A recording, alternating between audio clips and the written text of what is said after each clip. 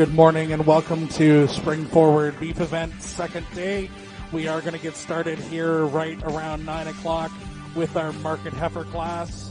That is our market heifer class. We're going to start right around 9 o'clock.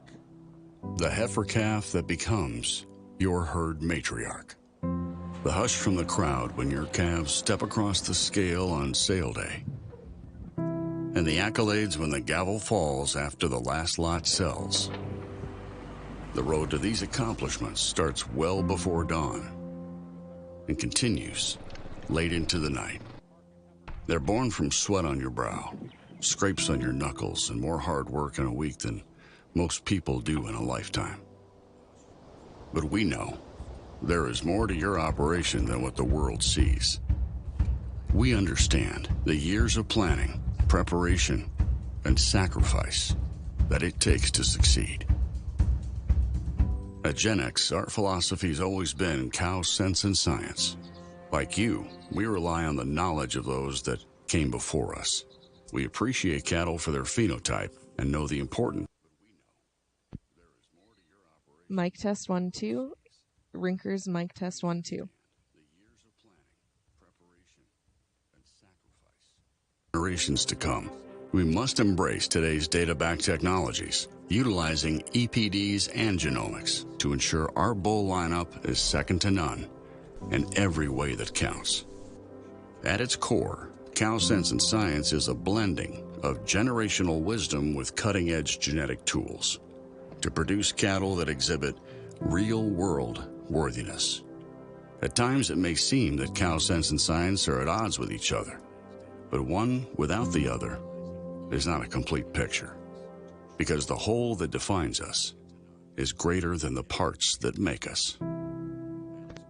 That is Cow Sense and Science.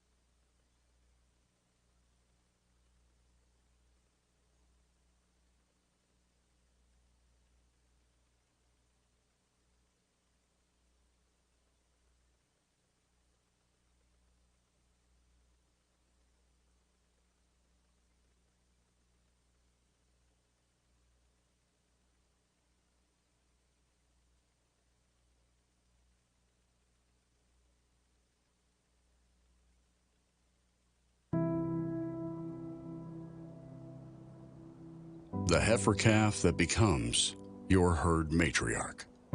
The hush from the crowd when your calves step across the scale on sale day. And the accolades when the gavel falls after the last lot sells. The road to these accomplishments starts well before dawn and continues late into the night. They're born from sweat on your brow, scrapes on your knuckles, and more hard work in a week than most people do in a lifetime. But we know there is more to your operation than what the world sees. We understand the years of planning, preparation, and sacrifice that it takes to succeed. At Gen X, our philosophy has always been cow sense and science. Like you, we rely on the knowledge of those that came before us. We appreciate cattle for their phenotype and know the importance of hard-to-measure traits to your bottom line. We believe that behind every good bull is an even better cow. At the same time, we know that to be successful for generations to come, we must embrace today's data-backed technologies, utilizing EPDs and genomics to ensure our bull lineup is second to none in every way that counts.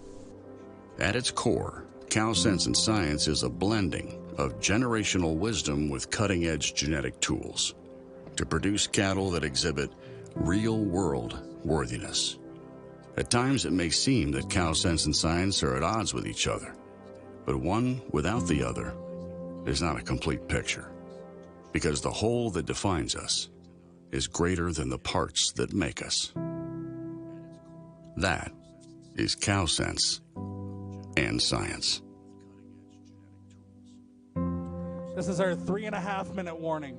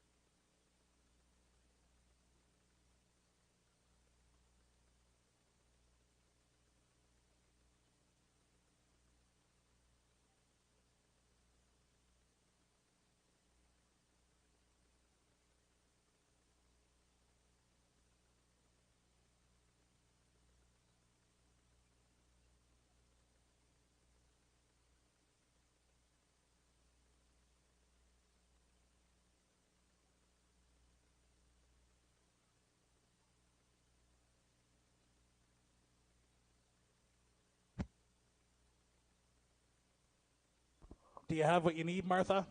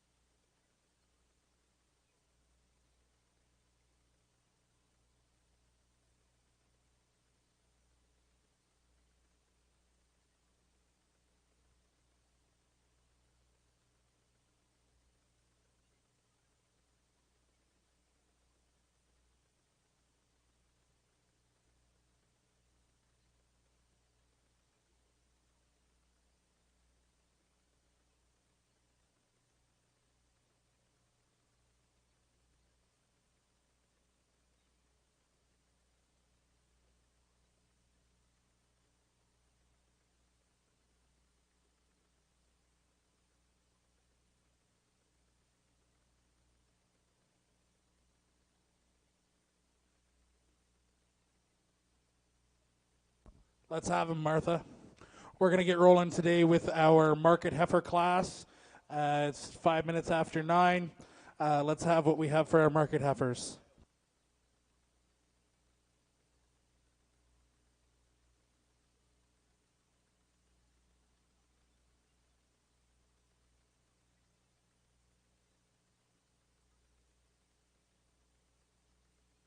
Let's have them, Martha. We're going to get rolling today with our market heifer class. It's 5 minutes after 9. Let's have what we have for our market heifers.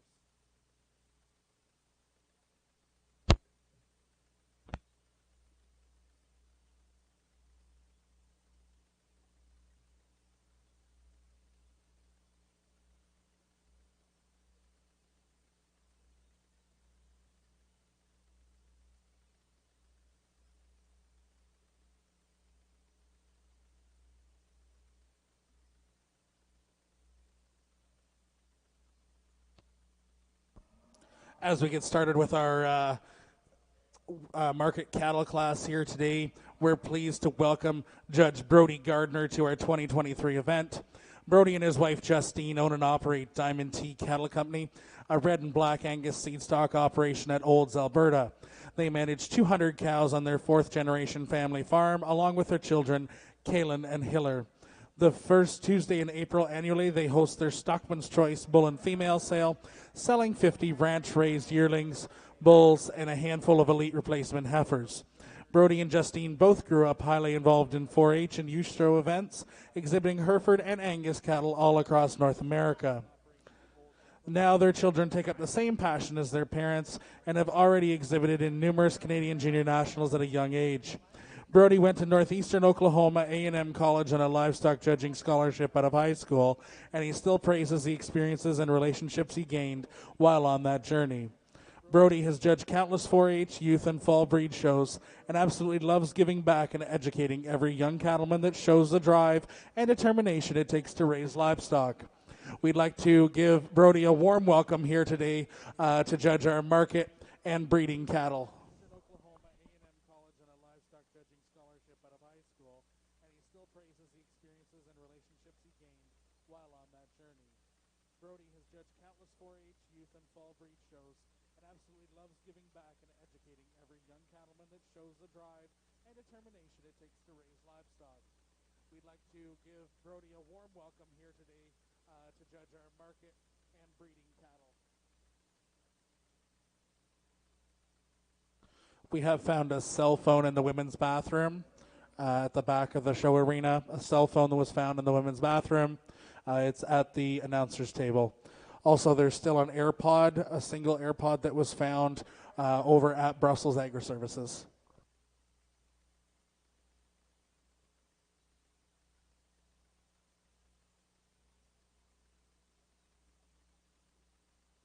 We have found a cell phone in the women's bathroom at the back of the show arena. A cell phone that was found in the women's bathroom. It's at the announcer's table. Also, there's still an AirPod, a single AirPod that was found over at Brussels Agri Services.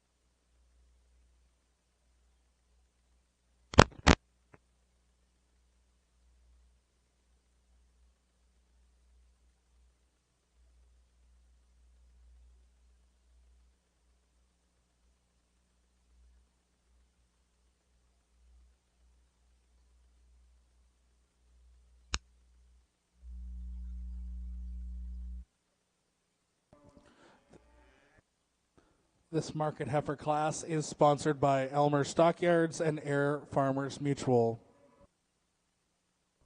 If there are representatives from these businesses that would like to present the banners, please come to the picture area at the completion of this class.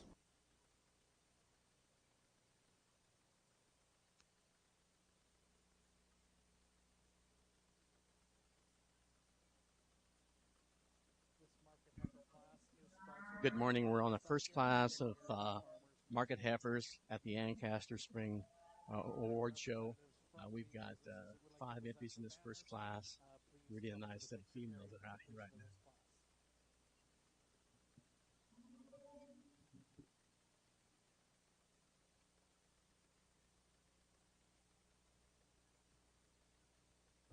It's sure a beautiful facility here at Ancaster.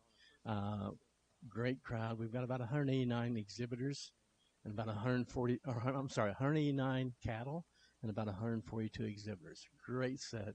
Everybody's enthused.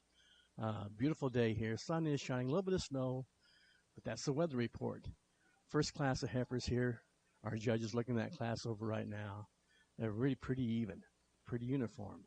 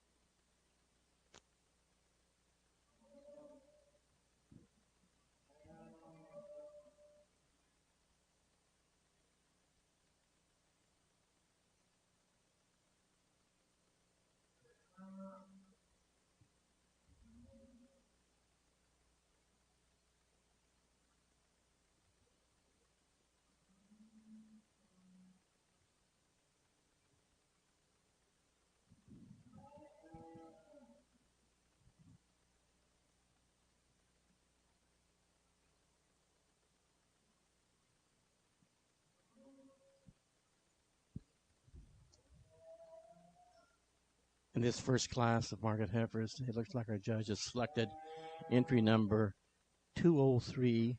That's Susanna Sinclair. And in second, we have Megan Prowse.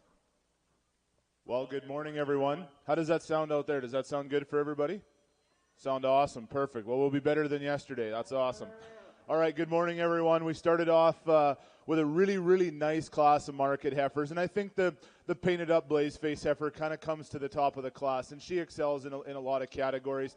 Is she the biggest featured, stoutest heifer in the whole deal? Absolutely she is. She's long spine, tremendously massive out of her hip, and she just lays the foundation for the most amount of productivity and the look that she has as well.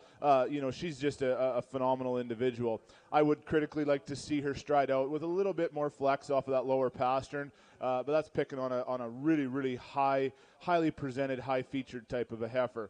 Now, you actually like the softness in the heifer in second, the other blaze face female. She's really, really maternal in that rib cage, the way she carries that softness right from rib to rib. She's got a lot of forerib, and I think just a heifer that's got some productivity when you look at her from a balance standpoint. Now, she's a little bit the same as that leadoff heifer. When she gets out in strides, you'd like to see her move with more flex and authority off of that hock and that pastern, even take a little bit longer stride out of her front knee, but just a powerhouse of a heifer. I think we run into two heifers that are very, very similar in type and kind, moderate statured heifers that might be a little bit freer moving than the two females above them, where they get, if we want to be critical to those two heifers, I'd like to soften up the black heifer in her rib cage. I'd like to make her a little bit softer in her forerib and give her more flank. And then the silver heifer that challenged the young girl there a little bit, that's just a female that you like from that hip shape standpoint when you see her from behind. She's a broad-made, broad base type of heifer. But again, one of those that if you could give her a softer, more maternal look in that lower portion of her rib cage, give her a little bit more flank, then she's going to run with those top few heifers for sure. Obviously, a highly presented heifer that rounds off the class. That black female is sure cool to look on the profile, but then a heifer that obviously gives up that weight per day of age, that mass, that power that the other heifers have in the lower portion of her rib cage to soften her up in that forerib and flank would be more ideal for sure as well.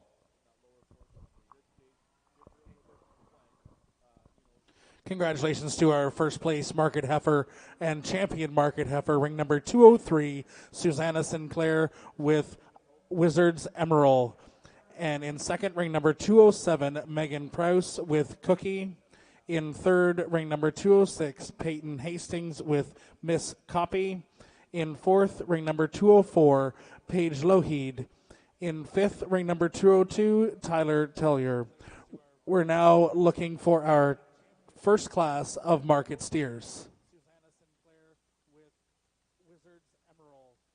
And in second, ring number 207, Megan Prouse with Cookie. In third, ring number 206, Peyton Hastings with Miss Copy. In fourth, ring number 204, Paige Lougheed. In fifth, ring number 202, Tyler. Heat 1. We're now looking for our first in front of Madison Hamill.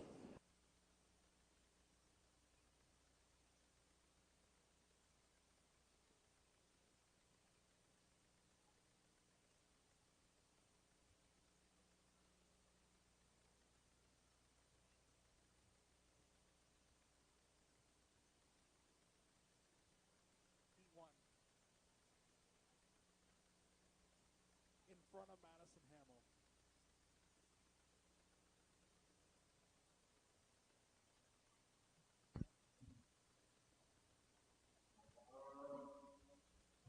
Okay, this is our market class. Lightweight steers are coming in first. There's going to be 7 in this class and 7 in the second class.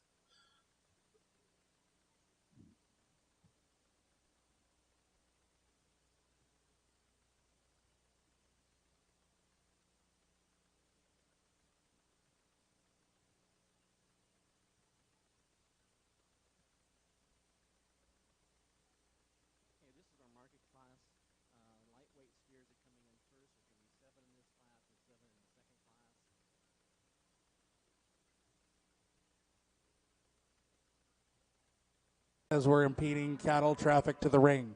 All vehicles that are parked between the show building and the stalling building need to be moved right away as we're impeding traffic for cattle.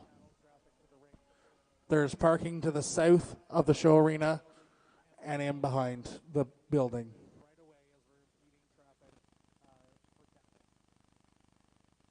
There's parking to the south of the show arena and in behind the building.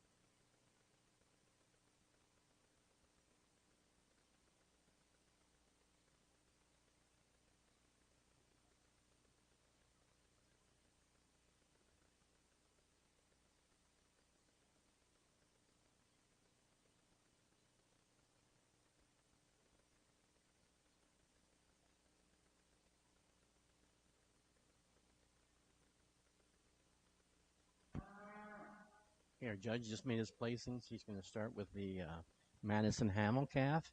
This old Charolais calf's pretty cool. He's got a lot of top in him, a lot of stoutness to him. Followed up by a Hereford Angus calf of the Hess family down near Ottawa.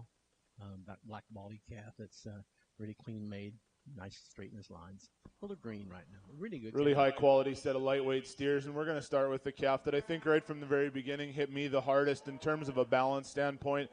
I don't know that, he does anything the absolute best in this class, but a steer that is very, very complete. The silver steer is long-bodied. He's actually got the nicest, softest, most market-ready look to him. He's a calf that's got forerib and flank and substance to him in his rib cage.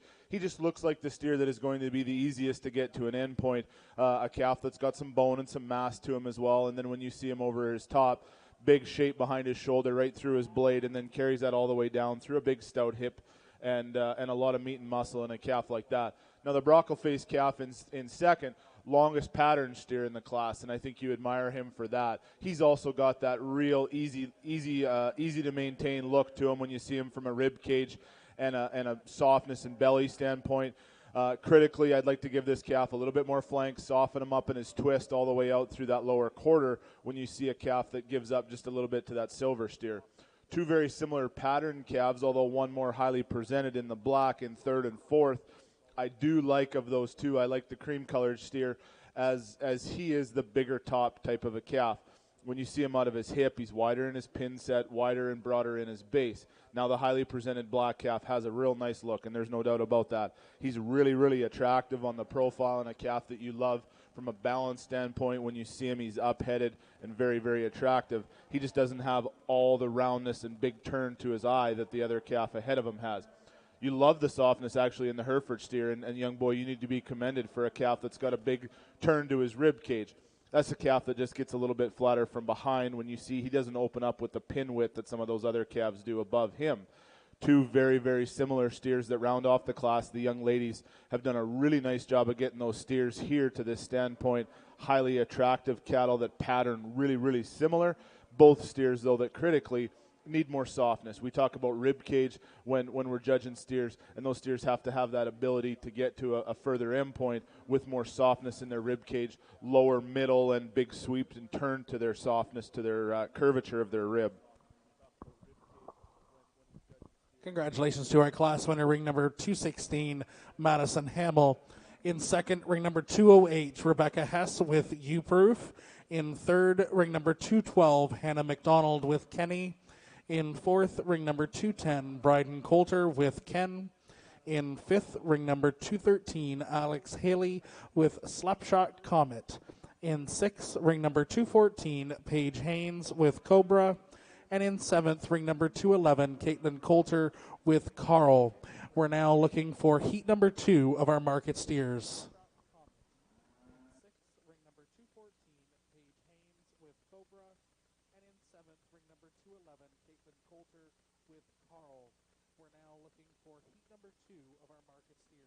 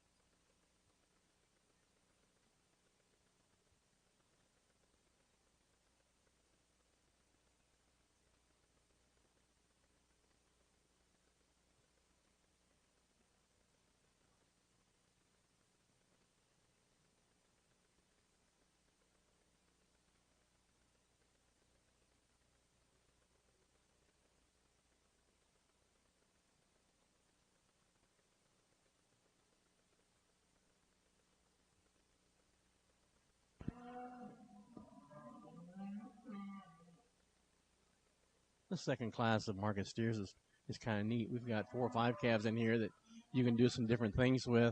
There's certainly some calves that have some muscle shape and power to them. We got bigger black steer in here that really got a big old butt in them, and they'll have a lot of friends. And a Charlie calf is really, really sound. It's going to be a nice class for the judge to look at.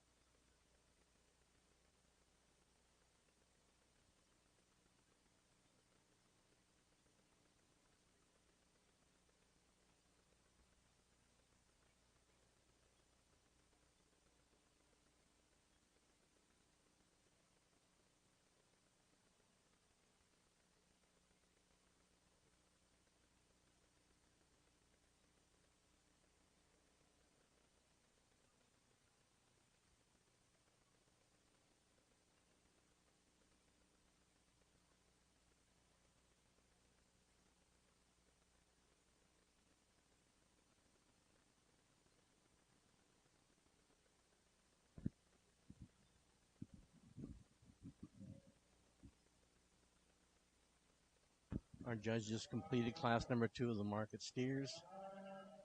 going to use a really moderate calf. It's really soft. Got a bigger frame, more extended calf. Tremendous muscle shape. And Charlie's That's an absolutely phenomenal top pair of steers. And you get 10 different guys in here, and they'll go a few different ways, and that is just fine. I don't ever want anybody to be upset with being second when there's two powerful steers like this. This is a phenomenal pair of steers. I think when you look at both those calves, they're both huge hip. They're both stout made. They're big featured cattle. I think of the two, when you get your hands on them, they both read with a tremendous amount of top shape, mass, meat, and muscle, and they both have the projection to keep going. They're big-sided steers, especially the second calf. He's a larger cutout of the two. I think of the two, though, I like the soundness, and I like the skeletal design in the front calf. I think he wins this class from a soundness standpoint when he gets out in strides. He's a lot more comfortable and a lot less restricted, especially out of his hind running gear when he gets out on the move. You love, obviously, the calf in second. There's no doubt that he is big-featured, big-topped, and got a whale of a top and butt end in him for sure. It is just a little bit more interesting when he hits his stride at the lower portion of the ground. But other than that, those are phenomenal calves, both of them, and you kids need to be commended for getting them to this standpoint so far. I actually really, really like the Charlet steer in third. Probably a little longer-bodied, kind of a lower-maintenance type steer, and you like him for that for sure. He's already laying some foundation for some mass and some top cover as well. Critically, I'd like to give him that big rib cage, and that, especially that lower portion of the softness from his forerib to his flank. But, young man, you're doing a real nice job with your white steer for sure. We're going to run into two calves in fourth and fifth that are very, very similar. Those more moderate statured steers that are big-topped, really powerfully constructed and raw designed. I think when you see them, they both have some issues when they hit the ground. Calves that get a little bit tighter on that hock, calves that move with a little bit less flex and authority off of those rear pasterns as well. We run into the red steer next, and I love him from his softness. If I could give the rib cage to a few other steers in the class that this red steer has, I'd be happy with that. You love the softness in that calf too, just a calf that looks like a market-ready type of a steer. When you see him from behind, though, he is not as wide-based, not as broad-topped as some of those other calves. The gray steer, a very uniform type of a calf, very, very honest and plain in his makeup. No holes too bad, but just a calf that doesn't have that meat, that jam, that muscle, especially from a broadness standpoint when you see him on the ground. And then the black calf that rounds off the class, he's the opposite. He's a wide pin, big top type of a calf, but needs more flank, needs more softness, and that belly that we talk about that gives cattle that ability to get to that market-ready look when they're closer to finish. First place in this second heat of market steers, ring number 226, Peyton Hastings. In second, ring number 227, Jackson Corner with Drake. In third, ring number 217, Max Bowers with Hillbilly Deluxe. In fourth, ring number 228, Rhea Dow with Rambler. In fifth, ring number 218, Courtney Pletch with Carl. In sixth, ring number 209, Tenley Parker with Albert. In seventh, ring number 220, Allie Campbell with Mace. And in eighth, ring number 224, Hank Weir with Dirty Max. We're now going to have our champion market steer class, followed by our overall champion market animal.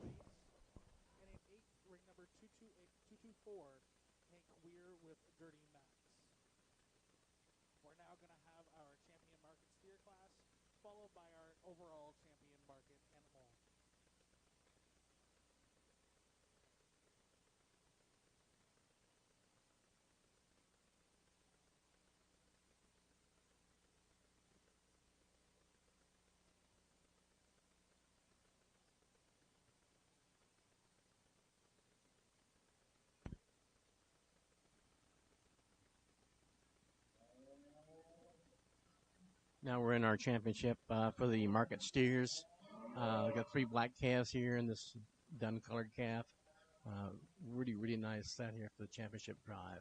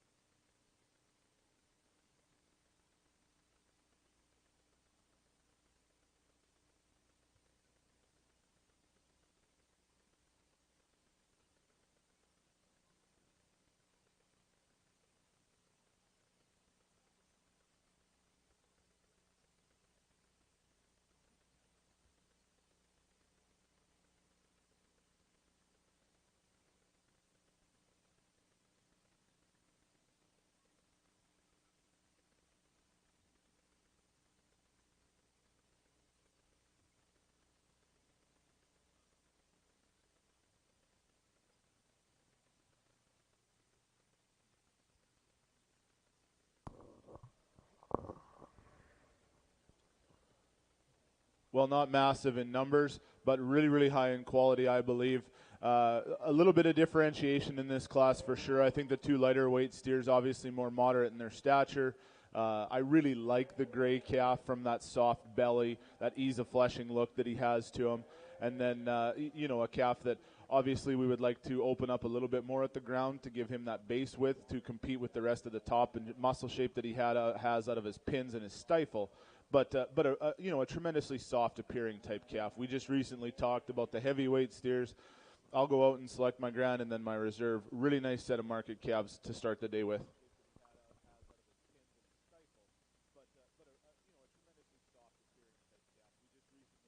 Grand Champion steers exhibited by Peyton Hastings.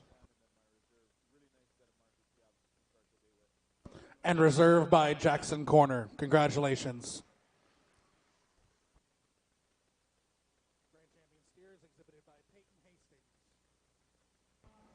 So we'll take out the 2 steers and leave our champions in the ring, and we'll bring in our 2 market heifers.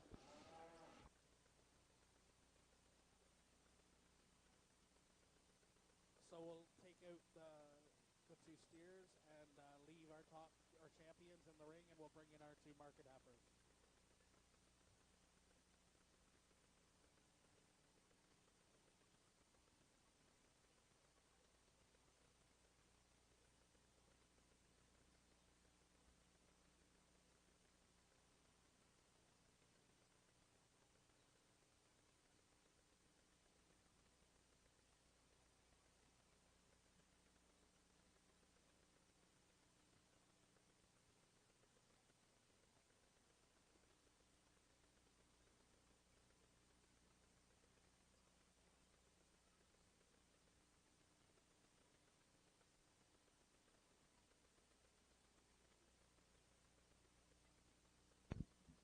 This will be interesting. We got 4 cattle out here that are really, really pretty good. Steers against the heifers. Looks like 2 on this side. Nearest me, the steer and the heifer are really, really alike in kind. I think this is going to be interesting.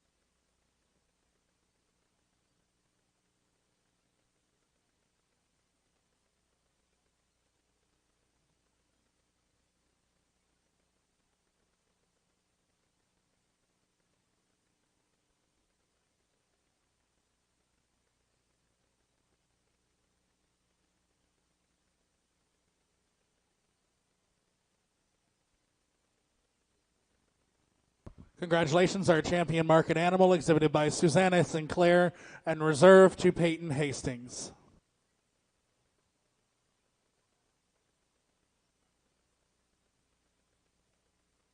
Congratulations, our champion market animal exhibited by Susanna Sinclair and reserved to Peyton Hastings.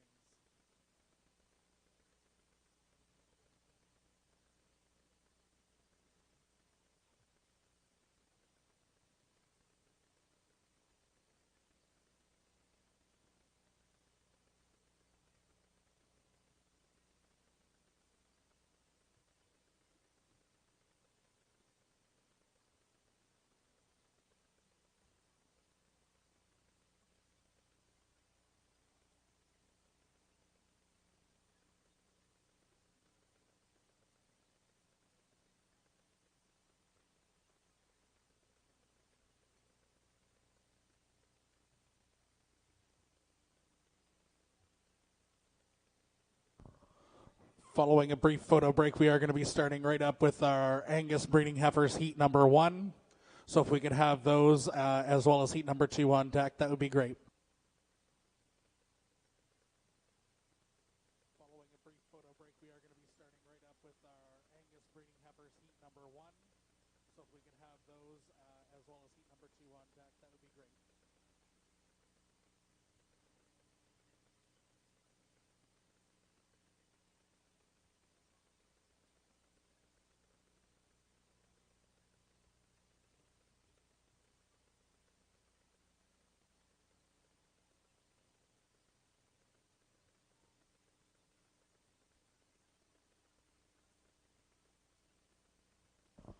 Just a reminder that we do have a cell phone that was found in the women's washroom over here at the announcer's table if somebody's missing a cell phone. And also there's a lone AirPod that was found over at Brussels Agri Services. Just a reminder that we do have a cell phone that was found in the women's washroom over here at the announcer's table if somebody's missing a cell phone. And also there's a lone AirPod that was found over at Brussels Agri Services.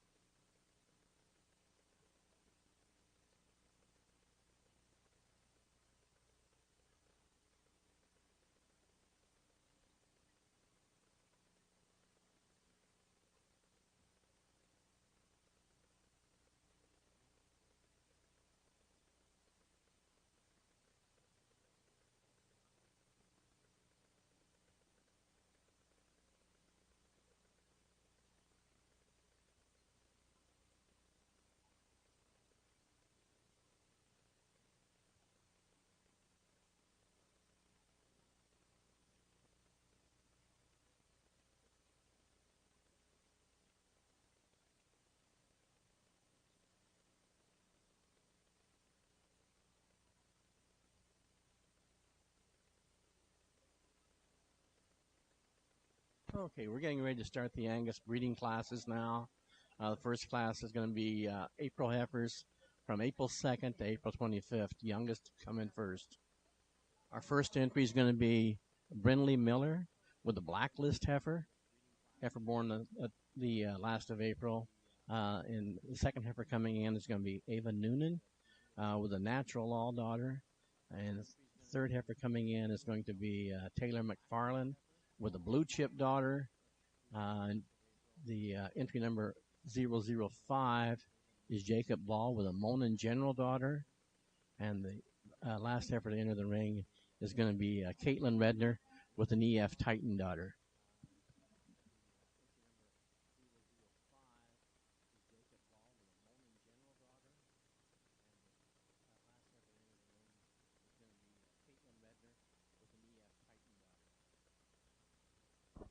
Let's have Angus breeding heifers, heat number 1.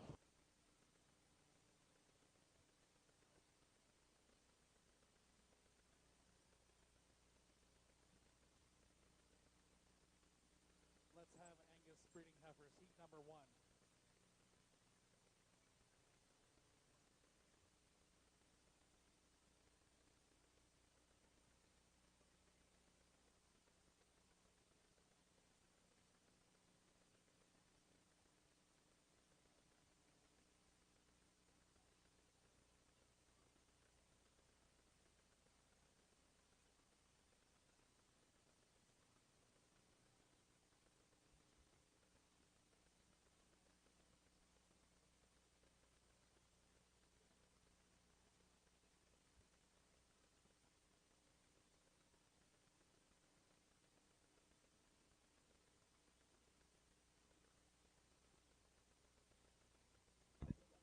Once again, the first entry that walked in is the entry of Brindley Miller, and she is a Blacklist daughter.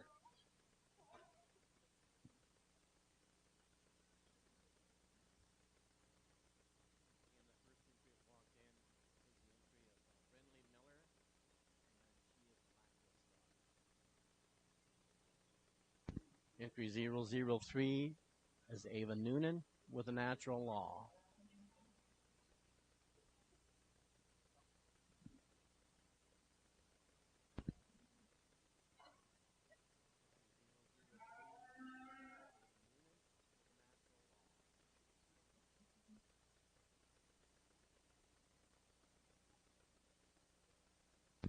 Entry 004 is the entry of Taylor McFarland with a Blue Chip daughter. Jacob Ball, entry 005 with a Monin General daughter.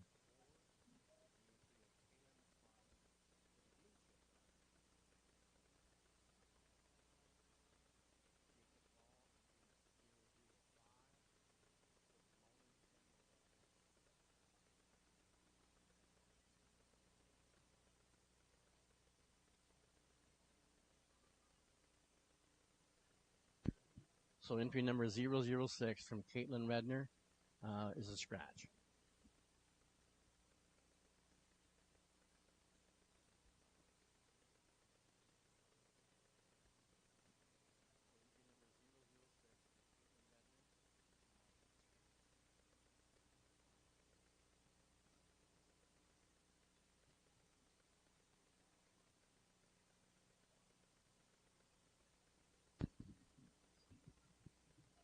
We're getting some comments via my text. Maybe I'll have to take that text number down. They say I need to speak a little louder. Thanks, Laura. Appreciate that.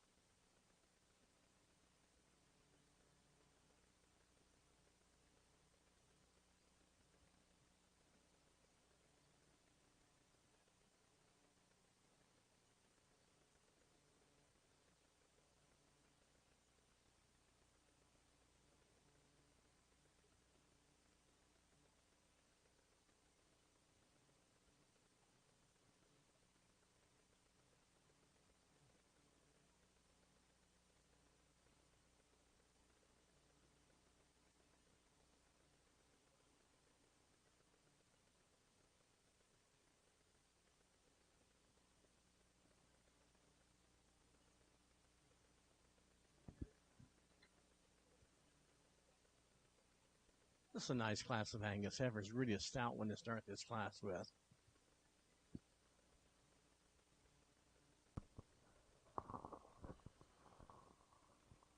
Well, if you tried any harder to find 4 different types of heifers, I'm not sure you could. This would be a real fun class if you were a 4-H leader to bring your club into here and judge these heifers, because there's a lot of different talking points about the females.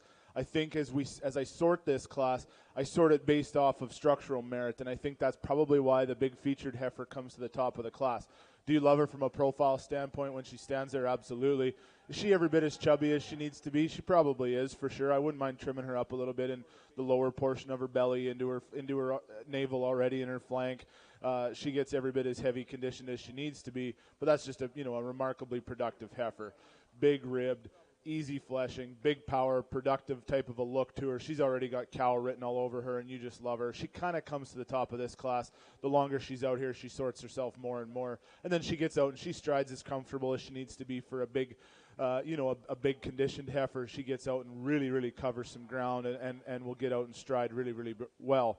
I think the fresher appearing heifer in second is exactly that. She's trim and green and beautiful, obviously exquisite in her head, neck, shoulder junction, the way she ties in at the top portion of her wither. She's absolutely gorgeous. And the young lady gets out and just shows the heck out of her too. She's a beautifully patterned type of a female. Obviously, she just runs into a meat machine ahead of her, and that's an age and a weight per day of age type thing where you just like that bigger cutout type of a female. But young lady, you got a really nice heifer in second, and I like her quite a bit. Obviously, a bigger appearing type of a female in third. The green haltered heifer is broader based, wider chested, and obviously lays that foundation out of her pin set as well as maybe even the heifer above her. Critically, though, this heifer will get some times and some tendencies in the class where she can get a little bit more restricted off of that rear running gear. That hawk every once in a while will get a bit of an adventure when it's hitting the ground for sure.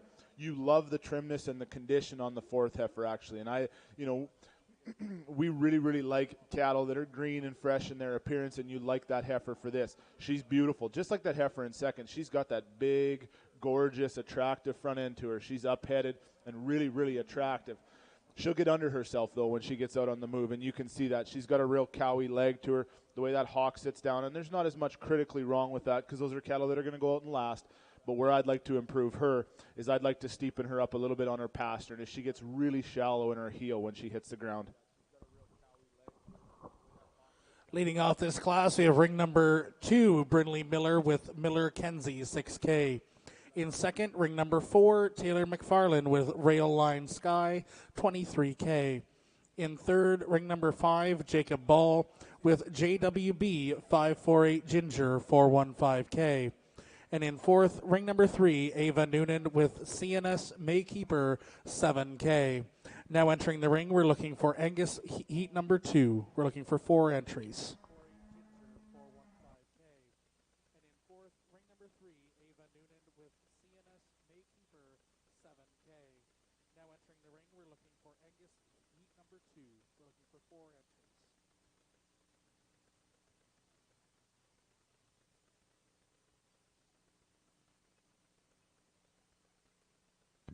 In heat number 2, the first heifer coming in is Paige Longheed with a blacklist daughter. The females in this class range from March 23rd to March the 1st. The second heifer coming in is from James McNaughton. She's Dusty's Ruby, 2093. She's a Youngdale Defiance daughter. Entry number 009 is Chelsea Stevens with SA Proven Queen, 205. She's a Turning Point daughter. And entry number 11, Regan Sawyer with Cedar View, Erica Eileen, 13K. She's a Redemption daughter.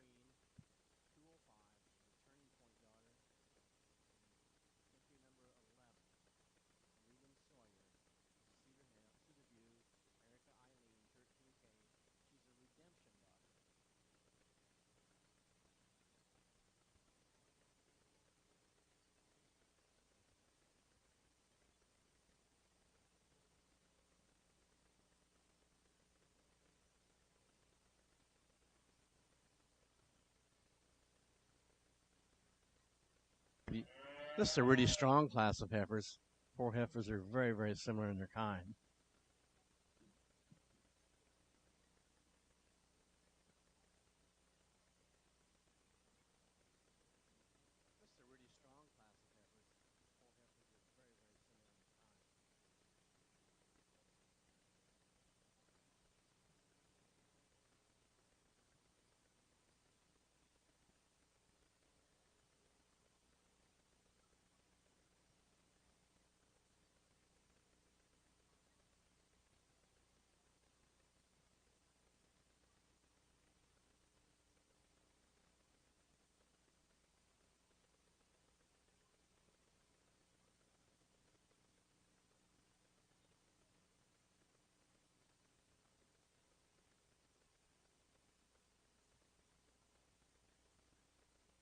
So at this time, we're going to start selling tickets on the grain feeder that is located over towards Brussels in the seating area.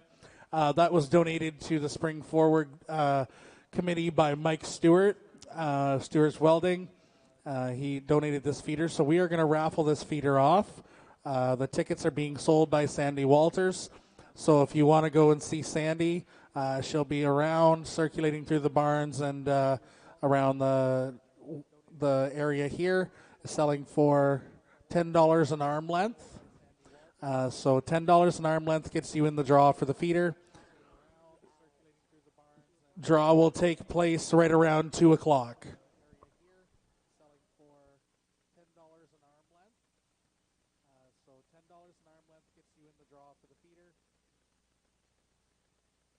Draw will take place right around 2 o'clock.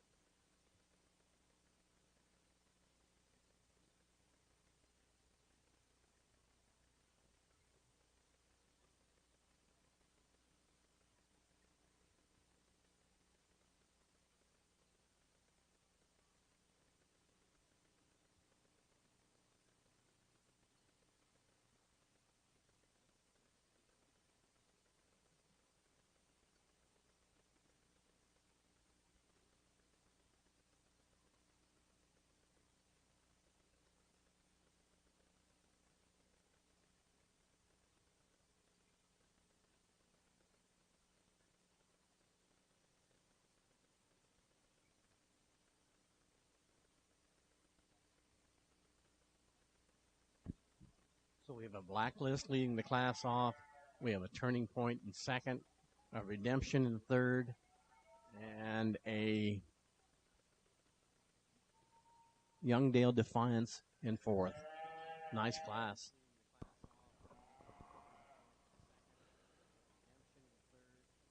I think Adam calls these March heifers, he said. So these heifers, as they get a little bit older, we're obviously a little farther ahead in terms of condition as well, too. I think that might hinder a few of these heifers just a bit. To trim them up, turn them out isn't going to be a hard thing for some of these heifers to have happen to them. I think when you see the leadoff heifer, the longer she's out here, again, a heifer that just excels in a lot of categories. You love her for her length. There's no doubt that from standing back, you can see that she's a freight train in terms of length. She seems to have an extra rib than some of the other heifers in the class, and you love her for that. She obviously, that makes her be that longer-bodied, bigger, more powerful type of a heifer. From a profile standpoint, I think, too, she catches your eye right away. When she stands there, she's attractive in her head, neck, and shoulder, all the way out through the lower portion of her rib cage. She has all that power. She gets out in strides just adequate enough, I think. She covers her track from time to time. She'll get out there and take a longer stride. Because she's a rib longer, it's a little bit harder for her to reach that mark all the way. but that's a heifer that gets out and moves in an adequate amount. I love the freshness of the heifer in second comparatively to the females that bookend her on either side. I think when you see a heifer that's trim and attractive in her head, neck, and shoulder, and then a little bit smoother in that standpoint as well too, I really admire her for that. She's big enough in her top shape as well too. There's some pin width and some mass out of her hip. Critically, I would like to give this heifer a little bit more bone. I think I'd even start a little bit lower than that, or I'd give her just a notch bigger foot and heel shape to her.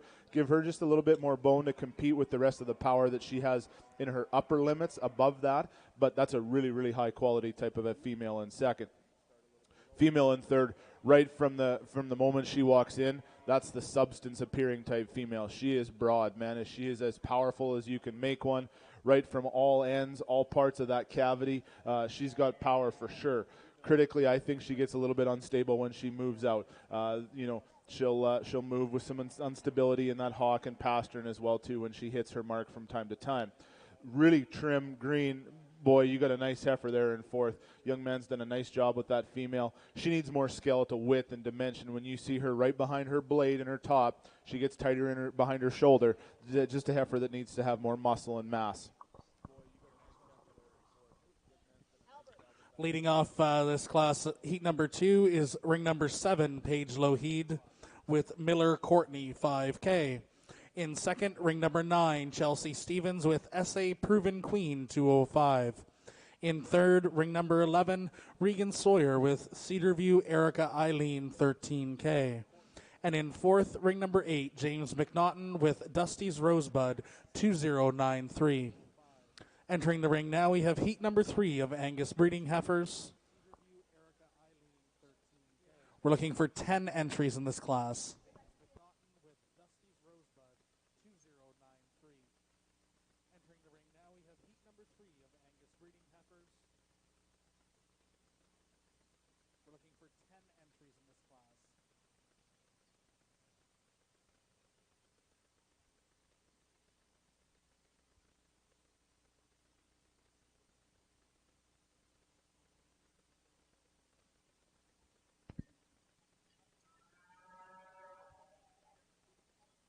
In class number 3, we have a group of heifers ranging from February 20th to the oldest heifer, February 2nd.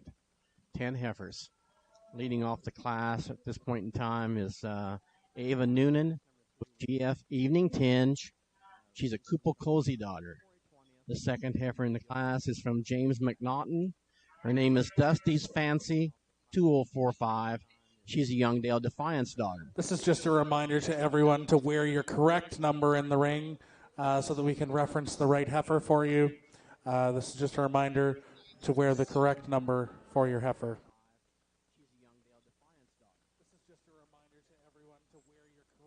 The third heifer in the ring is 014 from Caitlin Redner is showing the heifer.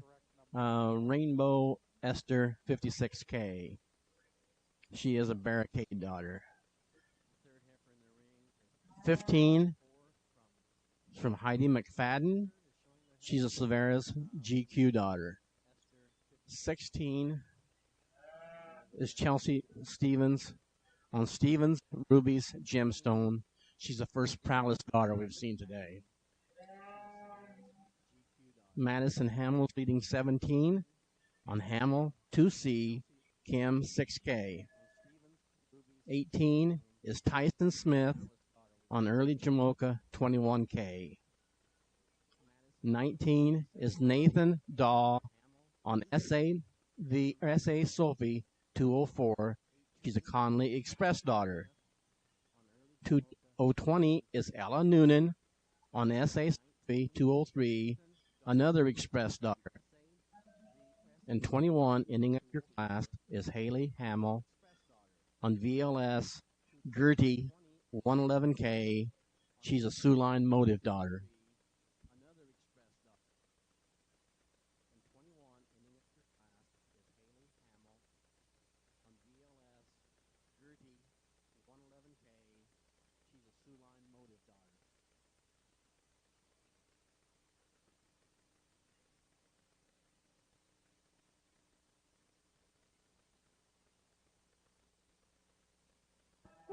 This is a nice class of heifers here. This will be a lot of fun.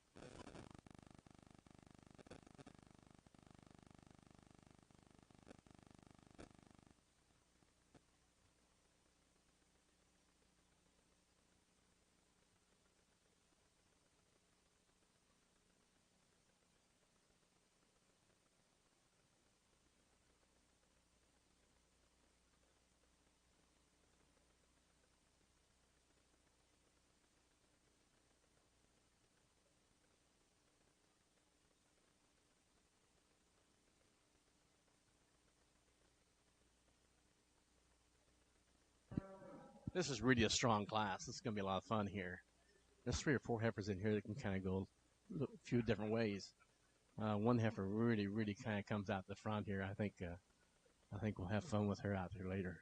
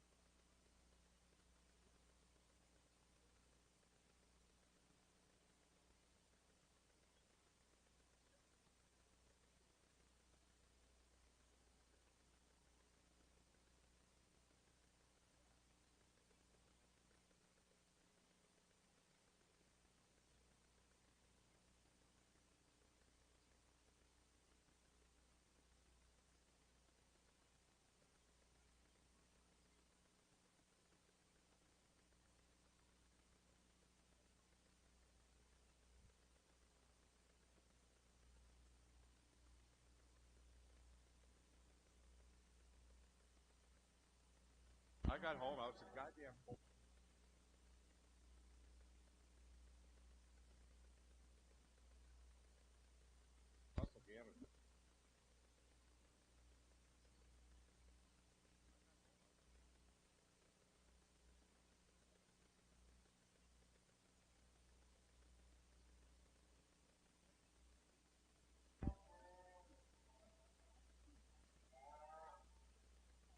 Now we're down to the last two heifers.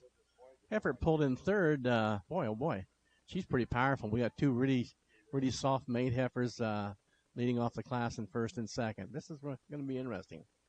Let's listen to his comments here in a second. Heifer leading the class off is really attractive and balanced.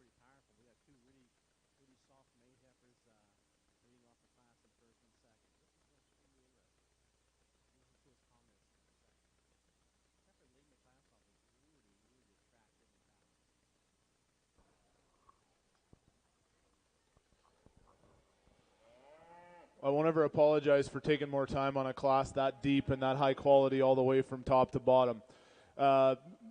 Female that leads this class, I think when you find her, as soon as she walks in the ring, you love her for a ton of things.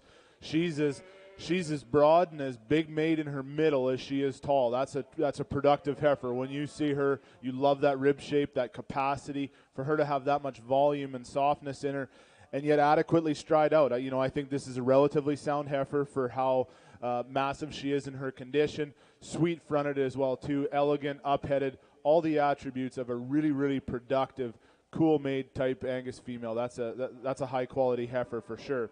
We get into some interesting things here, second, third, fourth, and on down the line.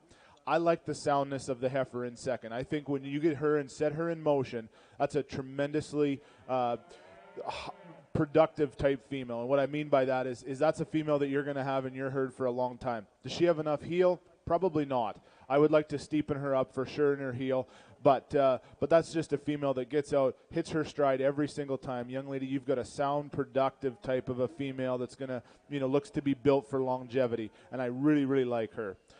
When we get into the heifer in third, more of a powerful cutout than the heifer above her. Obviously, wider pin, bigger statured, a weight per day of age heifer that you love for her length and maturity that she's got to her. She will get a little bit tight in her hock when she hits the ground, and especially down lower at her pastern.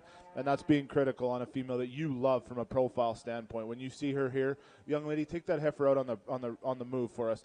When you see her up-headed and attractive like that, that's just a beautiful cutout type of a female for sure. The white-bellied heifer next, when she came in the ring, I like that moderation of frame. That's a really nice balanced type female. She's an easy fleshing type of a heifer from her forerib to the lower portion of her big rib cage. Now she'll get a little bit cut up in her flank when you see her, and I think that white takes a little bit away from that, but even more so when you see her visually, that's a heifer that you'd like to give more twist and flank to her for sure to give that broody look all the way throughout. We run into a big stature type of a female next that we have coming to us in fifth. There's a heifer that, obviously less presented than the other heifers in terms of hair and all the glitz and glam in her, but you just love that profile. That's a no-mess type of a heifer, really productive in her front end. I don't mind a little bit of jowl in front end because those are going to go out and be cows. Those are the females that you really appreciate. She will get narrower pin than some of those other heifers above her. Young man doing a real nice job with his heifer next, and that's just a good, sound, structured type heifer. She will get a little bit erect when she stands on her pastern, but she makes a stride every time, and that young boy's doing a really nice job with her. Is she outpowered? You betcha she is. She's probably greener than them other heifers too, but would you like to give just more substance to her all the way throughout? Absolutely. That's where the heifer behind her excels. This is arguably one of the bigger featured heifers in the whole class. Wide-chested, broad-based, big top line down this female too. There's all the substance in this heifer that you've got a big productive look through a massive rib cage. I think when you set her in motion, you know why I put her down a little bit farther. Then we run into three heifers that are peas in a pod. Long, trim, green, beautiful females that are exquisite in their front end, really up-headed, really attractive and trim-made females. Those are heifers that all three, very uniform in their type, need that bigger rib cage. They need to be opened up both in a lower dimension but also in an upper cavity where you give them more spring and curvature to that rib from both top and side profile as well. Leading off this big class of February heifers, we have ring number 15, Heidi McFadden with TCC, Sarah's Dream 207K. In second, ring number 17, Haley Hamill with Hamill 2C, Kim 6K.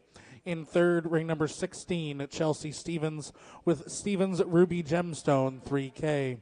And in fourth, ring number 12, Ava Noonan with GF Evening Tinge 215K. In fifth, ring number 21, Madison Hamill with VLS Gertie 111K. In sixth, ring number 13, James McNaughton with Dusty's Fancy 2045. In seventh, ring number 14, Caitlin Redner with Rainbow Esther 56K. In eighth, ring number 20, Ellen Noonan with SA Sophie 203. In ninth, ring number 18, Tyson Smith with Early Jamocha 21K. And in 10th, ring number 19, Nathan Daw with SA Sophie 204. Now in the ring, we have heat number 4 of Angus breeding heifers. On deck, we're going to be looking for heat number 5.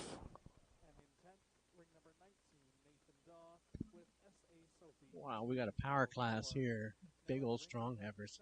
Leading off heat number 4, we have Emily Mackey with a PVF Marvel daughter, Worthmore Rita 21 2K. She's a February 1st. That class ranges from February 1st to January 17th. The heifer coming in second is Gus Reed on Blair Sweet Erica 25K. She's an attractive daughter. The third heifer in the ring is Peyton Doneus on Breezy Knoll JPEG 2K. She's a Clearbrook Cash Advance daughter. The fourth heifer walking in the ring, entry number 25, was Reagan Chowan on Clearbrook Sadie Joe 4K. She's a split decision daughter. The fifth heifer in the ring is Mason Patrick on HLC Envious Blackbird 58K. She's a Brooking Renewal daughter. Number 029, Reagan Sawyer on Cedar View Dark Secret 7K. She's at 9FB3 fullback. Oh, nice heifer. Next heifer coming in is the heifer from Morgan McIntyre, Brooking Rose 2108. She's a Brooking Emerald daughter. And the last heifer that walked in the ring was Bella Davidson with 4D Acres Katrina on a Turning Point daughter, January 17th.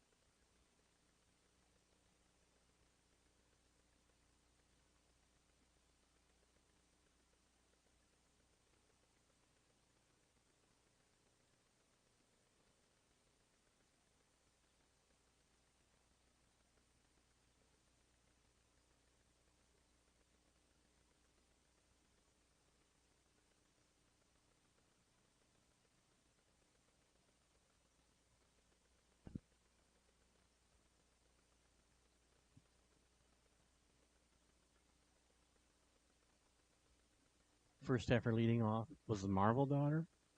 The second heifer coming around the corner was the 23 heifer, she's attractive. The third heifer is the Claremont Cash Advance.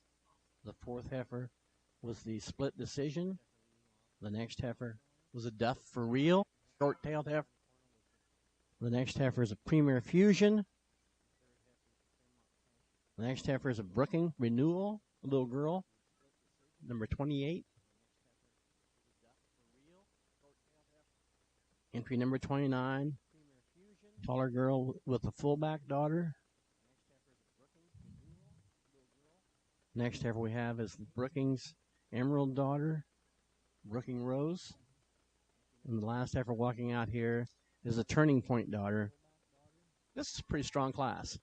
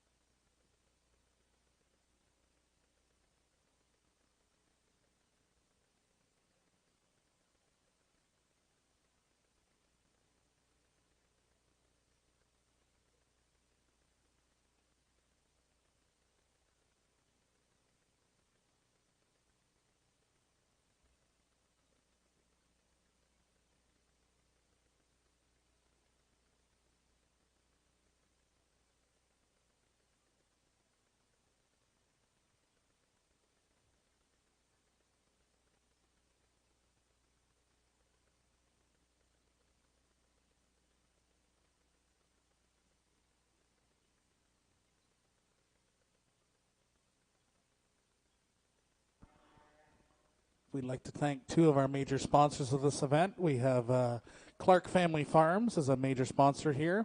We'd like to thank them for their great donation, as well as Burger Barn, another excellent sponsor. Let's have a big round of applause for those businesses that help keep this youth show going. Clark Family Farms is a major sponsor here. We'd like to thank them for their great donation, as well as Burger Barn, another excellent sponsor. Let's have a big round of applause for those businesses that help keep this youth show going.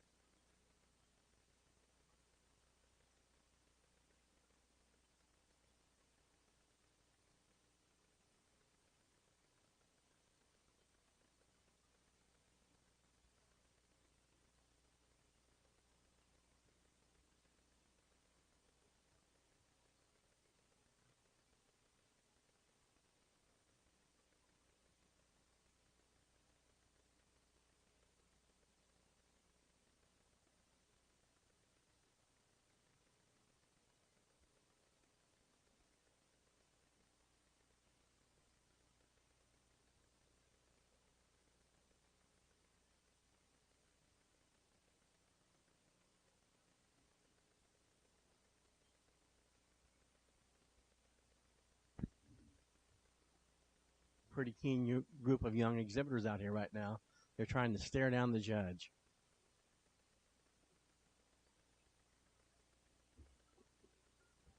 Some are happy, some are not. They're all pretty keen, though.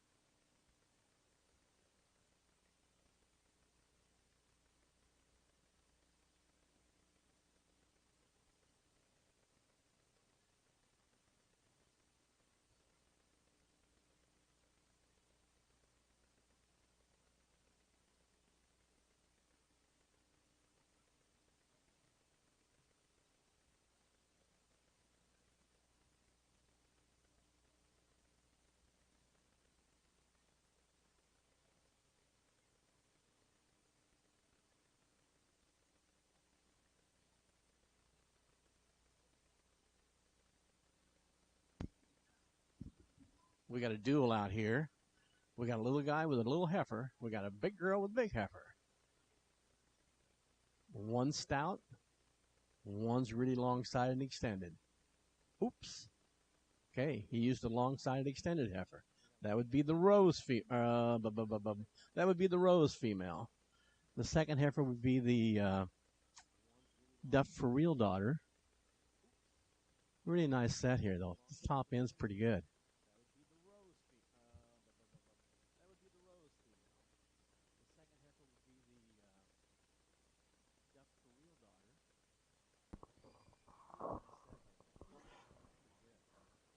If you just had one class today, if we only looked at one class, I think this would be fine. This like from top to bottom, and it is unfortunate when there's 10 heifers in here that someone's got to be on one end and somebody has to be on the other.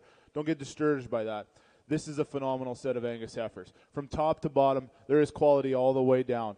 It doesn't matter whatever your program is, whatever you're looking for, whether it's mom and dad out there or you juniors. If you guys are starting your own cow herd, be happy in this class, okay? It does not matter where you place today. That is just my opinion. Know that from top to bottom, you guys have an amazing set of Angus heifers. This was a tremendously hard class, and if you bring 10 people in here, they're going to do it 100 different ways, and that is totally fine. I'm going to pick these two heifers today that start this class and are profiled towards the east based off of soundness and merit in that aspect. I think these are two high-quality heifers from a balance and a profile standpoint, but when I set them in motion, I think those are tremendously sound-structured heifers. They look to be built around longevity. When you see them in their skeleton, they take a long, comfortable stride off of their front shoulder, the way their blade drives and moves in the front portion of their body cavity, but especially when you set them in motion off their rear end, they just move with so much integrity off that back running gear. Heifers that take a long stride. Will the front heifer every once in a while tiptoe around? She will, but those are productively oriented type heifers. I like the length and the power in the heifer in second. You know, obviously a half a rib longer than the heifer above her. That's just a big-bodied, big-oriented type female. Two high-quality Angus heifers that start that class. I love the power and the shape and the roundness in the two heifers that are third and fourth. I think when you see those two heifers, they actually pattern very, very similar. Big, wide-pinned, broad-based type females, and you can see that right standing up here where Adam is. You can see that they're big-chested type heifers. They've got all the power and the mass to compete with the heifers above them. When I see them on the profile, both those heifers, I'd like to tie them in a little bit nicer behind their wither. When they get it just a little bit tight in that heart girth, and especially in that lower portion of their forerib, that's being critical, man, on just two powerhouse type heifers that we see there next. Young men, set your heifer in motion if you wouldn't mind. The young man in fifth. Just take your heifer out in stride. I love this heifer from a soundness standpoint. You know, is she the most powerful? By no means in this class. There's heifers that are wider pinned. There's heifers that are heavier conditioned for sure. This is one of the sounder structured type females that we have here today. She gets out and she hits her mark every single time. She moves with lots of flex and authority off that hock and pastern, and I love that for this heifer. Could she be wider pinned? Maybe she could be. Could she, you want to breed her to a bull that's a little stouter featured from the rear end? You betcha you do. But that's just a sound structured, productive type heifer. I love the length in the young lady when you bring your heifer out and move her around for us. I love the length in that heifer. That's a long-fronted, elegant, streamlined type female that's gorgeous in her head, neck, and shoulder, carries that trim, attractive look all the way out through a strong top to really, really level hip type female as well, too. A heifer that I want to give just a little bit more flank to when you see her with those other big heifers. And I think that she carries that into a shallower stifle and a little bit less stifle dimension when you see her drive away from you. Here's a sweet maid female that comes in next. The young lady always shows her and gets her presented really, really well. Attractive, up-headed. Ties is nice in that head, neck, shoulder, as just about any heifer in this class. Suffers again from one of those females that we would love to see have that big curvature to the lower portion of her rib. I know that there are going to be some people that don't like what I did with these two heifers. Young ladies, those heifers all day will make bulls. Those are powerful, big-oriented, big cutout type females that are powerfully constructed right from the ground. They're heavy-structured, big-footed type females. Now, both of those heifers I would like to see move with more integrity when they get out and drive away from you. And I know that you girls aren't happy with that. Those are big, stout-made, featured females that you should be happy with. The lower weight per day of age heifer that rounds off the class is elegant, attractive, beautiful, and really, really refined, and I love her for her trimness and condition compared to some of the females even directly above her. That's a heifer that I'd love to give more curvature to her rib, more flank, and that soft, easier fleshing type look that makes her more productive. Leading off heat number 4 of Angus breeding heifers, ring number 30, Morgan McIntyre. In second with ring number 26, Mason Petherick with Worthmore Rocket Girl, 207K. In third, ring number 28, Jordan Petherick with HLC Envious Blackbird, 58K. In fourth, ring number 22, Emily Mackey with Worthmore Rita, 212K. In fifth, ring number 23, Gus Reed with Blair's West Erica, 25K. In sixth, ring number 25, Regan Chowan with Clearbrook Sadie Joe, 4K. And in seventh, ring number 31, Bella Davidson with 40 Acres, Katrina. In eighth, ring number 29, Regan Sawyer with Cedarview Dark Secret, 7K. In ninth, ring number 27, Caitlin Redner with Loval Camilla Bell, 2215K. And in 10th, ring number 24, Peyton Donay with Breezy Knoll JPEG, 2K. Now entering the ring, we have heat number 5 of Angus breeding heifers.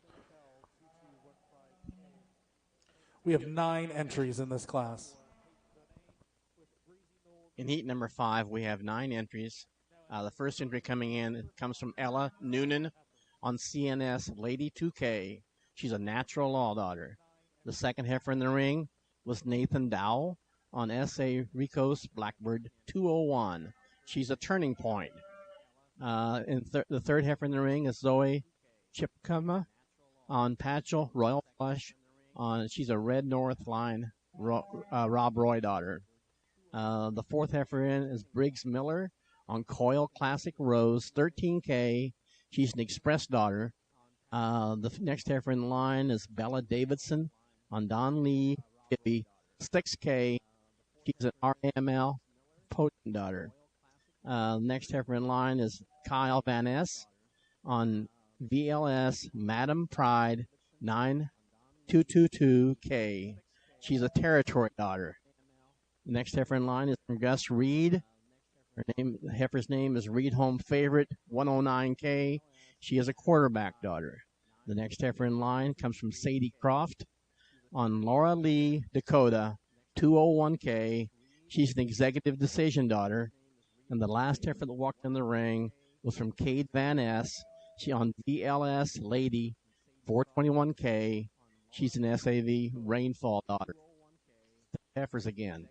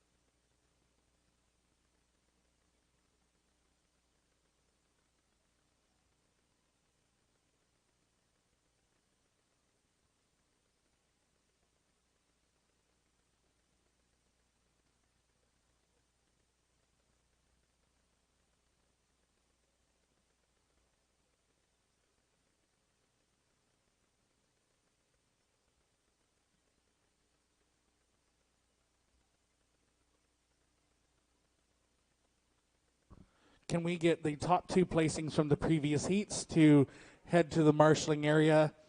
Heat 5 is in the ring. We'll be looking for Heat 6 as well as the Champion Angus female to follow that class. Can we get the top 2 placings from the previous heats to head to the marshalling area? Heat 5 is in the ring. We'll be looking for Heat 6 as well as the Champion Angus female to follow that class.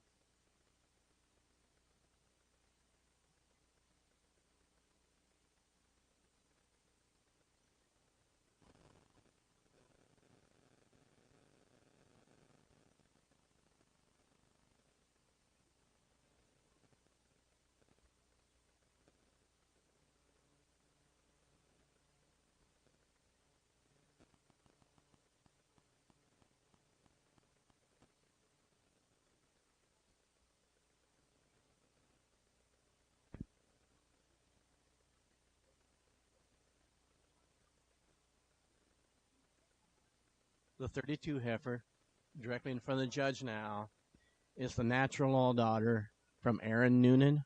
She's CNS Lady 2K. The second heifer was a Turning Point daughter from Nathan Dahl. The third heifer was the Red North Line Rob Roy daughter. She's on Patchel Royal Flush from Zoe Chickama.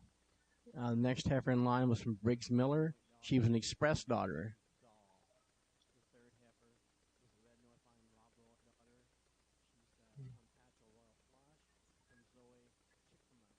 The next heifer was from Bella Davidson on a RMAL Potent daughter. Next heifer was Kyler Van Ness on VLS Madam Pride 9222K on a Territory daughter. Gus Reed is leading Quarterback daughter.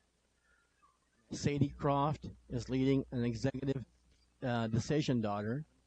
And the last heifer that came through was Cade Van Ness on a Rainfall daughter.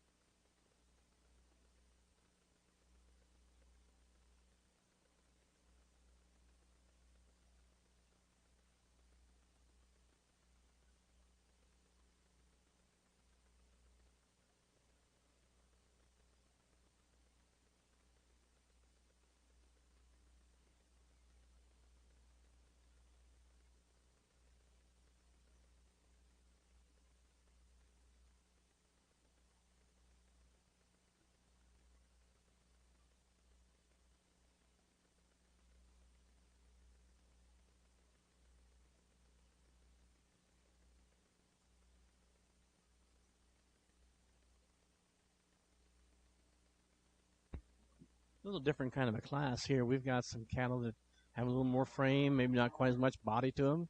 We've got some heifers that are a little smaller, really complete. It's really good class of heifers.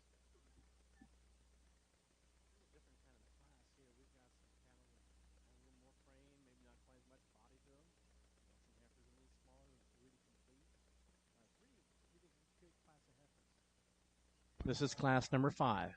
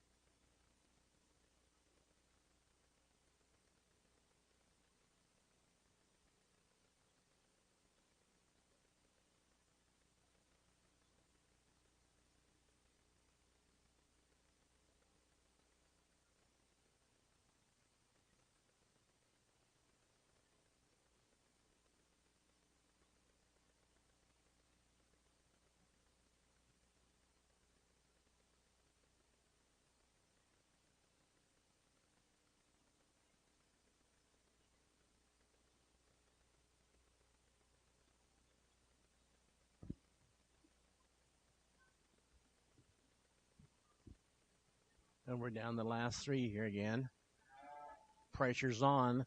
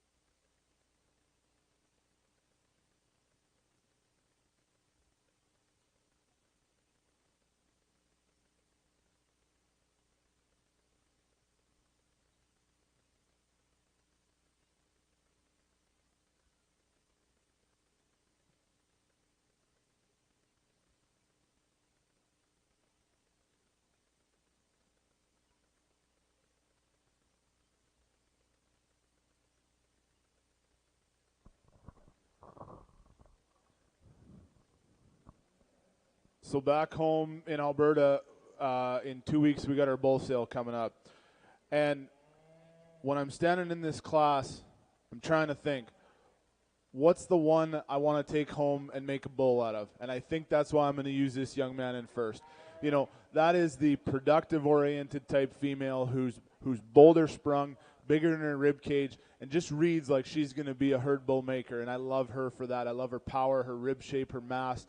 She's got a big turn out of her pin set, wide base, broad statured type female, and I really, really like her. Does she get around herself a little bit when she gets on the move? You bet she does. I think if she was a little trimmer in her condition, she would help with that. There's a female that might need to be turned out, you know, get ready for breeding season type of a thing. But that's just a pounds-oriented type of a massive production kind of a female that I really, really like. Arguably one of the sounder-structured, longer striding females in second. Long-bodied. A larger cutout as well, too. So if you're raising cattle by the pound, here's a female that you'll love. And I think the longer she's out here, the more and more I appreciate her. Were there other heifers that caught my eye more when she came out in the ring? Absolutely there were. But here's a female, the longer she's out here, the more she pulls herself together. She gets out and hits a really comfortable stride every single time. A female that moves with flex and fluidity off of all ends, both front and back. That's just a heifer that you like from a soundness standpoint for sure. Easily one of the prettiest females maybe I've seen all day.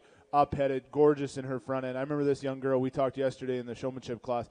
She loves her heifer for her front end, and she should. That's a gorgeously attractive made type of a female. She's even a little bit productive in that end, and I mean she's not the sweetest in her neck, but I love that about her. Critically, I do want to give this heifer a little bit more flex when she gets off that rear pastern. That's being hard on a top-end type female. Big broody cow that we have coming in fourth, and you know, a wide-chested, bold-sprung, big middle type female that has all the power and mass that you see about her. I would like to jack her up in her pin set, make her a little sweeter out of her hip for sure. That's probably where the heifer behind her excels. A really attractive, long-featured type female that has the weight per day of age that you like. She's got all the elegance when you see her on the profile. She's strong-topped and level-hipped. I would like to give that heifer more flank in her rear end to compete with those other bigger made females above her as well. Here's an attractive, high-presented type heifer that the young boy does a really, really nice job of when she drives away from you. She's got a big curvature to her rib all the way throughout a wide pin set, but then oddly she'll get narrow at the ground when you see her. You want her to transmit wider than she is as you see her up top, but that's a heifer that gets a little closer to her hock when she goes away from you. This heifer coming in next, man, she's as long as the showmanship took yesterday. How about that? She is phenomenal. If you want to put length of rib in one, there's one that hits you with a ton. And I love her for that. Young lady, you've got a really, really nice female there. I would love to match the length that she has with some more forerib, some more belly, and some more softness. Young boy has a high-quality heifer. This young boy, entry number 35, you've got a really nice female, and I hope you're super proud of her. She may have been a little farther down than you were hoping, but I hope you're proud of a heifer like that. I love that heifer from how compact and moderate she is in her stature, a heifer that I would love to free up when she strides. Every time if she could hit her mark a little bit easier, that would be nicer for my opinion, but that's a high-quality type of a female. And we've got a fresh, trim-conditioned, green-made female that I love. She's up-headed and elegant. Obviously gets outsized, outpowered, outmassed, especially from her hip shape as well to some of those other heifers. Angus Heat number 5 class winner is ring number 40, Cade Vanessa with VLS Lady 421K. In second, ring number 38, Gus Reed with Reed Home Favorite 109K. In third, ring number 32, Ella Noonan with CNS Lady 2K. In fourth, ring number 37, Kyler Vanessa with VLS Madam Pride 9222K. In fifth, ring number 34, Zoe Chipkema with Patchel Royal Flush. In sixth, ring number 33, Nathan Daw with S.A. Rico's Blackbird 201. In seventh, ring number 39, Sadie Croft with Laurel Lee Dakota 201K. In eighth, ring number 35, Briggs Miller with Coil Classic Rose 13K.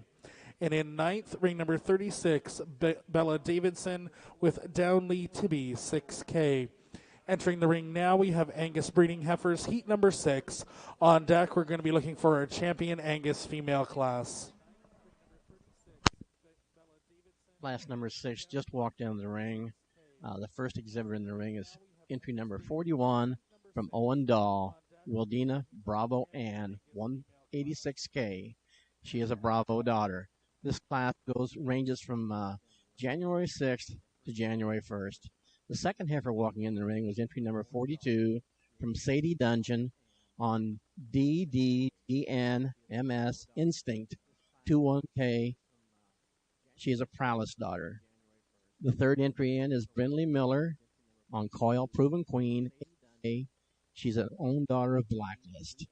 The fourth heifer walking in is entry number 45. That was Riley Chown on Clearbrook Lady McHenry, 1K. She's an own daughter of Rainfall. The next heifer in the ring, entry number 46, is Grace Dungeon on Greenwood Beauty, 7K. She's by Greenwood High Class. The next heifer in the ring is Morgan McIntyre on Excel Kinsey, 101K, an own daughter of Natural Law. The next heifer is entry number 48, Amber Montgomery on JPD Blackcap, 9K. She is a daughter of Musgrave, 316 Colossal. The next heifer coming in the ring was Amber Montgomery on JPD Pride, 6K. She's a daughter of Attraction, Shufflebind Attraction. The last heifer walked in the ring was Emily Honey on Laval Trudy, 2201K, a daughter of Natural Law. We'd like to take this opportunity to thank a few more of our sponsors: Underhill Specs, River Point Cattle Company, Ontario Charlet Association, Brussels Agri Services, and Mike Stewart's Welding. We'd also like to point out all the vendors that are around our show building here. Please take a look at their merchandise and support them. They've come out to support our event, so we'd like to welcome them to our Ancaster Spring Forward Beef Show.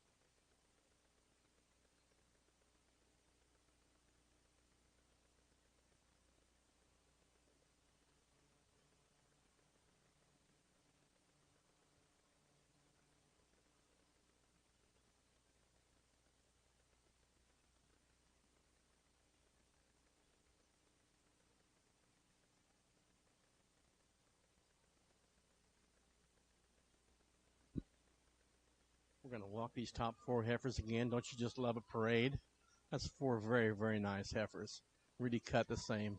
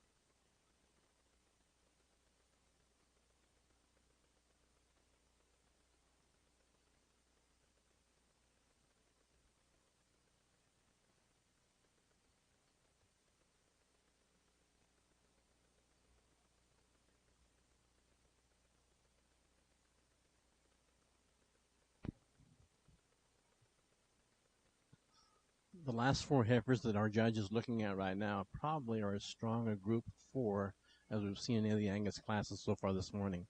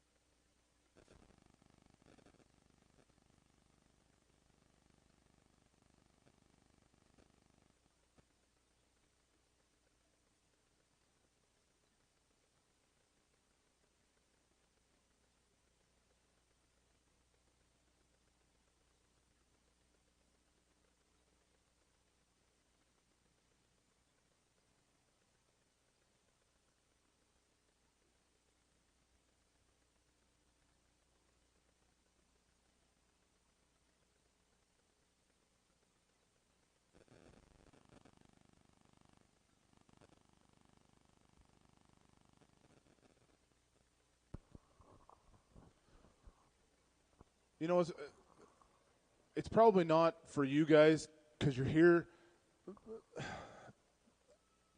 This is a hidden gem. You guys have it going on out here. I swear, this is, you know, to have the depth of quality in this Angus division all the way through, like it's been, is absolutely phenomenal. This would be equivalent to a set of heifer calves that you'd see out at Agribition Time or the Royal. Or this is phenomenal. The depth all the way through from top to bottom, and I do hope you guys are listening when I'm telling you this, you exhibitors, you young kids, how good the quality is from top to bottom. I know kids maybe down on this end of the ring would like to be farther up, but do not take anything away from how good you are and especially how good that heifer is, because the quality today it's been phenomenal. I am going to go ahead and start this class with the trimmer conditioned heifer that to me excels at the top of this class from a soundness standpoint. I think when you set her in motion is where she starts to climb farther and farther up this class. Are there bigger cutout heifers? For sure there are. Are there heifers that are wider pinned and broader based all day long? But that is the heifer that, to me, when you set her in motion, if you want to take her out and stride around the ring for us, that would be great. I think when you set this heifer in motion, is where I really, really admire this heifer. She gets out and hits that track, hits that mark, moves really free off of that rear end, especially when she gets out and travels away from you is where you like to see this heifer probably the most, a heifer that just moves so productively off of that rear leg. I love the power. Young lady, in your heifer in second. If you want to build bulls, there's one for you, man, because she is as stout as you can make one and highly, highly presented. I think when you see a heifer with this much power and volume and mass, you admire her for darn sure. Now, as far ahead as she is in terms of her condition, I think restrictively every once in a while she will short you just a little bit on a stride. I think that's probably because she's every bit as heavy as she needs to be in her condition, in my opinion. But that is a tremendous, tremendous heifer for sure. And young lady, you've got a high-quality one there for sure. I love the profile. Arguably as nice of a made one as I've seen yet today in terms of balance. Man, she is sweet. She's so attractive. She's so elegant. All of the pretty lady terms that you could put on one, this heifer excels in it. You see her from her balance. When that young lady gets her stood up, she is elegant for sure. She just ran into two powerhouse heifers ahead of her that maybe have a little bit more curvature to the lower portion of their forerib. That's a front-end female for sure. We're going to run into one that probably patterns our heifer in second, maybe a little bit more. Big, powerfully constructed heifer. From the ground up, she is stout. She's big boned. She's heavy structured. She's wide-chested. She's going to lay down and raise some bulls for you for sure as well, or some really, really productive females. Suffers from the same thing as that second-place heifer, though, too. When you set her in motion, she will get just a nickel restricted off of the top portion of her hock cap when she gets driving away. I love how green and trim this heifer is that we have next. Young lady, set her in motion for us as well, too, if you don't mind. Just drive her out of the ring. When I see a heifer this green condition, I like that. I don't know that they always need to be so darn show fat, but here's one that I really, really admire for how green and trim she is. She's soft, easy fleshing, has all the, the productive look and maternal cow power that you'd like one in the lower portion of her rib cage. She just ran up to 4 high-quality heifers above her that are, high-presented, big, powerful females. 3 heifers, peas in a pod here that are next. Peas in a pod, moderate-statured, big-bodied, easy-fleshing type heifers that are all moderate in their frame. Do they give up some weight per day of age and some average daily gain to those other heifers? They probably do, but I think these heifers are peas in a pod. All 3 of these heifers, when they get out and move, they will get a little outside of themselves, and especially in that back running gear when they get around themselves on that hawk, they want to step outside themselves. Probably for their frame size, they're heavy enough in their condition as well, too. Here is a sweet maid heifer that rounds off the class. She is exquisite and beautiful. I would like to tone her down in her tail head, and then obviously I would like to give her some curvature to both sides, outside and inside of her rib cage. Leading off the 6th heat of Angus heifer calves, we have ring number 47, Morgan McIntyre, with Excel Kenzie 101K. In second, we have ring number 42, Sadie Dudgeon, with DDGN Ms. Instinct 210K. In third, ring number 44, Brindley Miller, with Coil Proven Queen 8K. In fourth, ring number 46, Grace Dudgeon, with Greenwood Beauty 7K. In fifth, ring number 49, Amber Montgomery with JPD Pride 6K. In sixth, Nolan Chalmers with JPD Black Cap 9K. In seventh, ring number 41, Owen Daw with Wildina Bravo Annie 186K. In eighth, ring number 45, Riley Chowan with Clearbrook Lady McHenry 1K. In ninth, ring number 50, Emily Honey with Loval Trudy 2201K. Now entering the ring, we're looking for the top 2 placings from our previous Angus divisions. This class is sponsored by Loval Farms and Merit Insurance. If there are representatives from those businesses that would like to come to the photo area when we present the banners, that would be greatly appreciated.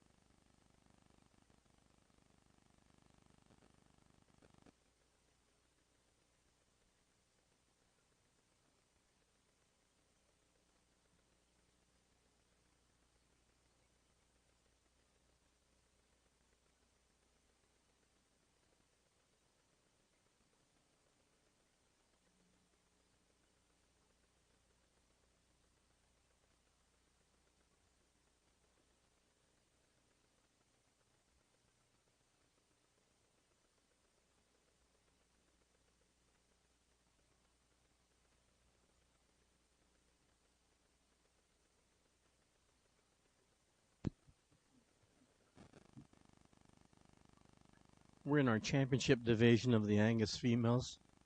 We've got April heifers standing at my far right. We've got the late January heifers at the far left. Really, really quality from front to rear in these cattle here. I mean, top to bottom. These cattle will go ahead and make great cows for the Angus breed. Tell you what, makes you think that the Angus breed's in pretty good shape when you see young people like this exhibiting cattle like this.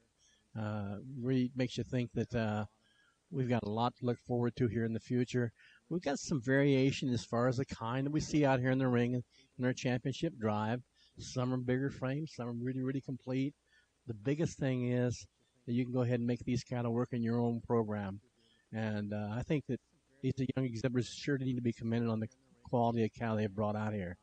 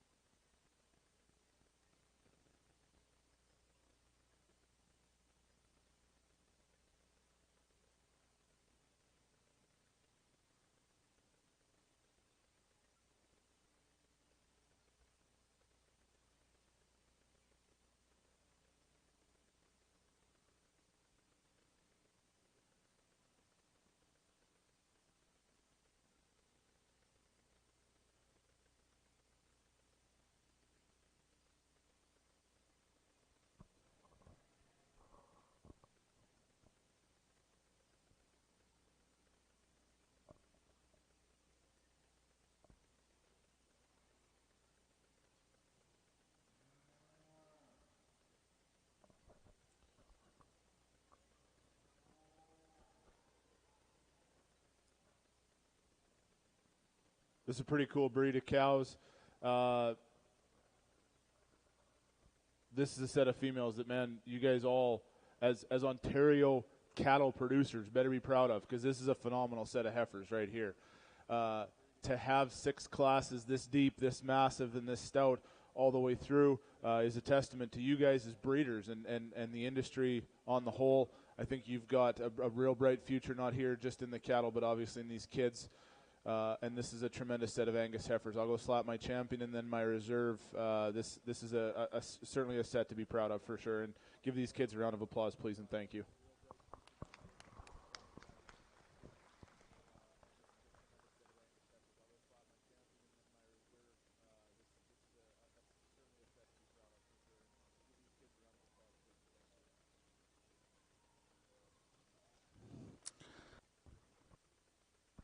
Congratulations to Morgan McIntyre on your champion Angus female with Brooking Rose 2108. Congratulations to Morgan McIntyre on your champion Angus female with Brooking Rose 2108.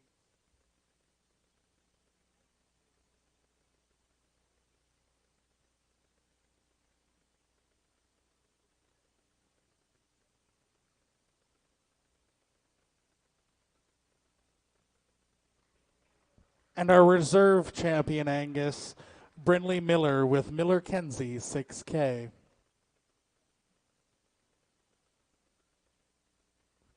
This class was sponsored by Loval Farms and Merit Insurance.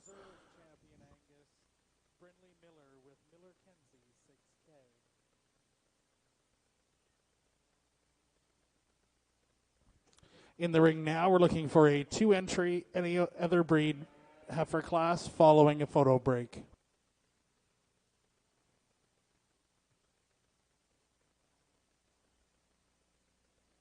the ring now, we're looking for a 2-entry any other breed heifer class following a photo break.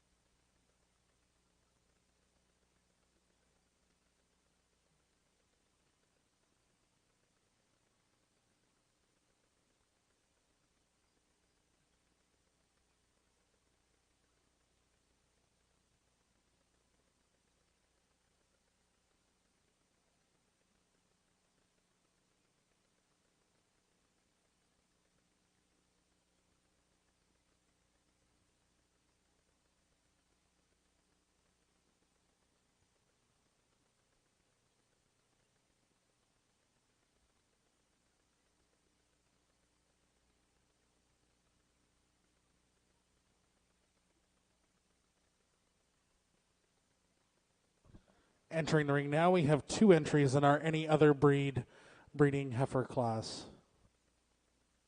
This class is sponsored by Frontier Petroleum and Empire Farms. Following this class, we'll be having those banners presented at the photo area if anybody from those businesses is here and would like to be in the photo. By Frontier Petroleum and Empire Farms. Following this class, we'll be having those banners presented at the photo area if anybody from those businesses is here and would like to be in the photo.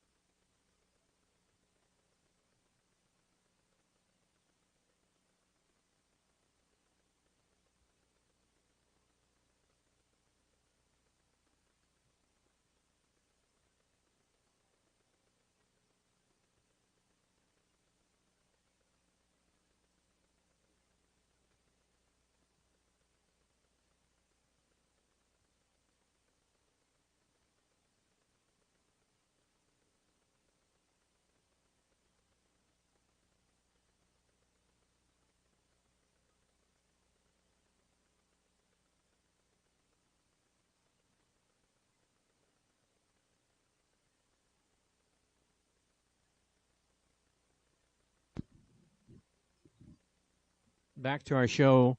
We're in the any other breeds class. We have 2 entries. Entry number 51 is Alyssa Haywood on Byman's Miss Special Edition 209K. She is a maintainer. And entry number 57, Jordan Phillips on Phillips, Kansas 30K. And she is a main.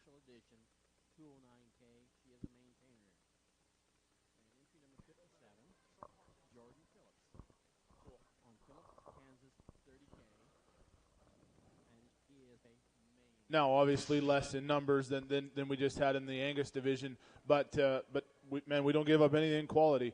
The Blue Roan female that leads off this class, is she ever sweet?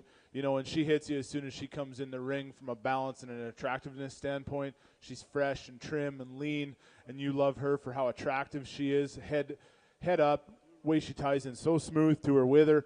Just a very, very attractive female. Adequate enough when you set her in motion. Would I like her to stride a little bit freer off her hock? You bet I would. But that is a high quality Blue Roan female for sure, and just a heifer that I quite admire. Now, where I was critical on the other heifer, probably where the black excels. I think this heifer gets out and covers her mark real nice. When you set her in motion, she's a very integrity-driven type heifer that strides out well, hits her mark real free and fluid off of her hock and her pastern, and a heifer I love from that standpoint. I would like to give this heifer just a little bit more flesh and condition when you see her right behind her shoulder. Give her a little bit more forerib and heart girth, but those are 2 front-end females for sure, and a really, really nice division of all other breeds heifers.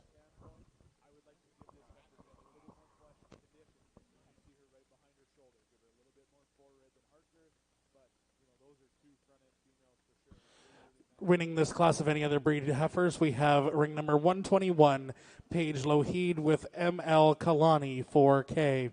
In second, ring number 51, Alyssa Haywood with Byman's Miss Special Edition 209K. These are your automatic AOB breeding heifer champion females.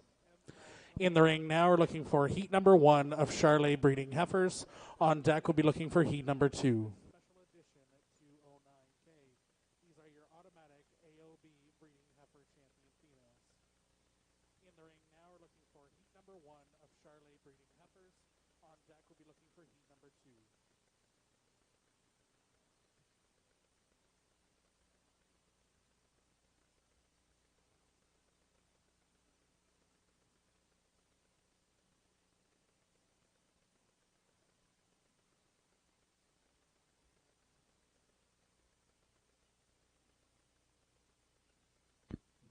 In our first heat of the Charolais heifers, we have 61 Faith Boma on Miss Prairie Cove, 267K. She's a March 16th. And the second heifer, Haley Pleater on Maitland Bogart Upward, 4K.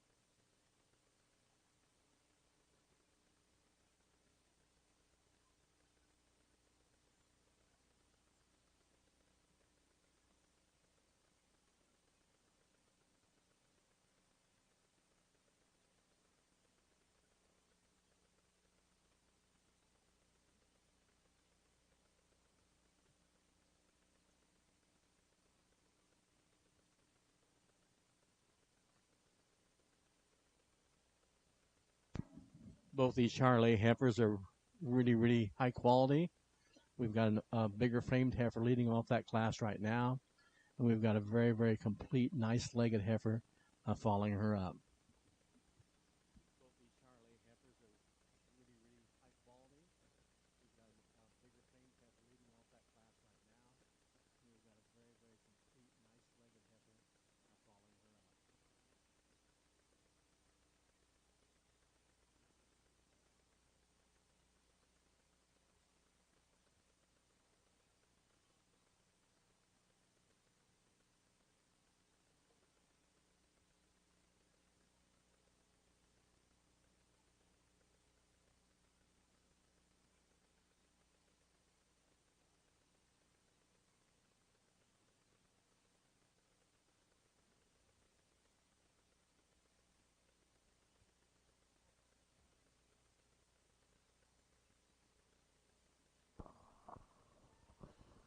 I actually really admire the condition in these two Charolais heifers. They're not over ready, which is really, really nice to see, and fresh and trim in their condition. I think the more white heifer that leads off the class is exceptional in that category, actually. The way she is attractive in her head, neck, and shoulder, fresh and trim and attractive in that in the top portion of her wither and her blade. And then when you move her out, you know, she holds herself together probably better than the second place heifer out of her hip. I tremendously like this heifer out of that back end, and when she, you know, is set in motion on her rear running gear, moves with enough integrity, but she holds those pins better together when she when you set her in motion and she drives away from you. You love the length in the second place heifer. You know, when you see her, you just think she's going to be a cow for sure. She's a long-bodied, tremendously massive type of a heifer, a late maturing type female. I would love to give more curvature to the lower portion of her rib, and then I would certainly like to pull her pins out of her and set her up a little bit sweeter out of her hip. Leading off the Charolais heifer heat number 1 is ring number 62, Hallie Pleitcher with Maple Elm Bogart Upward 4K. And in second, ring number 61, Faith Bauma with Miss Prairie Cove 267K. Entering the ring now, we have heat number 2 of the Charolais breeding heifers. On deck, we're going to be looking for the top 2 placings from the previous heat, along with the top 2 placings of this heat for champion Charolais female. Coming in heat number 2 of the Charolais division, we have Owen Dungeon on Miss Prairie Cove, 225K. The second heifer walking in is Alyssa Haywood on WSS Hensley, 242K. Third is Emily Hartle on HHC Classy Cassie, 1K. Fourth is Chad Bell on a Hidden Lake Elsa, 3K. We have Vanessa Boudelier on Bogart Kim Kardashian, 105K. And we have Taylor Burke, Bogart Candy Cane, 101K. These heifers range from January 20th, 22 to January 1st, 22. And we have Taylor Burke, Bogart Candy Cane, 101K. These heifers range from January 20th,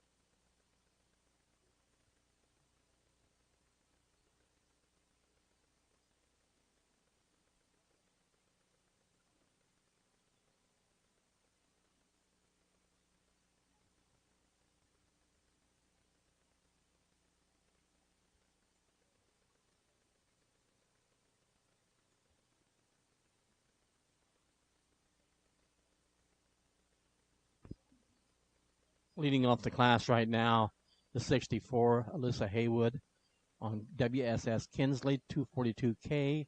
The heifer walking off in second. Led the class in. That's Owen Dungeon on Miss Prairie Cove, 225K.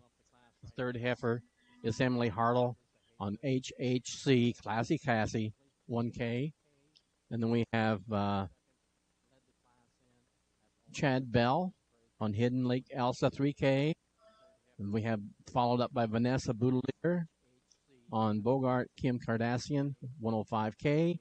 And then we have Taylor Burke, Bogart Candy Cane, 101K.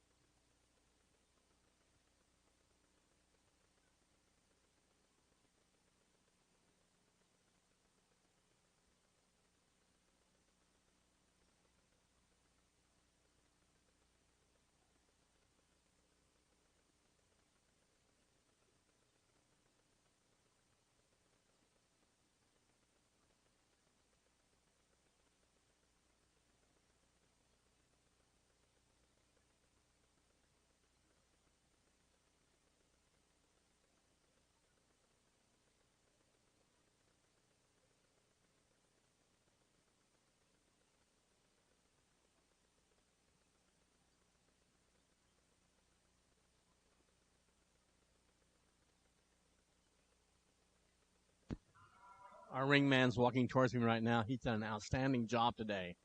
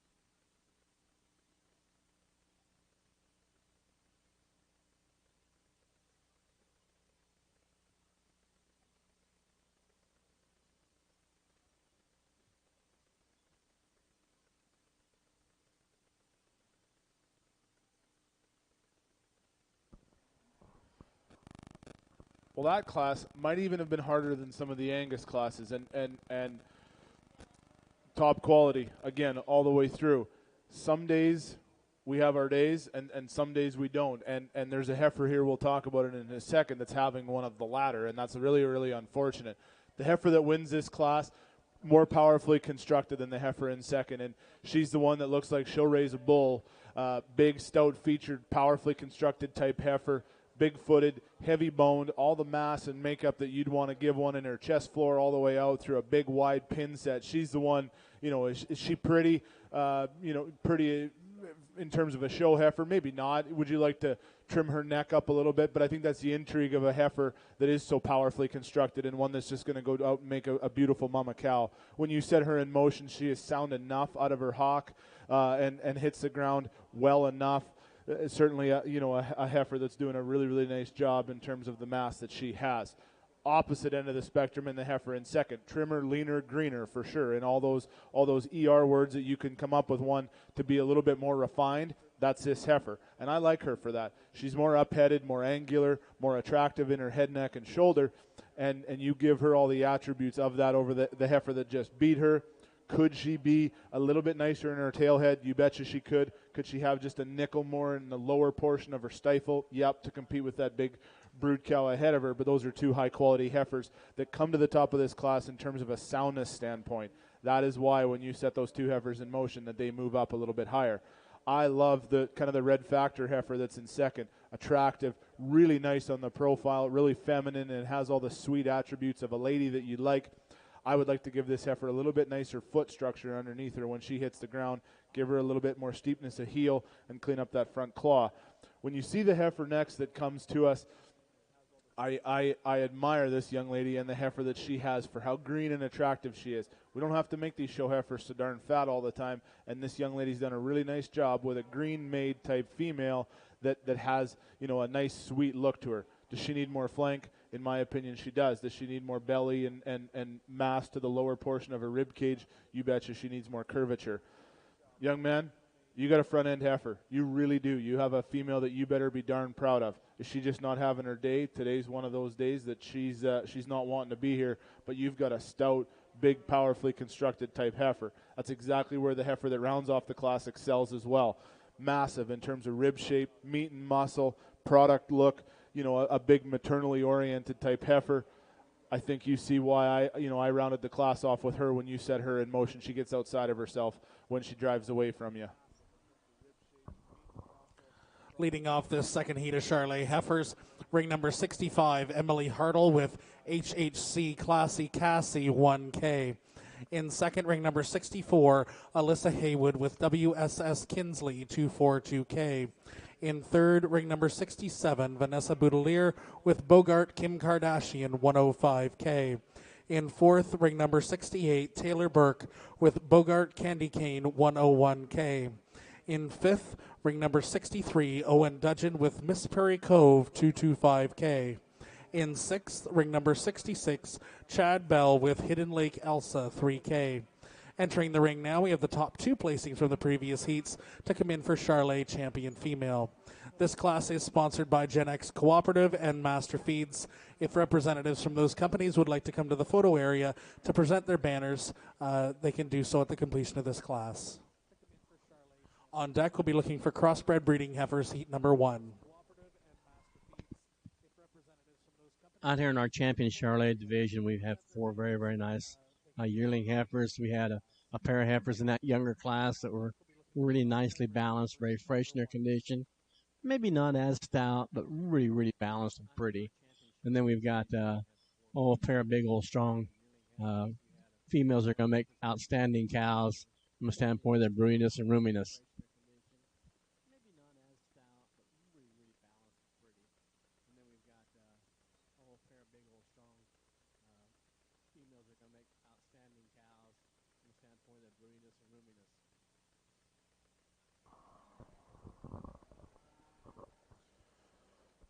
Tremendous set of Charolais kids that we've had in the last couple of classes. I think when you look at these 4 heifers, there's some differences, obviously. The younger females in the front division were a little trimmer and leaner in their condition, which you like them for. when you see how fresh and green they are. I think I really admire a look like that, a trim, youthful, attractive look. And then we've got the more productive heifers that get a nickel older. In this division, I am going to go with the big stout heifer that just won the last class, and I'm actually going to follow her up with her pen mate in that second class as well for Grand and Reserve in that division.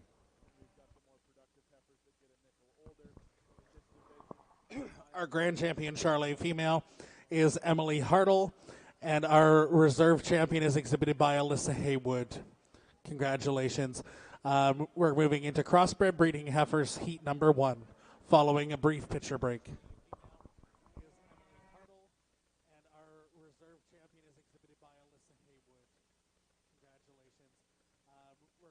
Crossbred breeding heifers heat number 1, following a brief picture break.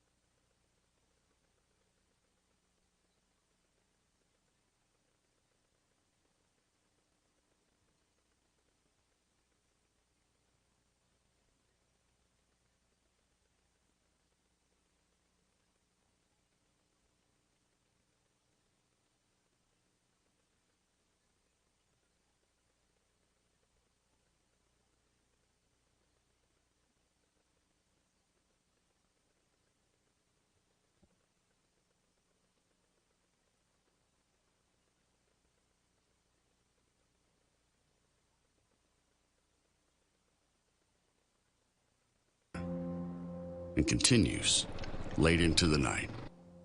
They're born from sweat on your brow, scrapes on your knuckles, and more hard work in a week than most people do in a lifetime.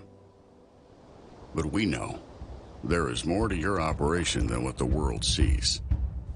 We understand the years of planning, preparation, and sacrifice that it takes to succeed. At GenX, our philosophy has always been cow sense and science. Like you, we rely on the knowledge of those that came before us. We appreciate cattle for their phenotype and know the importance of hard-to-measure traits to your bottom line. We believe that behind every good bull is an even better cow. At the same time, we know that to be successful for generations to come, we must embrace today's data-backed technologies, utilizing EPDs and genomics to ensure our bull lineup is second to none in every way that counts. At its core, Cow Sense and Science is a blending of generational wisdom with cutting-edge genetic tools to produce cattle that exhibit real-world worthiness. At times, it may seem that Cow Sense and Science are at odds with each other, but one without the other is not a complete picture, because the whole that defines us is greater than the parts that make us. That is Cow Sense and Science.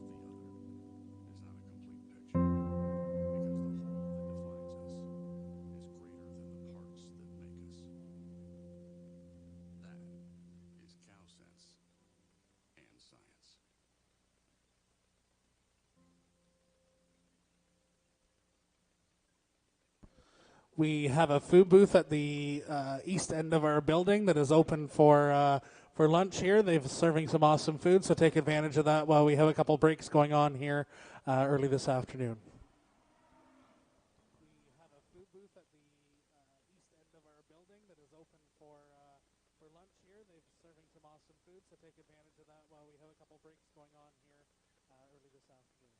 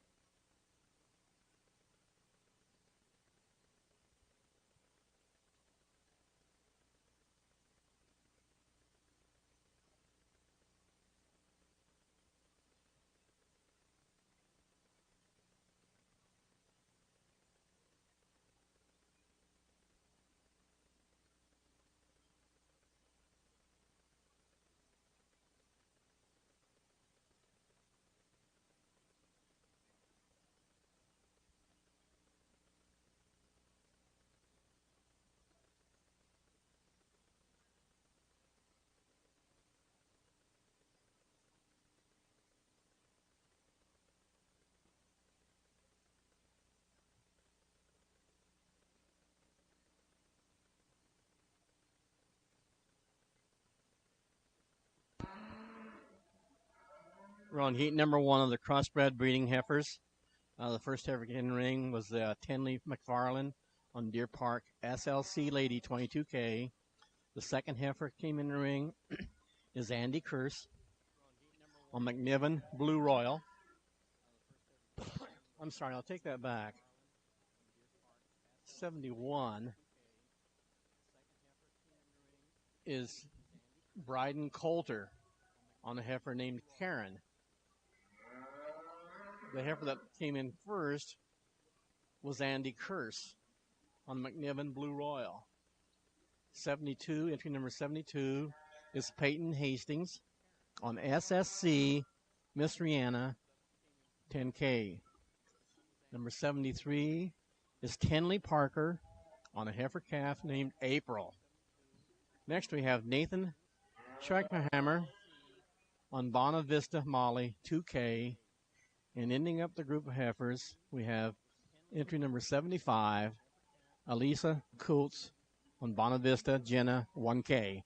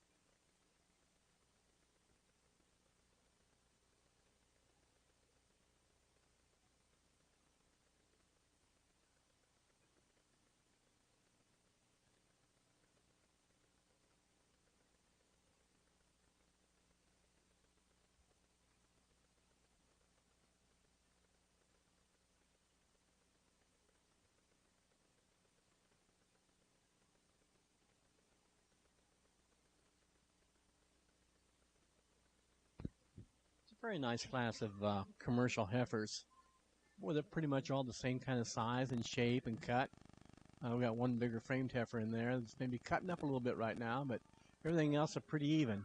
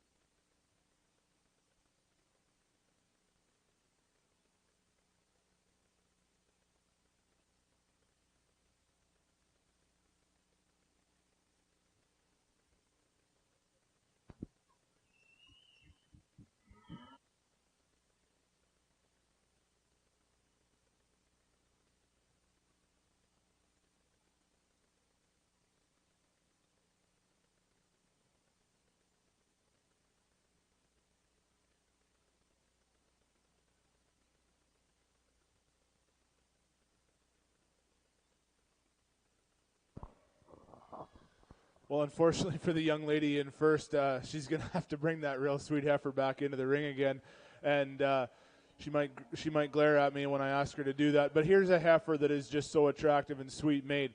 I think the one that probably climbs to the top of the class more handily every minute you see her out here. Once she gets settled down a little bit in here, you can see that's a high quality type female that has some look about her. Man, is she ever attractive? She's all the sweet adjectives you can describe for a lady. That, you know, she's exemplifies that in spades for sure. Up-headed, attractive, well balanced, super clean in her lines as well too. Could I give her a little bit more lower belly and ease of fleshing? Probably could, but that's that's a nice heifer. And I think more so when you see her set in motion, she's probably one of the sounder heifers in this class as well too, and she can head on out. Just a really, really nice female.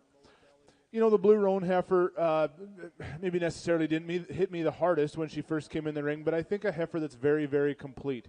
When you see this heifer, she is sound enough in her structure. She gets out in strides adequate when you set her on the drive, and a heifer that reads with enough shape to her as well too. She gets outpowered by a front end female above her, but that's a really, really nice Blue Roan heifer. Stoutest featured heifer in the class that we have in third. Wide pin, broad-based, massive, the most bone and substance of any heifer in the class.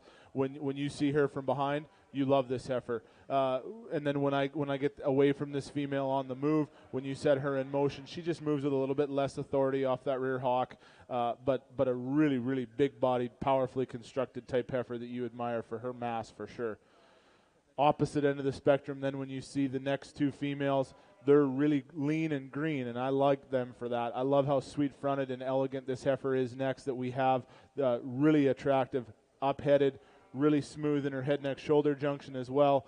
But then when she gets out and drives away from you, I would love to open her up with more base width when you see her from behind. I think on the side profile, she'll hit her mark, but that's where I would like to improve her, is give her more base width at the ground.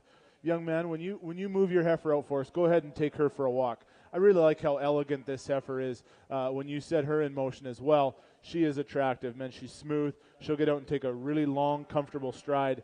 And then critically, I would love to open her up. I'd love to make her a little bit more expansive through her rib cage. Young lady that rounds off the class, really nice job that she's doing. A super quiet heifer. They just got a good bond, those two, and a really, really nice female. I love her from her attractive standpoint, balanced, probably as level-topped as any heifer in this class, but I would love to give her that soft look that we talk about, that big belly and rib cage that makes females a little bit more easy doing. But you have a really, really nice heifer there, young lady, and you should be proud of her for sure. Leading off the first heat of crossbred heifers, ring number 72, Peyton Hastings with SSC Miss Rihanna 10K. In second, ring number 69, Andy Kearse with McNevin Blue Royal. In third, ring number 71, Bryden Coulter with Karen. In fourth, ring number 75, Alicia Colts with Bonavista Gina 1K. In fifth, ring number 74, Nathan Swackhammer with Bonavista Molly 2K. And in sixth, ring number 73, Tenley Parker with April. Now entering the ring, we have crossbred heifer heat number 2. On deck, we're going to be looking for our champion crossbred female drive. Also, we have leftover beef and salads from last night ready to serve over at the kitchen. They're free of charge for anybody that would want them. There's a little bit left, not a whole bunch, but go on over to the kitchen and take a look. Ready to serve over at the kitchen. They're free of charge for anybody that would want them. There's a little bit left, not a whole bunch, but go on over to the kitchen. Our crossbred breeding heifers, heat number 2. We've got 1, 2, 3, 4, 5, 6, probably 7 heifers. The leadoff heifer come in was Heidi McFadden on TCC Georgina 403K. She's a April 3rd, 22. We have Regan Sawyer. She is a scratch. 78.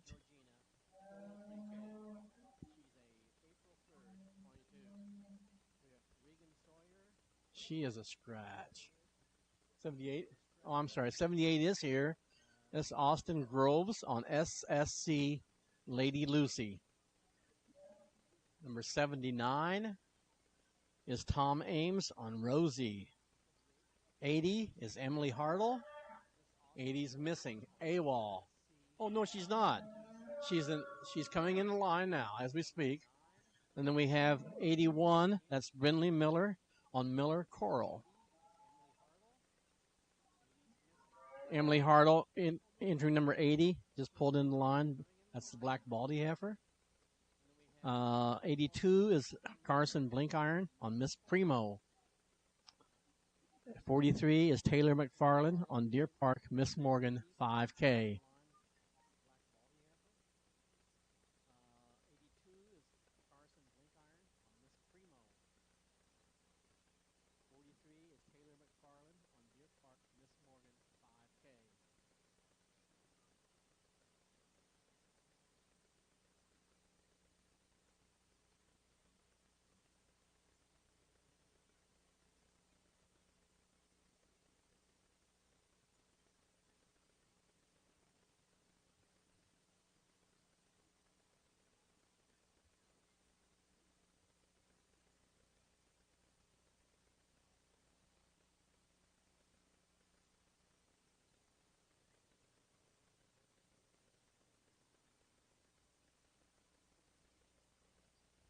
Being off this class right now, we have entry number 78, Austin Groves on SSC Lady Lucy.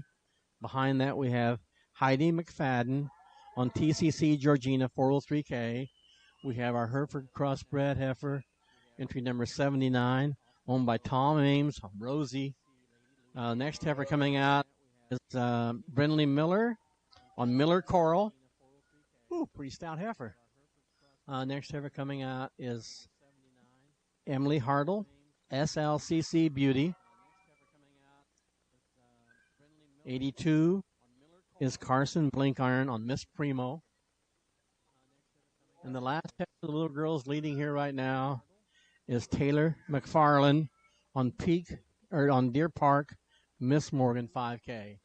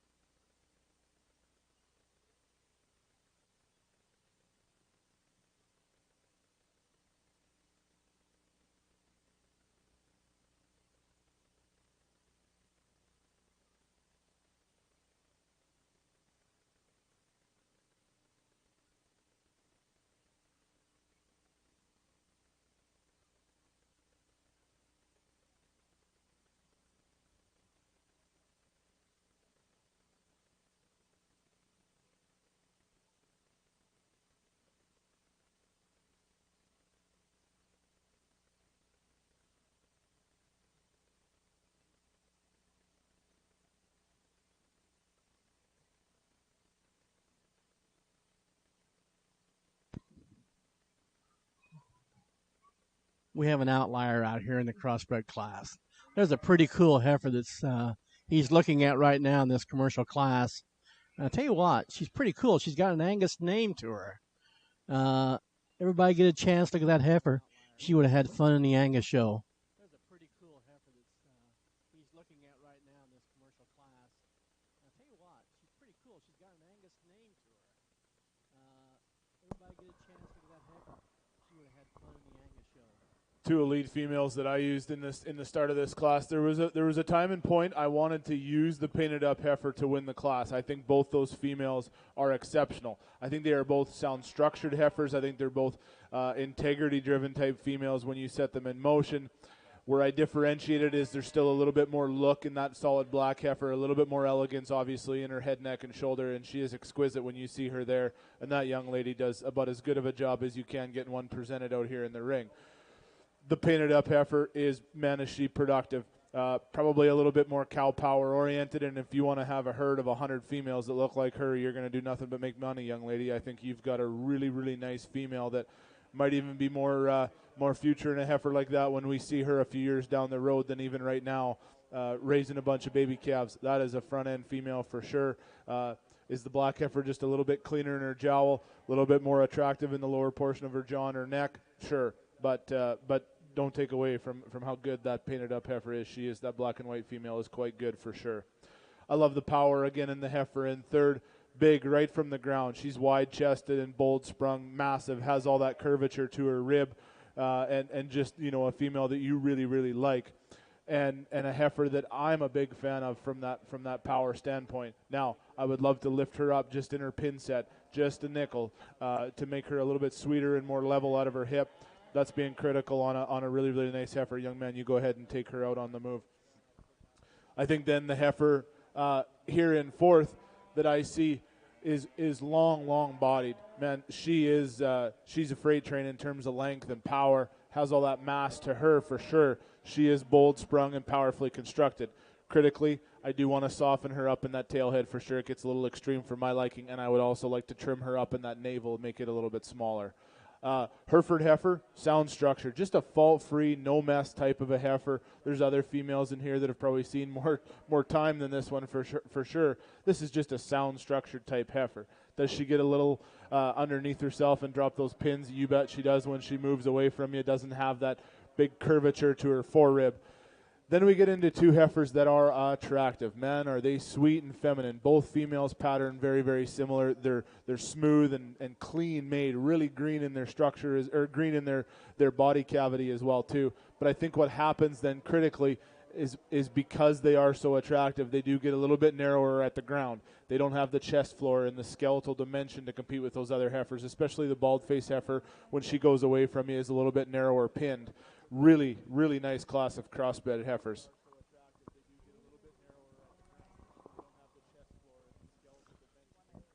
Leading off this class, ring number 76, Heidi McFadden with TCC Georgina 403K. In second, ring number 78, Austin Groves with SSC Lady Lucy. In third, ring number 82, Carson Blenkiron with Miss Primo. In fourth, ring number 81, Brindley Miller with Miller Coral. In fifth, ring number 79, Tom Arms with Rosie. In sixth, ring number 43, Taylor McFarland with Deer Park Miss Morgan 5K. And in seventh, ring number 80, Emily Hartle with SLCC Beauty. Now entering the ring are the top two placings from the previous heats to compete for champion crossbred female. This class is sponsored by Renway Energy, Dave Stevenson Hoof Trimming, and Dashell Project Management. If there are representatives from these companies that would like to make their way to the photo area, please do so at the completion of this class. This class is sponsored by Renway Energy, Dave Stevenson Hoof Trimming, and Dashell Project Management. If there are representatives from these companies that would like to make their way to the photo area, please do so at the completion of this class.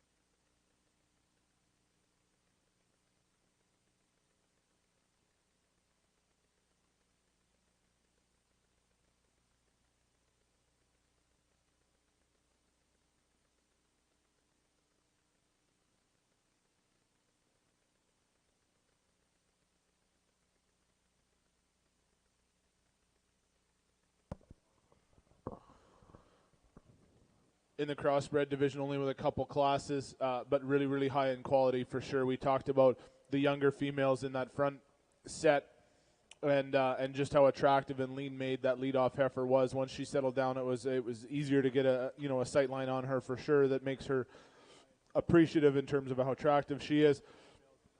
From here, though, I am going to stick with the heifers that were just in this class. Bigger bodied, more productive, more cow power in both of those, and obviously really, really sound in their skeleton. Two females that those kids should be very, very proud of, because those are front-end heifers for sure. Your champion crossbred female is ring number 76, Heidi McFadden, with TCC Georgina 403K. And your reserve is ring number 78, Austin Groves, with SSC Lady Lucy. We'll be doing pictures for the crossbreds following the Galloway class, which is coming in the ring next. And your reserve is ring number 78, Austin Groves, with SSC Lady Lucy. We'll be doing pictures for the crossbreds following the Galloway class, which is coming in the ring next.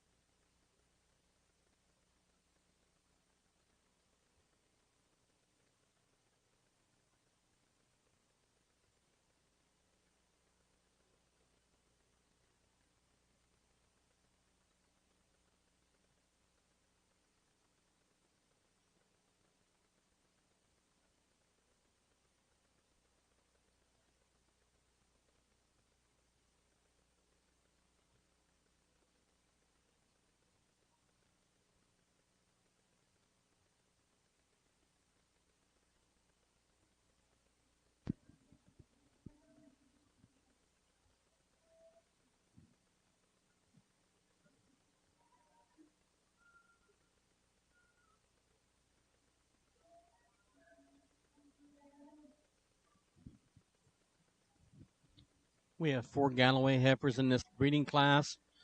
Our first entry is 52, Katie Cocking, on 2 bridges, Kappa casing. The second heifer coming in is Casey Dawson on Shack King and Cranberry, excuse me. And third, we have Haley Dawson on Kiwi. 2 girls are going to fight it out there, bitter end. And the last heifer that walked in is Brandon Smelzer on 2 bridges, Kiss. It must be mandatory. If you've got Galloway cattle, you've got to get some really cool names. Nice set of heifers. Thank you.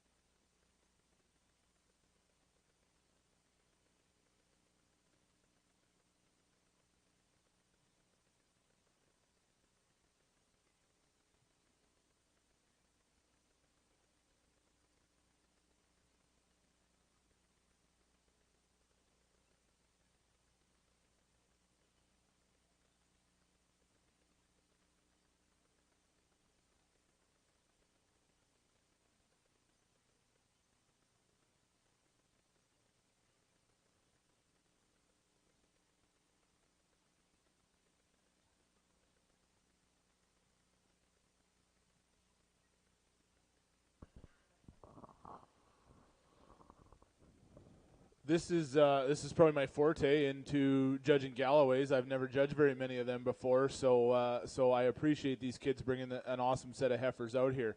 I'm going to go with the silver heifer to win this class.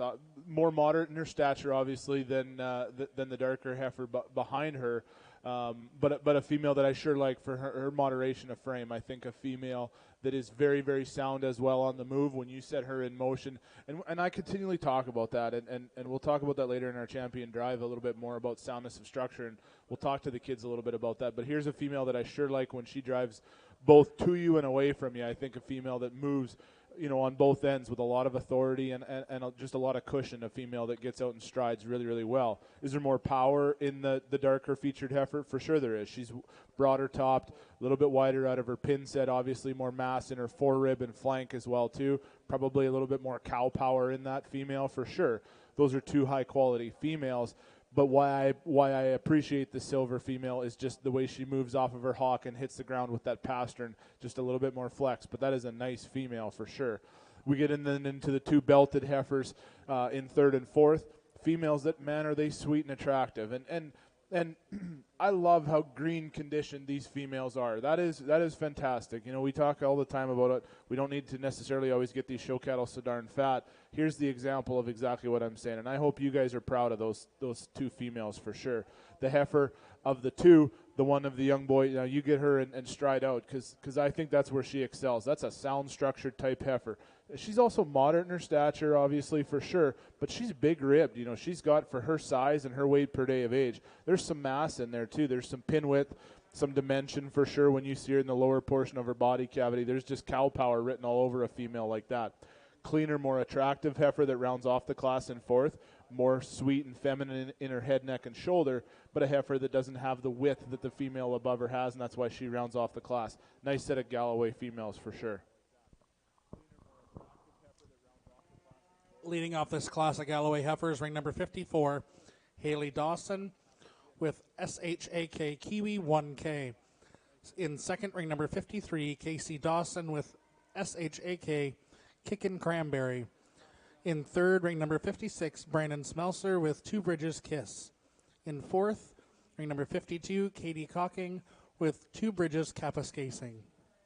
This class was sponsored by Cranberry Hill Galloways, Shack Galloways, and Glenfiddich Galloways, as well as Two Bridges Farms.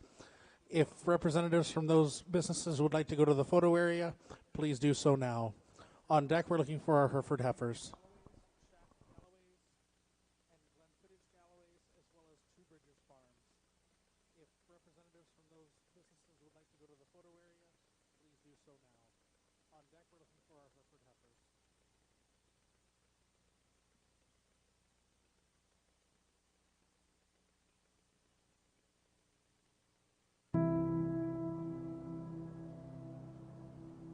The heifer calf that becomes your herd matriarch. The hush from the crowd when your calves step across the scale on sale day. And the accolades when the gavel falls after the last lot sells. The road to these accomplishments starts well before dawn and continues late into the night. They're born from sweat on your brow, scrapes on your knuckles, and more hard work in a week than most people do in a lifetime. But we know there is more to your operation than what the world sees. We understand the years of planning, preparation, and sacrifice that it takes to succeed. At GenX, our philosophy has always been cow sense and science.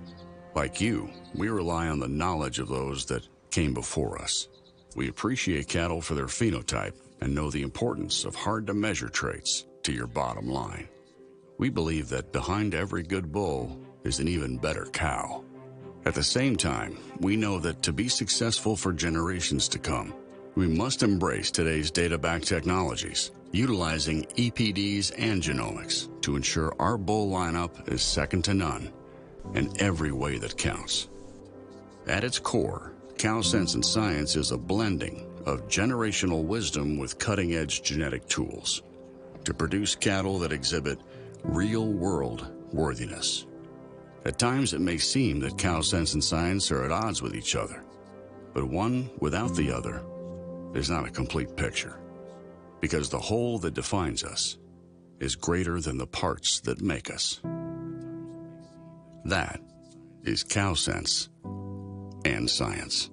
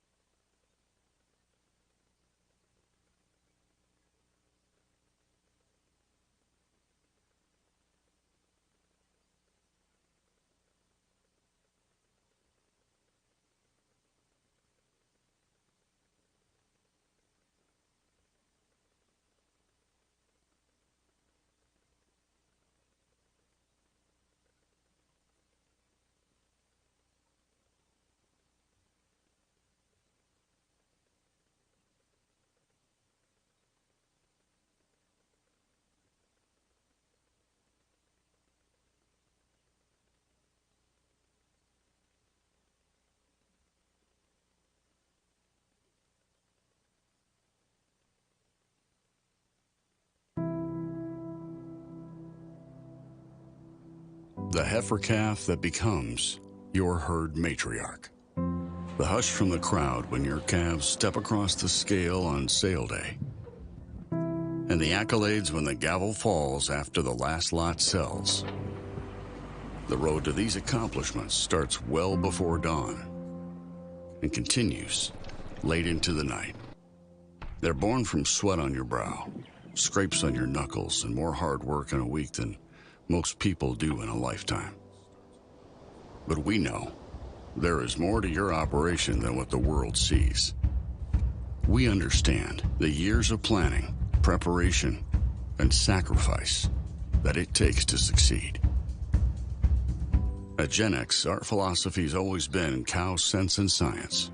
Like you, we rely on the knowledge of those that came before us. We appreciate cattle for their phenotype and know the importance of hard-to-measure traits to your bottom line. We believe that behind every good bull is an even better cow. At the same time, we know that to be successful for generations to come, we must embrace today's data-backed technologies, utilizing EPDs and genomics to ensure our bull lineup is second to none in every way that counts. At its core, Cow Sense and Science is a blending of generational wisdom with cutting-edge genetic tools to produce cattle that exhibit real-world worthiness. At times, it may seem that Cow Sense and Science are at odds with each other, but one without the other is not a complete picture, because the whole that defines us is greater than the parts that make us.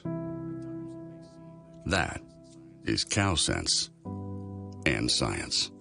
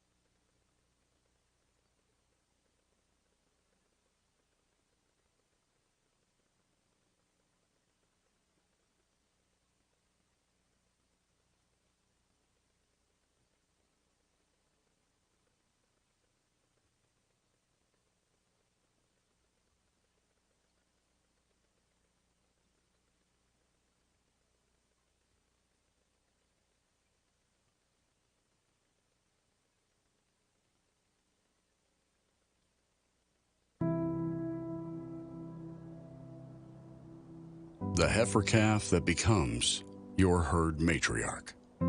The hush from the crowd when your calves step across the scale on sale day. And the accolades when the gavel falls after the last lot sells. The road to these accomplishments starts well before dawn and continues late into the night.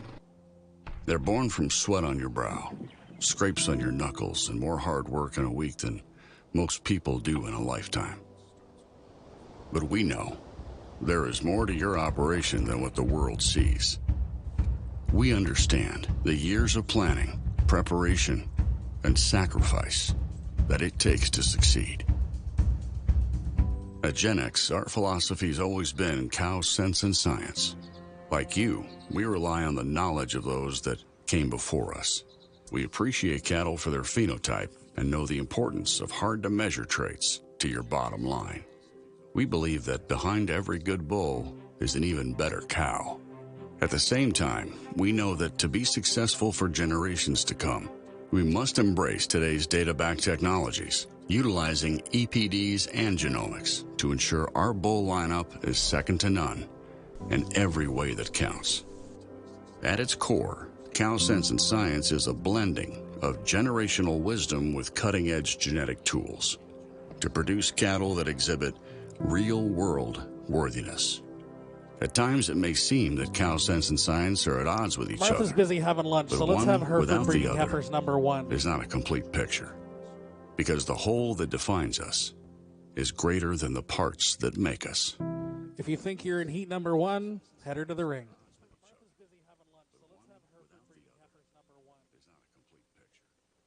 Because the whole that defines us is greater than the parts that make us. If you think you're in heat number one, head her to the ring.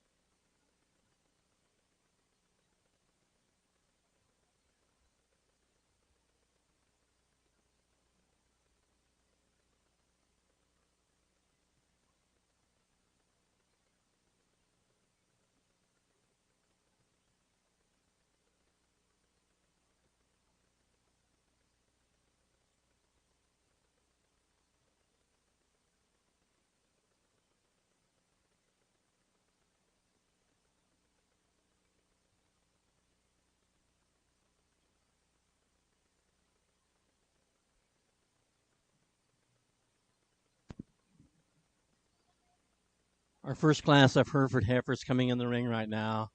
We've got 1, 2, 3, 4, 5, 6, 7, 8. Very, very nice class of Herefords. Probably as consistent a group as we've seen out here. They're really, really even. Entry number 84 is from Rebecca Passel on KBCC Rosie 9K. 85 is Heidi McFadden on TCC Fantasy 512K. 86 is Paisley Dagg on Stonehenge Fiesta 16K. Scratch on 87. Number 88 is Ethan Passel on Concordia Miss Coral 8K. 89 is Paisley Dagg on Stonehenge Clara 6K. Number 90 is Jacob Ball on JWB 36G Jade 205K. 91 is Margaret Darling on Criesta Kyra ET 15K. And 92 is Albert Reinhardt on ICF Wilma 81E 102 1K. Very, very nice class of heifers.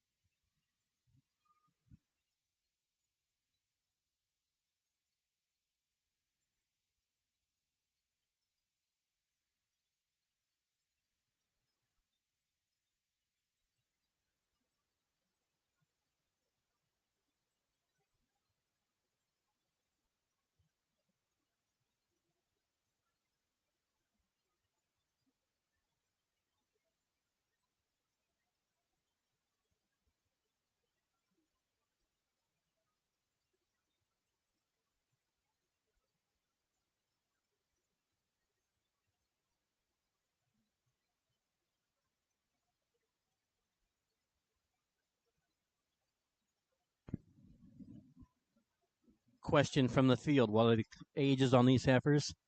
The oldest heifer in that class is a February 1st, and the youngest heifer in that class is a May 26th. So there is a little bit of spread. Pretty nice set of heifers, though.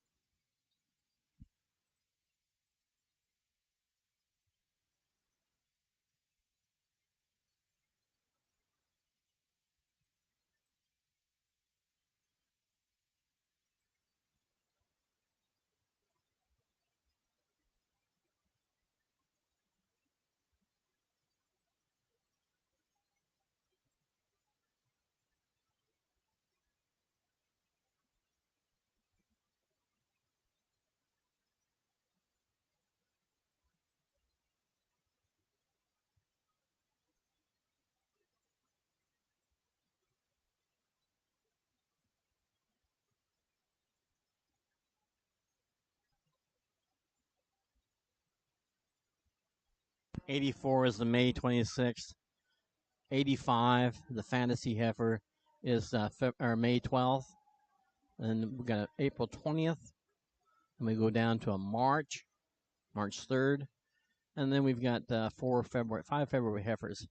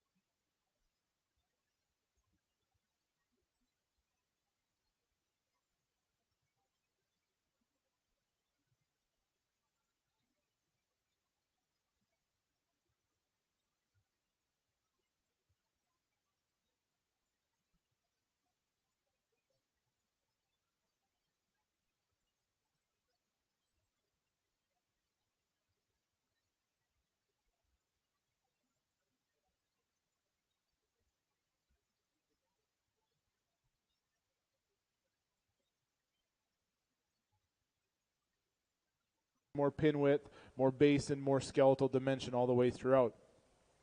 Young man with a real nice Hereford heifer that comes in next. And she gets out and she moves really, really comfortable. You know, she'll take a long, smooth stride. She'll get out and cover some ground for sure in a productive-oriented type heifer. There's another one. Narrower at the ground, narrower in her pin set, and you want to give her more hip shape. Then we come in and round the class with the two freshest conditioned heifers, maybe some of the freshest conditioned females we've seen all day, and I really, really admire them for that. Two heifers that need more mass, need more volume, more bone, more substance all the way throughout. Really, really nice set of Hereford heifers.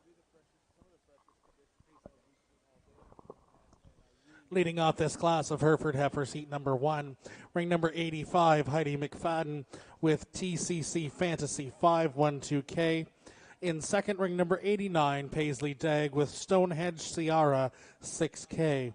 In third, ring number 90, Jacob Ball with JWB 36G Jade 205K. In fourth, ring number 91, Margaret Darling with Sharza Kira ET 15K.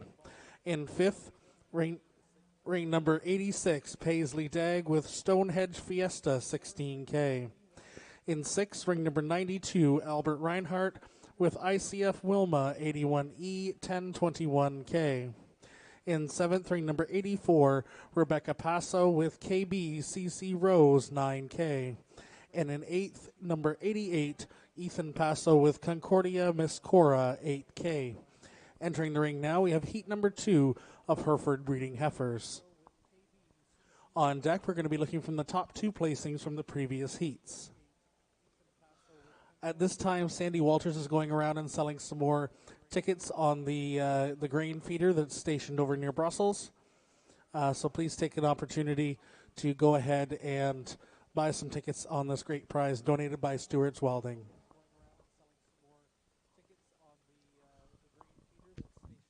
In this second heat of the Hereford heifers, the leadoff heifer was lot number 93, Emma Anderson, on Early Bird 15H. She's a January 28th, 22. The 94 heifer, the second heifer in the ring, was Clarissa Passo on SHCR Kiki 530K. She's a January 22nd.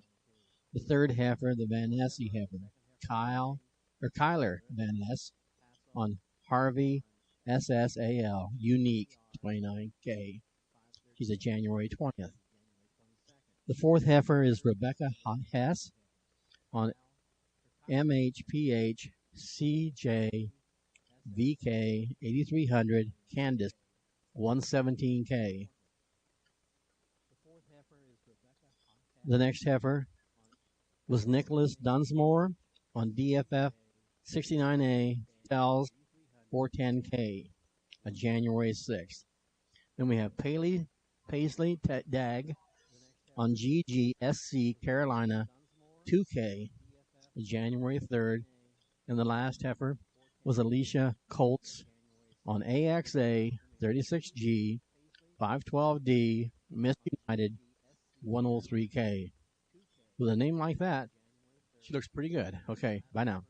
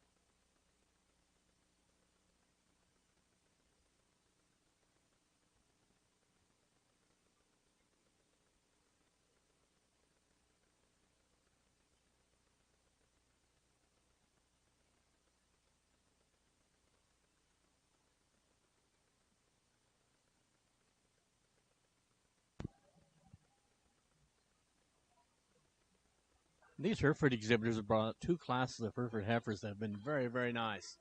Really uniform, really competitive. We're going to see 2 or 3 heifers in this class here that are really, really balanced and all kinds of shape to them.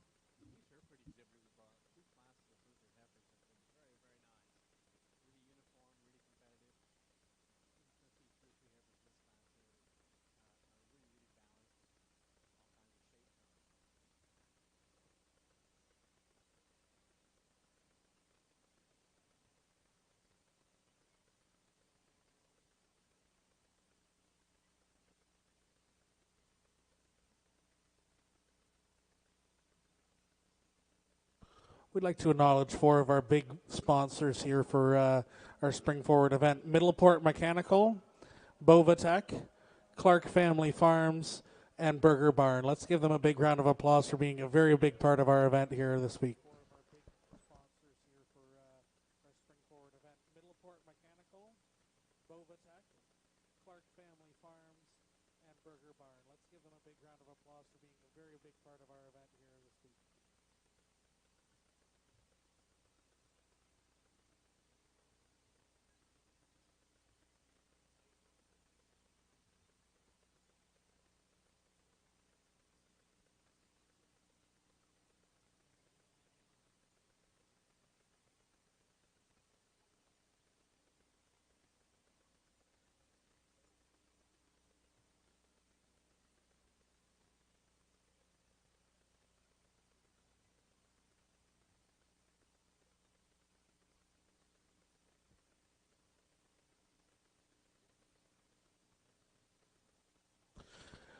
If you're looking to get something at Brussels Agri Services, they will be starting to pack up here around 2 o'clock this afternoon.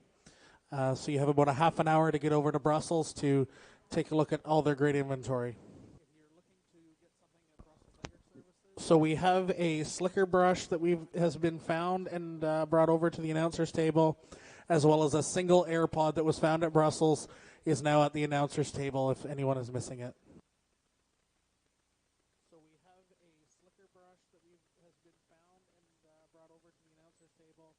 As well as a single AirPod that was found at Brussels is now at the announcers table if anyone is missing it.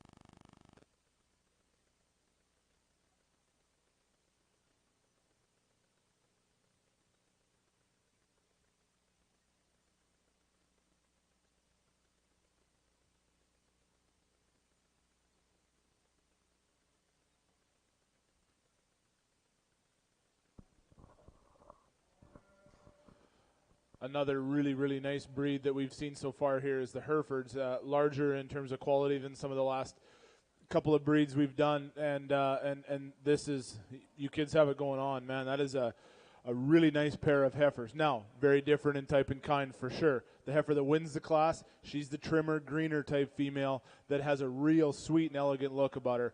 When she's set in motion, I love this heifer from a balance standpoint, how she holds everything together on the drive, and then also hits her mark with lots of fluidity and just a very, very sound structured type female who looks to be derived and built around longevity with a lot of that in mind. Now, if you like the cow power one, here's your female in second. Man, she is a truck in terms of mass. She's broody, big-bodied, lots of width and mass out of her hip and all the way down from her pin set to her stifle. There's brood cow written all over a female like that. Young lady, I hope you know how good of a production-oriented type cow you have there. To be ideal, I would just like to clean her up just a skosh in her neck, make her a little bit sweeter, but that's being critical. You know, for how much mass she has, she's still a very sound and elegant female on the move as well. Here's arguably one of the bigger featured heifers that in all the breeds we've judged today. This big Hereford heifer has it going on in terms of mass. She's a brood cow in terms of power as well. She's got all the mass that you'd want to transmit into a herd bull. I would love to just set her in motion a little bit freer when she drives off of that hawk in that pasture and give her just a little bit more flex when she hits the ground. Here's a sweet made heifer that comes in next, I believe, in fourth, and long-bodied, and she's as long as a rope. When you see her on the profile, she's elegant and up-headed, really, really attractive as well, too. There's another one that suffers from just getting a little bit narrow at the ground to give her that base width. Another heifer very similar in type and kind, just a frame or a frame and a half even smaller. Sweet, up-headed, really elegant in that head, neck, and shoulder junction, the way she ties, really strong and level down of her top. But she needs more sweep and curvature to the lower portion of her rib, how she gets a little bit shallower bodied there as well. Here's the opposite end of that spectrum. Here's a big bodied heifer that comes in next near the end of the class. She's big featured and bold in her rib cage and bold sprung type of a heifer. I would love to give more bone, more substance and mass to that heifer underneath her big rib cage. And then the young man that rounds off the class, here's a stout featured heifer for sure, and I hope that he knows how massive she is in her rib cage, her pin width, and all the mass that she carries throughout the center portion of her body cavity. I would need to see her freer in her motion when we move, and I talk a lot about soundness. There's a heifer that I'd like to just give a little bit more flex to her hawk and her pastern. Leading off that second heat of Hereford heifer calves, ring number 98. Paisley Dag with GGSC Carolina 2K ET. In second, ring number 96, Rebecca Hess with MHPH CJ VK 8300 Candace 117K. In third, ring number 97, Nicholas Dunsmore with DFF 69A Stells 410K. In fourth, ring number 99, Alicia Colts with AXA 36G 512D Miss United 103K. In fifth, ring number 93, Emma Anderson with Early Bird 15H 62E MS Chloe 62K. In sixth, ring number 94, Clarissa Passo with SHCR Kiki 530K. In seventh, ring number 95, Kyler Vanessa with Harvey SSAL Unique 29K. Now entering the ring, we have the top two placings from the previous heats to compete for champion Hereford female. Sponsors of this class are Case IH and O'Neill's Farm Equipment, as well as Farm Credit Canada. If representatives from those businesses would like to make their way to the photo area at the completion of this class, that would be greatly appreciated. Your four Hereford heifers have a tremendous amount of style and balance. On deck, we'll be looking for really high Linnean quality breeding heifers. Need to be commended on the quality cow they brought here today.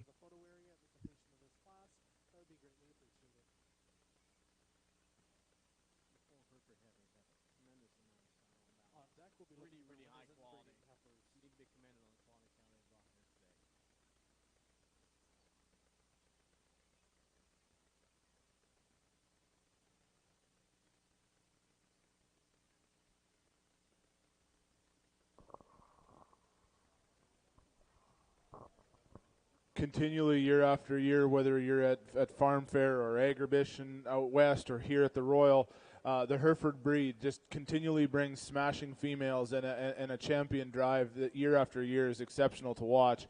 As good and as competitive of a breed as any that you'll find every fall. And even early here in the springtime when these heifers are close to needing to stay home and get bred, even at this time of year, the depth and the quality in this Hereford breed has been phenomenal. I'm going to stick with a pair of heifers that are just a nickel bit more uniform. I'll go congratulate my champion and then my reserve.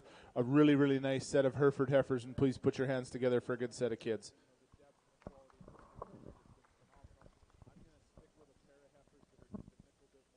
Congratulations to our champion Hereford female, ring number 98, Paisley Dag with GGSC Carolina 2K ET.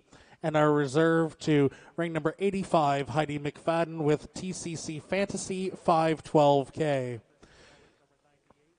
We are going to picture the Herefords following the limos and the percentage Simmental class. So we're going to do the next two single breed classes, and then we're going to picture the 3 champion classes together. During that photo break, we will be doing our Herdsman Award, our draw for the grain feeder, as well as we're going to start the closeout of our online auction here at 2 p.m. During that photo break, we will be doing our Herdsman Award, our draw for the grain feeder, as well as we're going to start the closeout of our online auction here at 2 p.m.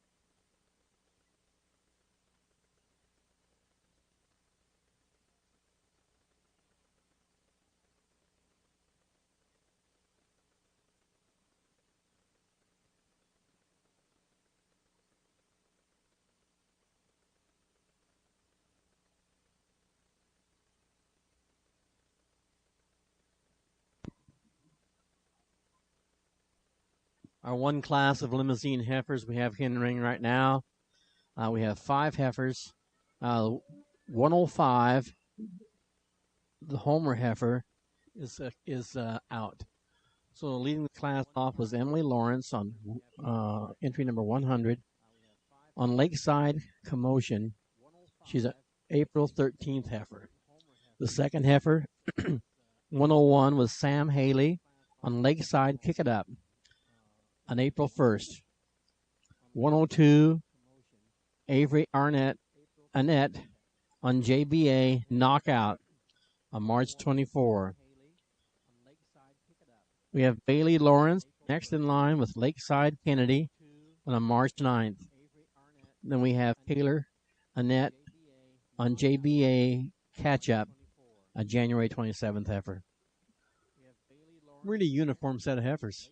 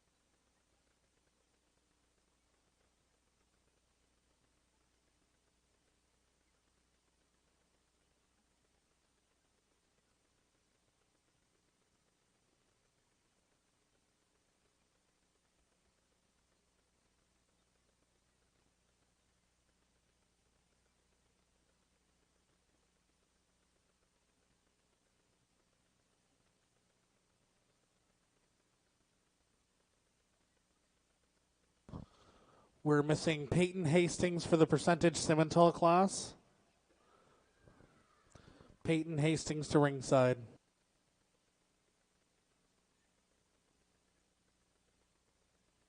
We're missing Peyton Hastings for the percentage Simmental class. Peyton Hastings to ringside.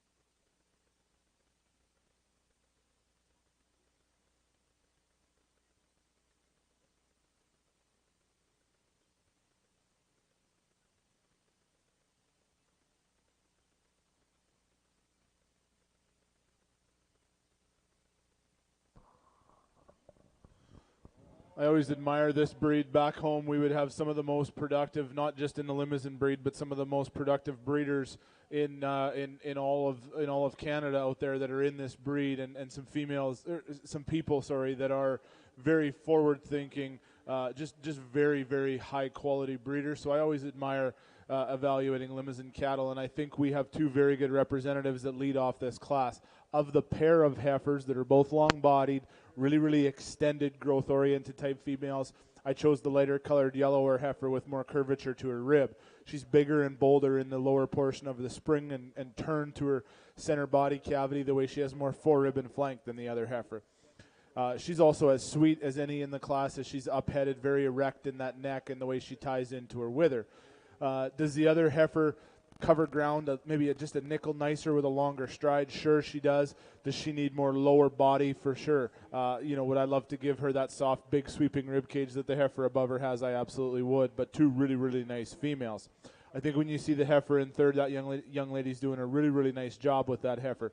She's wider pinned, maybe even so, than the heifer that just gets ahead of her by one placing. She's a big featured heifer in terms of muscle all the way down through her top line.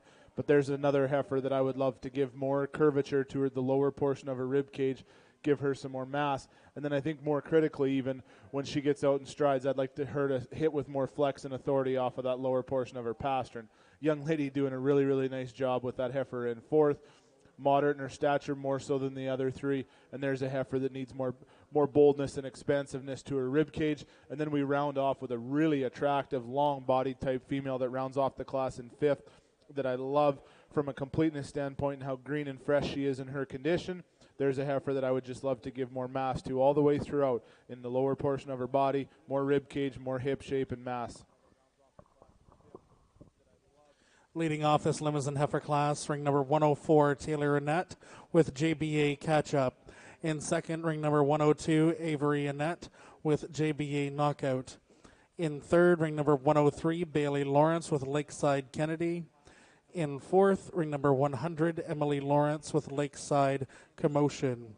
In fifth, ring number 101, Sam Haley with Lakeside Kick It Up. That is also your champion Limousin female, sponsored by Huron Tractor and Ash Chimney Sweeps. We will be doing the photos following the percentage Simmental class. Let's have our percentage Simmentals enter the ring.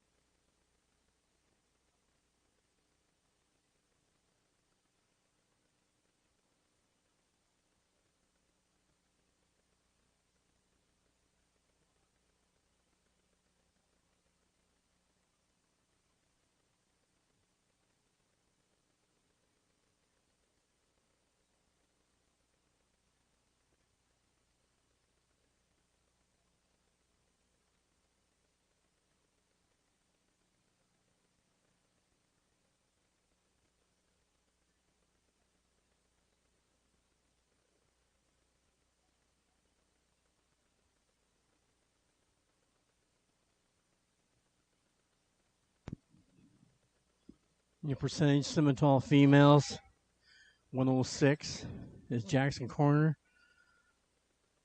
on Anna Marie. She's an April 22nd. 107 is Peyton Hastings on Samantha 211K. 108 is Felissa Groves, Unbroken. 109 is Ashlyn Teller on JCF Calypso. 110 is Jocelyn Pethrick on IRSDC F2 Queen Kahina 244K.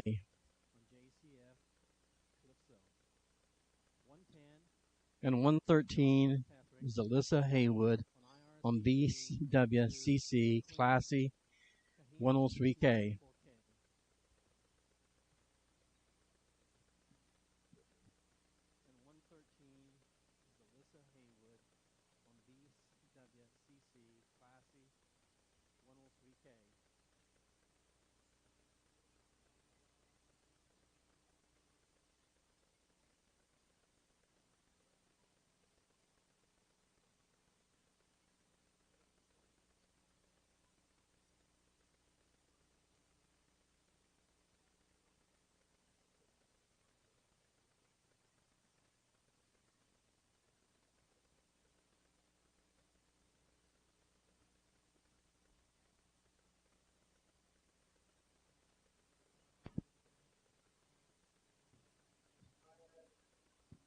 Correction, 111 is Taylor Mackey,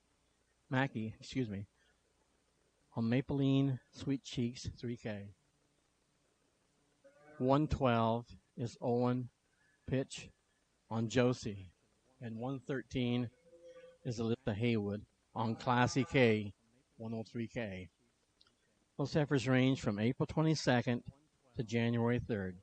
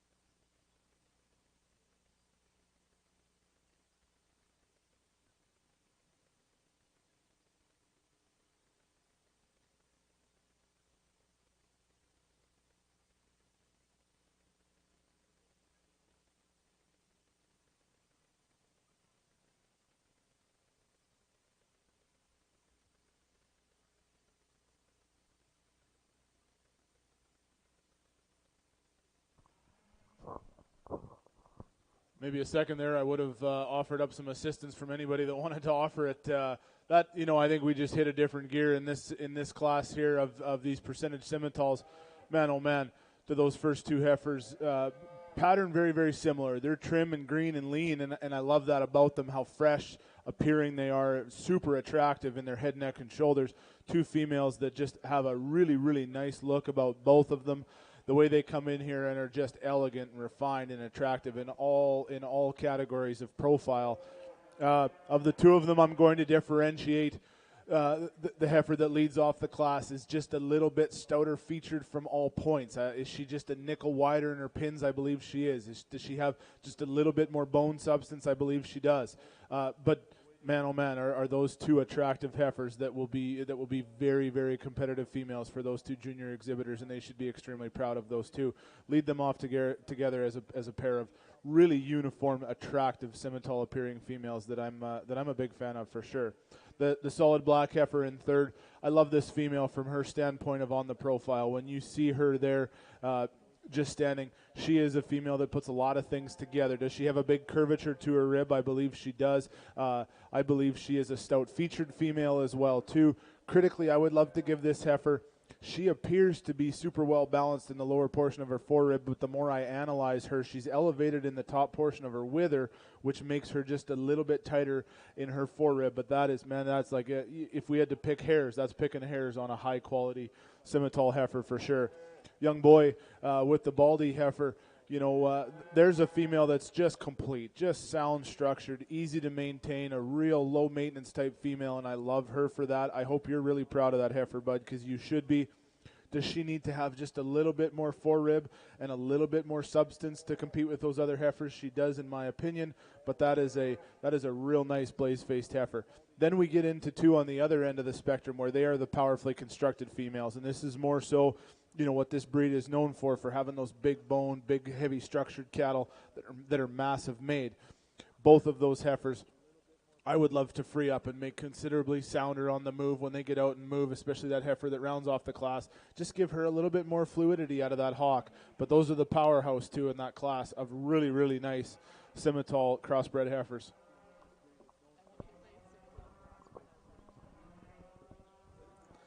Leading off this percentage Simmental class is ring number 106, Jackson Corner, with Harold CSL Anna Marie 32K. In second, ring number 107, Peyton Hastings SHHR Samantha 211K. In third, ring number 111, Taylor Mackey with Maple Elm Sweet Cheeks 3K. In fourth, ring number 112, Owen Pletch with Josie. In fifth, ring number 109, Ashlyn Tellier with JCF Calypso. The heifer calf in that sixth, becomes ring number your herd 113, Alyssa matriarch. Haywood with BWCC The hush from the crowd when your Classy calves K step across the 103K. scale on sale day. That is also your champion And the percentage accolades Simmental when the female gavel class falls after the with- last lot sponsored by sells. Edgewater Farms and DMV The road to these Genetic accomplishments Services. starts well before There's dawn. representatives It from those continues businesses. Please make your late way to the into the photo night. area right away. They're born from sweat At on this your time, brow, I'm going to turn the scrapes on mic your over knuckles, and more hard work in a to week than most Jeff people do in Stevens a and John lifetime. DeVries to present the But we Hertzman know Award. there is more to your operation than what the world sees. We understand the years of planning, preparation, and sacrifice that it takes to succeed. At Gen X, our philosophy has always been cow sense and science. Like you, we rely on the knowledge of those that came before us. We appreciate cattle for their phenotype and know the importance of hard-to-measure traits to your bottom line. We believe that behind every good bull is an even better cow. At the same time, we know that to be successful for generations to come, we must embrace today's data-backed technologies, I utilizing guess I have the mic so I can do this. On behalf of everybody in the barns and the exhibitors and all our youth, I want to say a special thanks to the committee. They do a lot of work. I'm not on the committee anymore. I was there last year. I know the time and energy they put into this show. Let's give them a big round of applause. Thanks, all of you. So last year and this year, we're presenting a fork to the winning exhibit, and I'd like to ask CNS team to come on up here. one of the things I find important as a show is to have everything neat and tidy and clean. It makes for a nice presentation and makes for a better show. And congratulations to this team on doing an excellent job these last few days. Congratulations to Team CNS, Ava and Ellen Noonan and their families.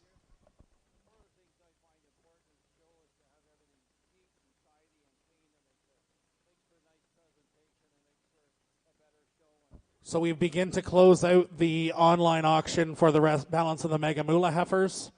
If you're wanting to be in on any of the heifers, now is your time is winding down. The link is on our Facebook page for anybody looking to bid.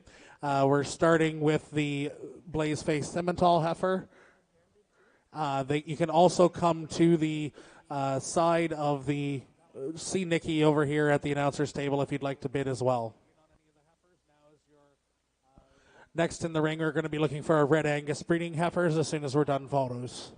For anybody looking to bid, we're starting with the Blazeface Simmental heifer. You can also come to the side of the see Nikki over here at the announcer's table if you'd like to bid as well.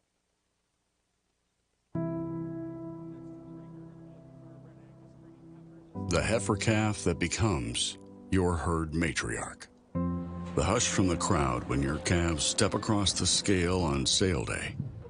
And the accolades when the gavel falls after the last lot sells. The road to these accomplishments starts well before dawn and continues late into the night. They're born from sweat on your brow, scrapes on your knuckles, and more hard work in a week than most people do in a lifetime. But we know there is more to your operation than what the world sees. We understand the years of planning, preparation, and sacrifice that it takes to succeed. At GenX, our philosophy has always been cow sense and science. Like you, we rely on the knowledge of those that came before us. We appreciate cattle for their phenotype and know the importance of hard-to-measure traits to your bottom line. We believe that behind every good bull is an even better cow. At the same time, we know that to be successful for generations to come, we must embrace today's data-backed technologies, utilizing EPDs and genomics to ensure our bull lineup is second to none in every way that counts. At its core, Cow Sense and Science is a blending of generational wisdom with cutting-edge genetic tools to produce cattle that exhibit real-world worthiness. At times, it may seem that Cow Sense and Science are at odds with each other, but one without the other is not a complete picture, because the whole that defines us is greater than the parts that make us. That is Cow Sense and Science.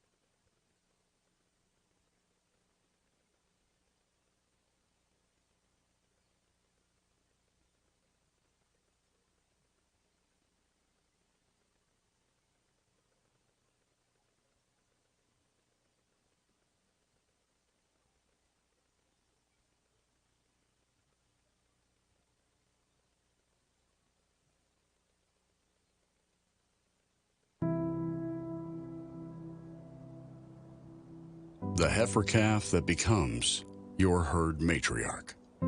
The hush from the crowd when your calves step across the scale on sale day. And the accolades when the gavel falls after the last lot sells. The road to these accomplishments starts well before dawn and continues late into the night. They're born from sweat on your brow, scrapes on your knuckles, and more hard work in a week than most people do in a lifetime. But we know there is more to your operation than what the world sees. We understand the years of planning, preparation, and sacrifice that it takes to succeed. At GenX, our philosophy has always been cow sense and science. Like you, we rely on the knowledge of those that came before us. We appreciate cattle for their phenotype and know the importance of hard-to-measure traits to your bottom line. We believe that behind every good bull is an even better cow. At the same time, we know that to be successful for generations to come, we must embrace today's data-backed technologies, utilizing EPDs and genomics to ensure our bull lineup is second to none. Great group of kids, beautiful facilities.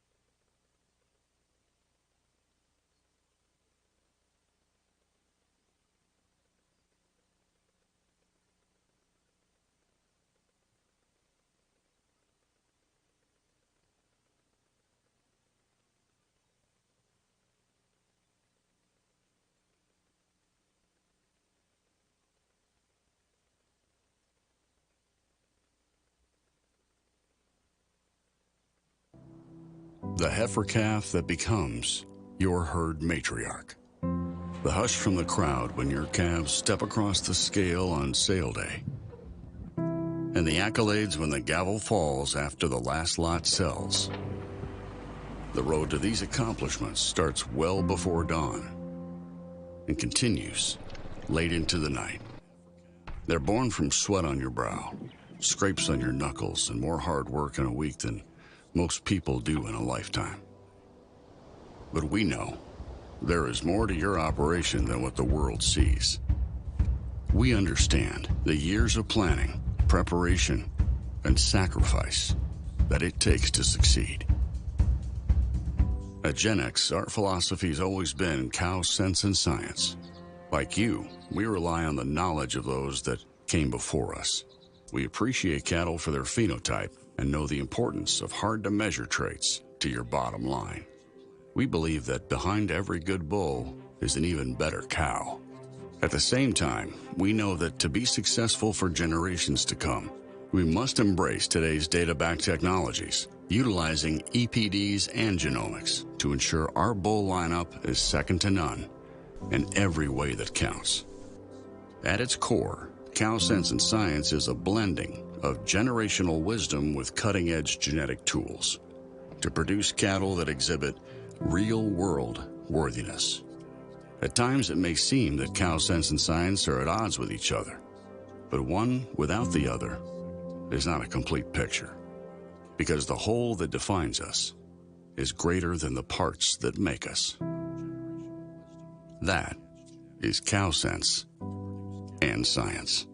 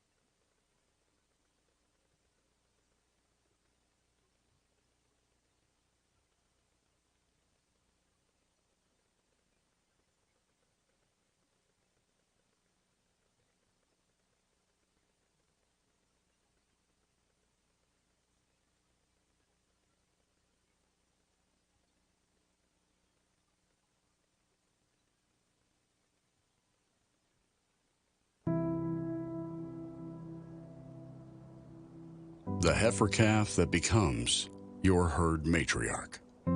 The hush from the crowd when your calves step across the scale on sale day. And the accolades when the gavel falls after the last lot sells. The road to these accomplishments starts well before dawn and continues late into the night. They're born from sweat on your brow, scrapes on your knuckles, and more hard work in a week than most people do in a lifetime. But we know there is more to your operation than what the world sees. We understand the years of planning, preparation, and sacrifice that it takes to succeed. At GenX, our philosophy has always been cow sense and science. Like you, we rely on the knowledge of those that came before us. We appreciate cattle for their phenotype and know the importance of hard-to-measure traits to your bottom line. We believe that behind every good bull is an even better cow. At the same time, we know that to be successful for generations to come, we must embrace today's data-backed technologies, utilizing EPDs and genomics to ensure our bull lineup is second to none in every way that counts. At its core, Cow Sense and Science is a blending of generational wisdom with cutting-edge genetic tools to produce cattle that exhibit real-world worthiness. At times, it may seem that cow sense and science are at odds with each other, but one without the other is not a complete picture, because the whole that defines us is greater than the parts that make us. That is cow sense and science.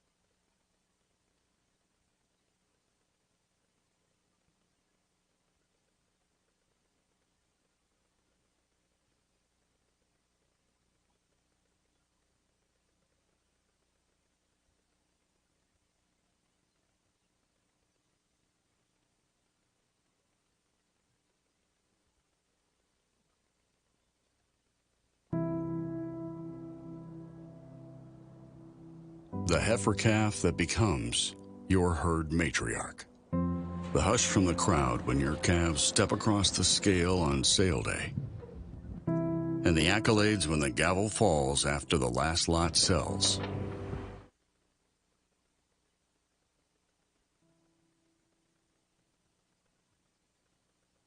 The heifer calf that becomes your herd matriarch. The hush from the crowd when your calves step across the scale on sale day. And the accolades when the gavel falls after the last lot sells.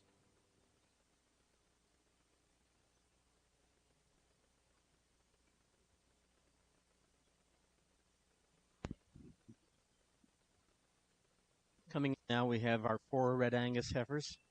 They range from ages of January the 2nd to January the 4th. Oh, I'm sorry. We've got one heifer at February 28th. Really uniform. The 114 heifer is Zoe Chipkema on Red Patchel Jersika.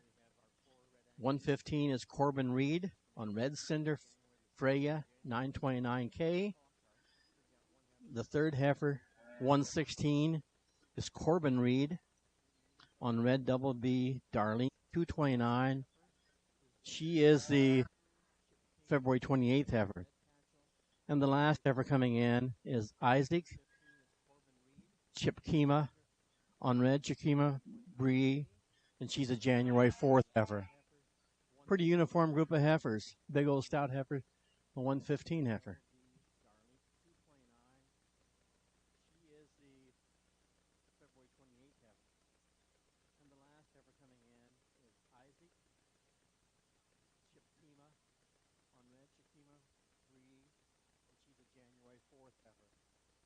Pretty uniform group of heifers. Big old stout heifers, 115 heifer.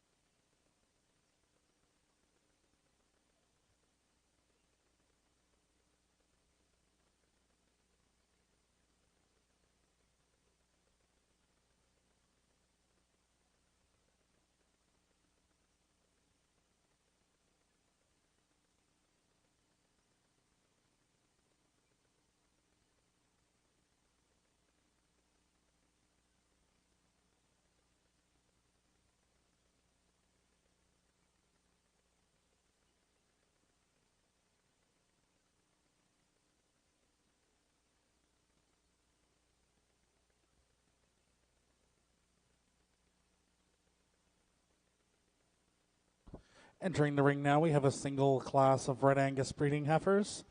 This class is sponsored by Gus and Corbin Reed, as well as the Brant Cattlemen's Association. On deck, we're going to be looking for shorthorn breeding heifers.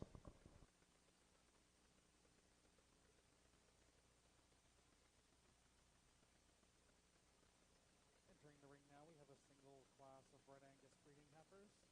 This class is sponsored by Gus and Corbin Reed, as well as the Brant Cattlemen's Association. On deck, we're going to be looking for shorthorn breeding heifers.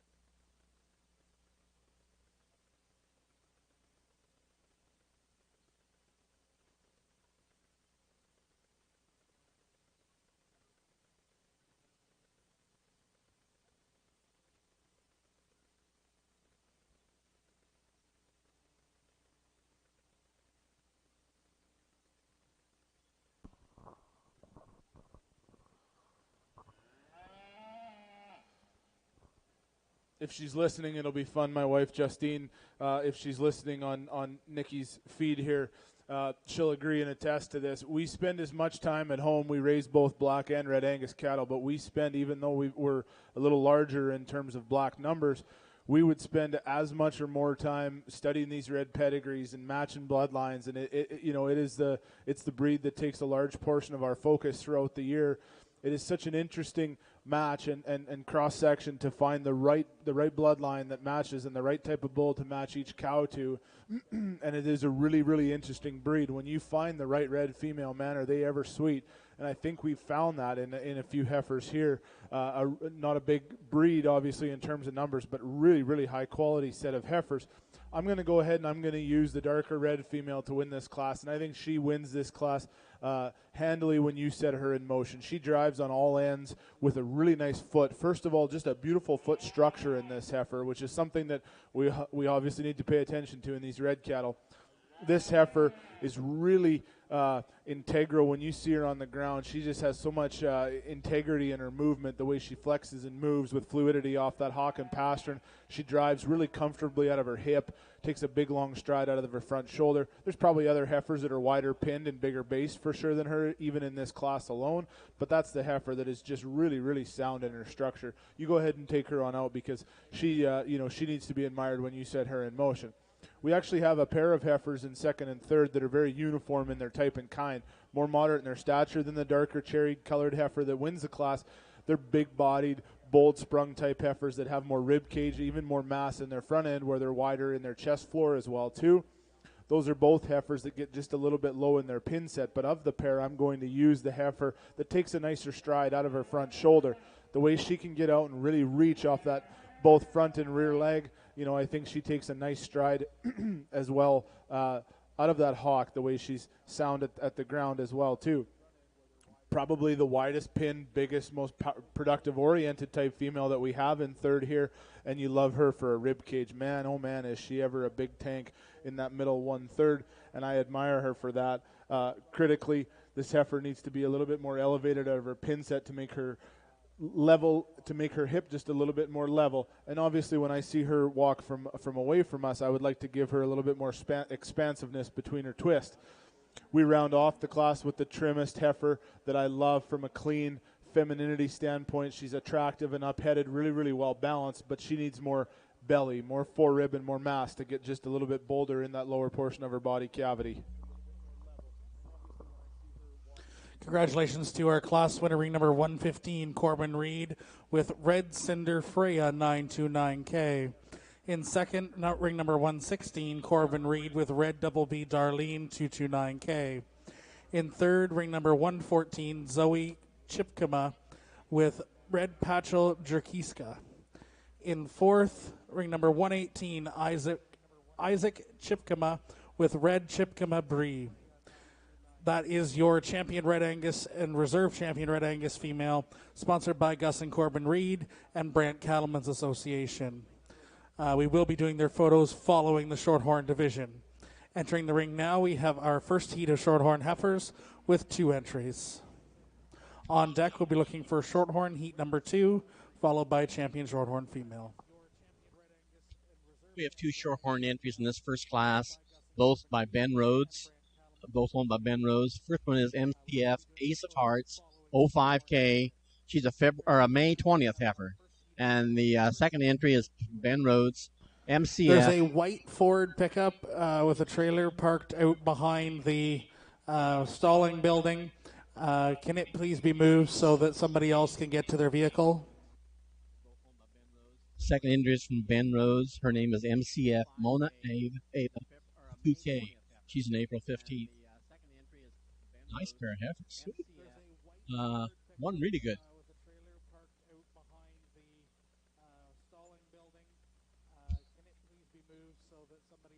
For those of you looking for cattle, don't forget on March 25th, Clark Family Farms are having a big sale down in Western Ontario. You're all invited. Good set of cattle there. Something for everyone. We've got cows and calves. We've got red heifers.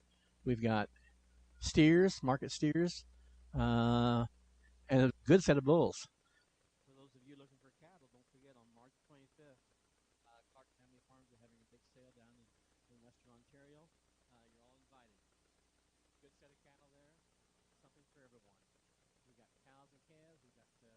red heifers.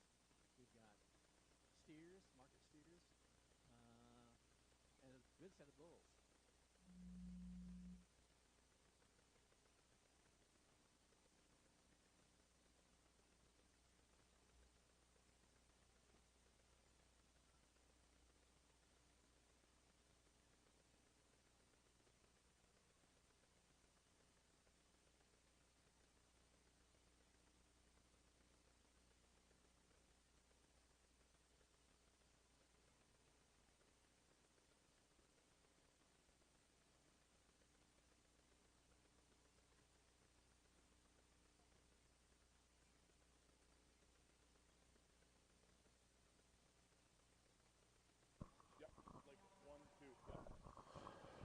Really nice class of shorthorn heifers, young calves, both an April and a May. So, weight per day of age, these heifers stack up with just about any that we've seen today.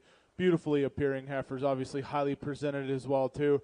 This breed always brings attractive heifer calves that have a ton of look and style to them for sure. I'm going to go with the more spot one in the front, the white heifer. She is bigger. She's a larger cutout. And then also transmits with more shape, more mass, and more dimension all the way throughout. She's wider pin, broader based, and bigger in her chest floor as well, too. That just gives her more expansiveness and a little bit more maternal cow power. Obviously, if you love the more roan one, the darker red, she is pretty. Holy man, ever is she nice in her head, neck, and shoulder. Super stylish and attractive, and just reads like a beautiful lady for sure. Just doesn't have quite the pin width and the mass that other heifer above her has.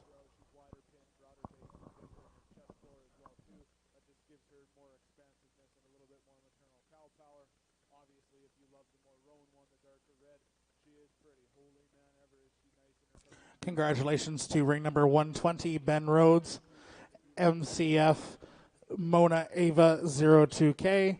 And in second, ring number 119, Ben Rhodes with MCF Ace of Hearts 05K.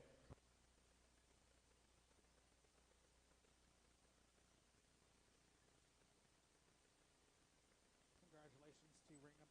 120, Ben Rhodes, MCF Mona Ava 02K.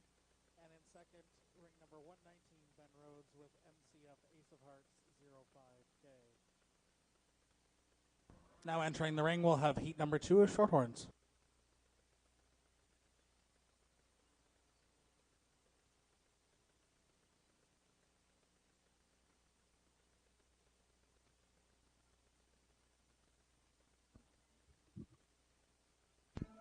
In our second class of Shorthorns, we have entry number 122, Tyler Smith on JWM Revival Raggedy 20K. She is a February 28th heifer. 123 from Trenton Colt on Gabbleton Farms Sierra Sienna 1K. She's a February 26th heifer. We have Brody Blinkiron on Blinkview Champagne's Kalua. We have 125 on Kiera Wallace, Alpha Glen, Wyona, 20. 126 is Brianna Lockhurst on Elba Glen, Paulette, 13K. We have 127, Shelby Crawford on Croftdown, Lucy, 03K. We have 128, DJ Lawrence on Tibbs Path, Quintessa, 3K. And 129, Gabriella Cott on Hill Haven, Myrtle's Natasha, 3K. She's a January 1st ever. So we've got about a 2 months here. Really, really nice group of Shorthorn heifers. We have 128, DJ Lawrence on Tibbs Path, Quintessa, 3K. And 129, Gabriella Cott on Hill Haven, Myrtle's Natasha, 3K. She's a January 1st ever. So we've got about a 2 months. Really, really nice group of Shorthorn heifers.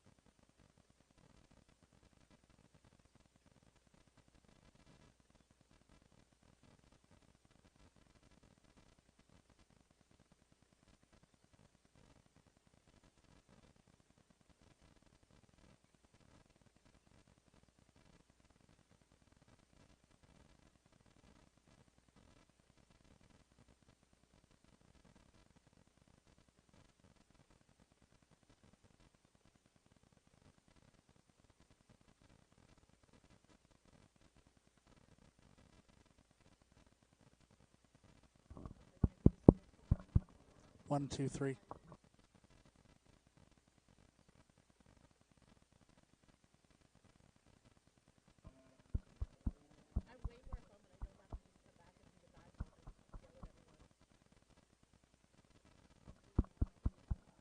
One, two, three.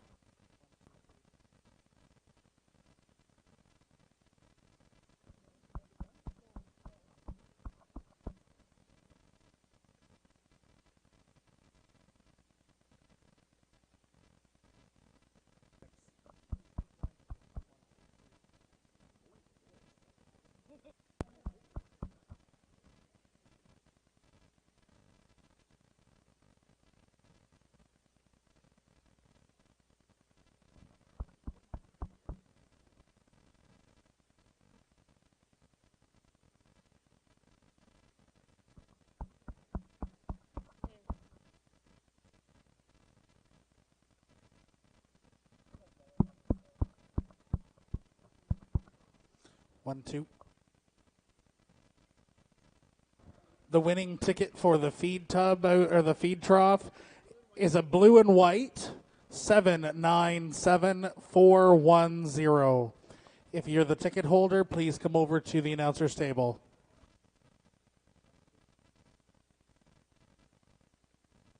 The winning ticket for the feed tub or the feed trough is a blue and white high quality set of shorthorn heifers, and I'm going to go ahead and use the solid red to win this class. And I think as soon as she came in the ring, she started to separate herself both from a mass and power standpoint, but then also too set in motion. She's one of the more sounder structured females that hits a mark most of the time, and a heifer that is big, bold, and massive in that center portion of her rib cage. Just a heifer. Go ahead, young lady, and lead her on out. I think just a heifer that I like quite a bit in this class, particularly. A really attractive, refined-made female that we have in second, the roan heifer, is really green again in her condition, which I've commented all day that I appreciate. I like these heifers when they're still fresh condition. This time of year, it's time to get close to breeding, so we got to make sure that they're cycling for sure. But a heifer here that I think has more than enough rig to her to compete with her weight per day of age. She's right where I would like her. Just a really, really attractive, smooth-made type female. Not quite as powerfully constructed, maybe in as bold down her top line as the red heifer that won the class, but a really nice structured heifer, smooth made, super, super attractive. Now here's the powerhouse in the class, the big January heifer, solid red. And I love her, man, oh man, do I like her from a mass standpoint. She's big, bold, all the mass and dimension that you want out of her chest floor. Here's a heifer that's got pin width and mass for days, for sure, obviously. Critically, I'd like to move her a little freer off of that hock. The way she gets a little bit restricted when she strides out and just hits the ground with a little less authority than maybe those other two heifers. I love the class and elegance of the dark red heifer, and I hope this young man knows that. This is a really pretty, attractive made female here in fourth that's as long-bodied as any heifer in the class. She, for me, does not have as much forerib, as much flank, and as much heart girth and belly that those other heifers that beat her have, and that is why I placed her here. But that's a really attractive made female for sure. Again, we've got a very similar thing next in the dark roan red heifer that comes in. Really nice patterned heifer, up-headed, extravagant, and elegant in her refinement up front. There's a heifer, again, for me. I just want to clean her up a little bit in her hock, the way she pounds down at the ground, and make her a little bit more elegant when she hits the ground to compete with how pretty she is everywhere else. The white heifer, attractive and really, really nice in her balance, but there's a heifer that just gives up all the mass from some of the others. And then we've got two maybe lower performing females that are bold and big in their rib cage for their size and their stature, but those are heifers that I just want to see a little bit more of them. They need to be a little bit further ahead in my standpoint as well too in terms of mass and rib cage. Leading off this class of shorthorn heifers is ring number 127, Shelby Crawford with Croftdown Lucy 03K. In second, ring number 125, Kira Wallace with Elba Glen Winona 20K. In third, ring number 124, Brody Blankiron with Glenview Champagne's Kahlua. In fourth, ring number 128, DJ Lawrence with Tibbs Path Quintessa 3K. In fifth, ring number 126, Brianna Lockhurst with Elba Glen Paulette 13K. In sixth, ring number 129, Gabriella Cott with Hillhaven Myrtle Natasha 3K. In 7th, ring number 122, Tyler Smith with JWM Revival Raggedy 20K. In 8th, ring number 123, Trenton Cott with Gableton Farms Sierra Sienna 1K. Now entering the ring, we have our champion Shorthorn Female Drive. This class is sponsored by Alpha Glen Cattle Company, Glenview Farms, and Norfolk Ridge Speckle Park. If there are representatives from these businesses that would like to make their way to the photo area, please do so now. After a brief photo break, we will be coming back for our Simmental Breeding Heifer Heat number 1. Glenview Farms and Norfolk Ridge Speckle Park. If there are representatives from these businesses that would like to make their way to the photo area, please do so now. After a brief photo break, we will be coming back for our Simmental Breeding Heifer Heat number 1.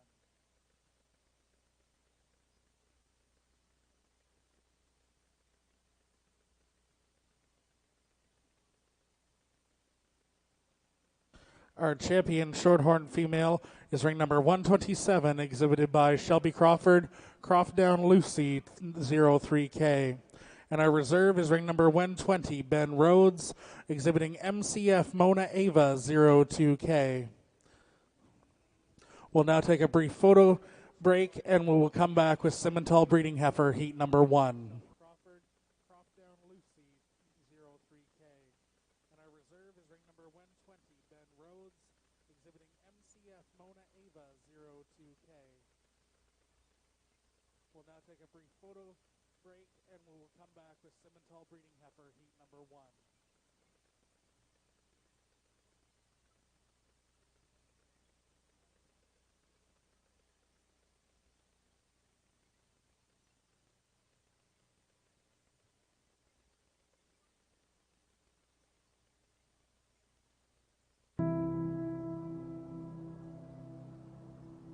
The heifer calf that becomes your herd matriarch. The hush from the crowd when your calves step across the scale on sale day. And the accolades when the gavel falls after the last lot sells.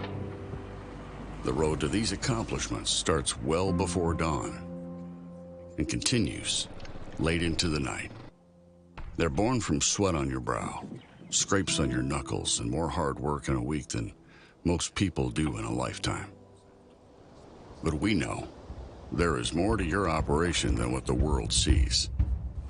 We understand the years of planning, preparation, and sacrifice that it takes to succeed. At GenX, our philosophy has always been cow sense and science. Like you, we rely on the knowledge of those that came before us. We appreciate cattle for their phenotype and know the importance of hard-to-measure traits to your bottom line. We believe that behind every good bull is an even better cow. At the same time, we know that to be successful for generations to come, we must embrace today's data-backed technologies, utilizing EPDs and genomics to ensure our bull lineup is second to none in every way that counts. At its core, Cow Sense and Science is a blending of generational wisdom with cutting-edge genetic tools to produce cattle that exhibit Again, the number for the feed real-world tub is number worthiness. 797. At times it may seem that Cow Sense and Science are at odds with each other, but one without the other is not a complete picture, because the whole that defines us is greater than the parts that make us. That is Cow Sense and Science.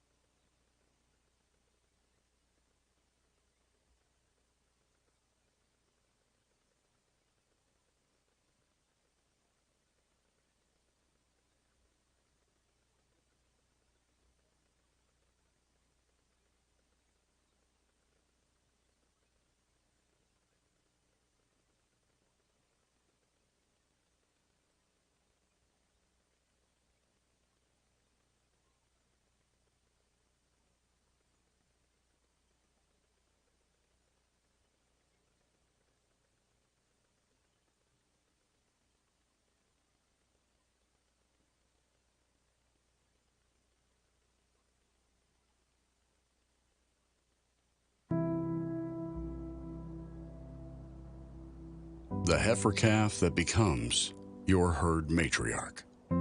The hush from the crowd when your calves step across the scale on sale day. And the accolades when the gavel falls after the last lot sells. The road to these accomplishments starts well before dawn and continues late into the night. They're born from sweat on your brow, scrapes on your knuckles, and more hard work in a week than most people do in a lifetime. But we know there is more to your operation than what the world sees. We understand the years of planning, preparation, and sacrifice that it takes to succeed. At GenX, our philosophy has always been cow sense and science. Like you, we rely on the knowledge of those that came before us. We appreciate cattle for their phenotype and know the importance of hard-to-measure traits to your bottom line. We believe that behind every good bull is an even better cow. At the same time, we know that to be successful for generations to come, we must embrace today's data-backed technologies, utilizing EPDs and genomics to ensure our bull lineup is second to none in every way that counts. At its core, Cow Sense and Science is a blending of generational wisdom with cutting-edge genetic tools to produce cattle that exhibit real-world worthiness. At times, it may seem that Cow Sense and Science are at odds with each other, but one without the other is not a complete picture, because the whole that defines us is greater than the parts that make us. That is Cow Sense and Science.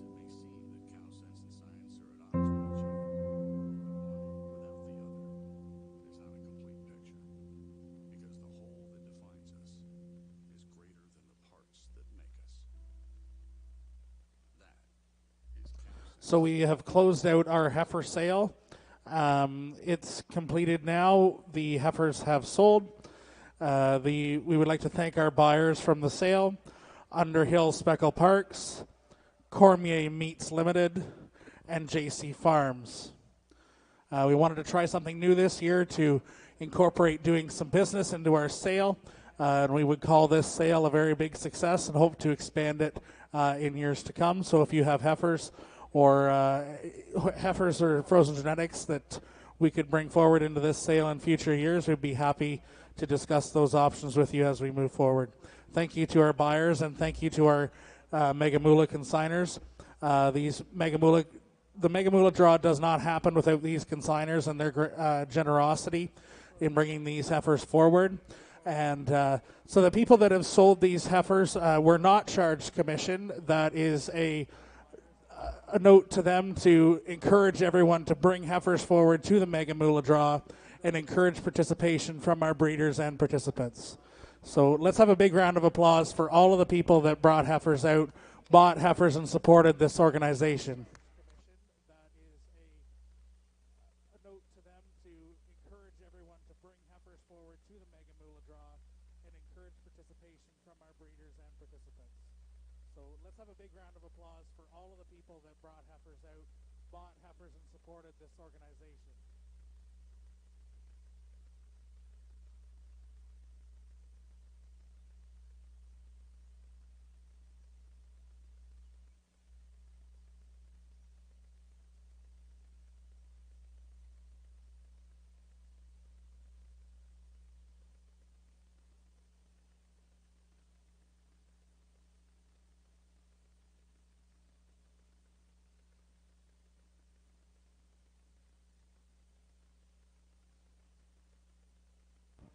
This is just a reminder that as we move into our Supreme Overall Drive, that we would like to have our champion and reserve champion bulls, our champion and reserve champion market animal, as well as our champion and reserve champion breeding heifer present for our Supreme Overall Drive.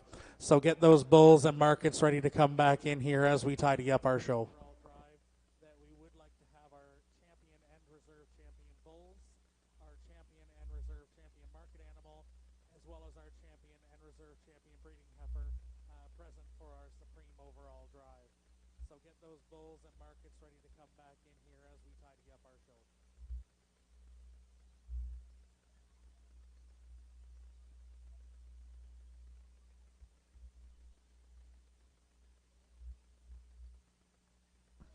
since we have the ring team right here in front of our stand, we'd like to have a big thank you for John McElrath and Adam Smith for their great job today and yesterday in the ring helping us out.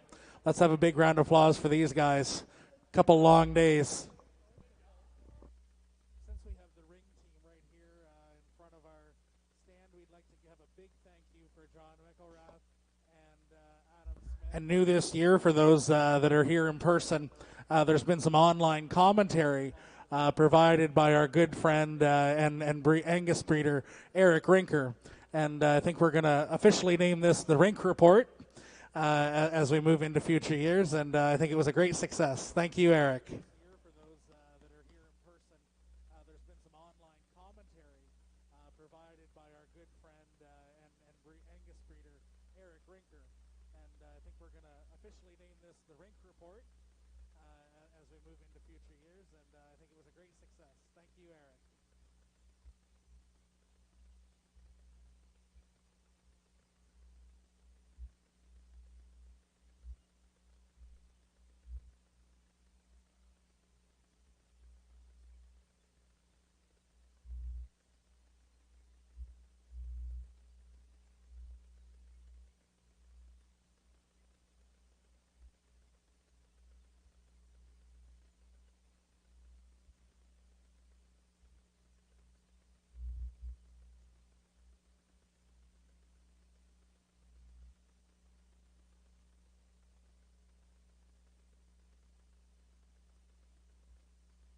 Let's begin the second biggest division of the day, our Simmental breeding heifers, heat number 1.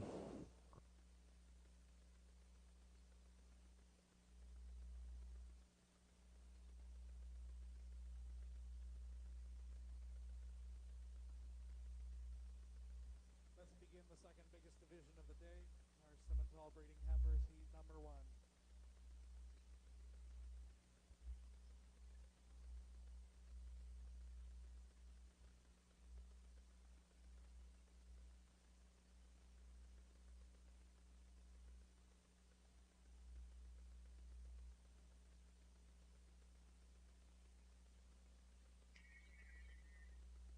We're starting off with heat number 1 of our Simmental classes. Entry number 130, Felicity Groves with SSC Raider Girl, 20K. She's an April 11th, 22. That class goes from April 11th through to March 9th. The second entry in that class is 133, Kelsey Stevens on DKMV Cleopatra 3K. The third entry in that class is 134, Emily Mackey with Black River Victoria 39K. The next entry is 135, that's Olivia Avery on DKMV Kalua 2K. 136 is Austin Bime on BWDC Rihanna 310K. And the fourth heifer next heifer in that class is 137 Jackson Corner on JSUL 11 Mary 2152.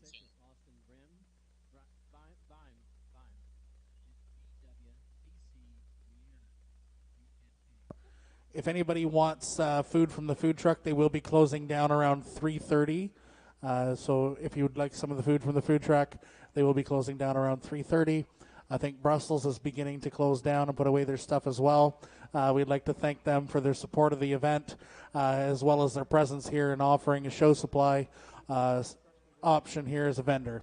So let's have a big round of applause for Brussels and their support.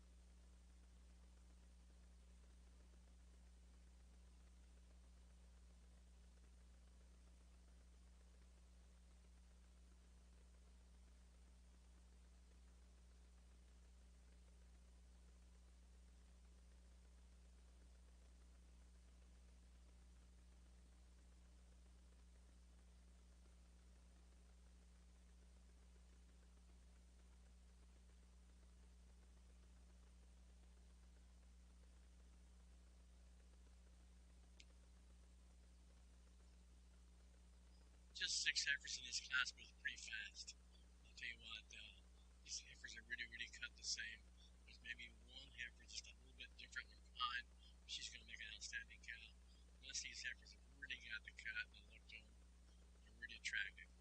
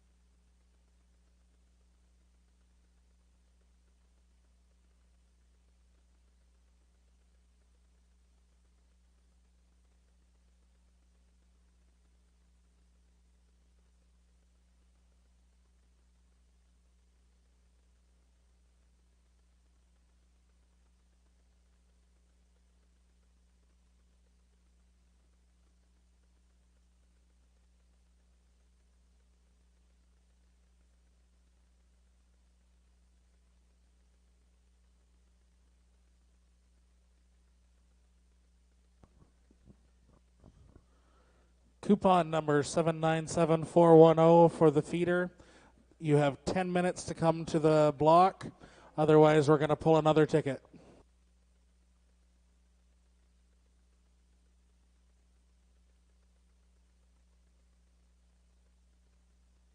Coupon number 797410 for the feeder. You have 10 minutes to come to the block. Otherwise, we're going to pull another ticket.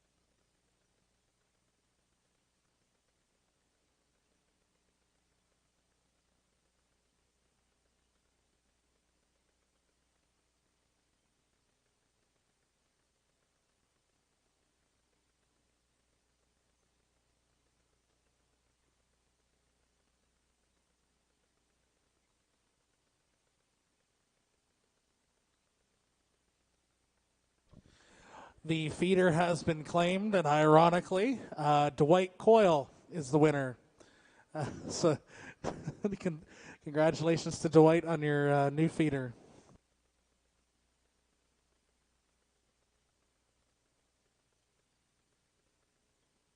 The feeder has been claimed, and ironically, Dwight Coyle is the winner. So congratulations to Dwight on your new feeder. Time after time, the Simmental breed just continually brings good ones out right across the country. And here's another case in point right here with a class this stout from top to bottom. And you know, I think it was in one of the Angus classes earlier in the day. I want you exhibitors to know this more than anybody else. More than anybody else standing around the outside of this ring. I want all of you guys to know that someone is at one end of the class and other people are on the other. That does not change the fact that you have a very, very good heifer, and please know that, okay? We differentiate little parts and pieces here or there. You guys asked me today for my opinion, but do understand that you guys have high-quality heifers right from top to bottom, so don't ever get discouraged where you stand in a class, okay? Understand that I'm telling you my point on that day, but do know that there is a lot of quality in some of the heifers even farther down in this class. I'm going to start with the painted up heifer to win this. I think to make one elegant fronted, sound structured, and big enough bodied is unique in and of itself, and this heifer exemplifies that from all three of those categories. I think she does a lot of things really, really neat. Maybe most intriguing more than all of that is how sweet that udder looks like it could be coming down underneath her. So that is a front pasture type that you really, really admire for sure, and she hits you pretty hard when she comes out. Every bit as much, maybe even more so productive as the black heifer in second. Bigger bodied, maybe even more sweep and curvature to her rib than the bald-faced heifer that wins the class. To be picking hairs, to be absolutely splitting differentiation between them two. The solid blaze face heifer would be just a nickel shorter hipped than the heifer that leads the class. But I mean, man, that's picking straws between two exceptional females. And young lady, you go ahead and lead that heifer out because she's something to be extremely proud of for sure.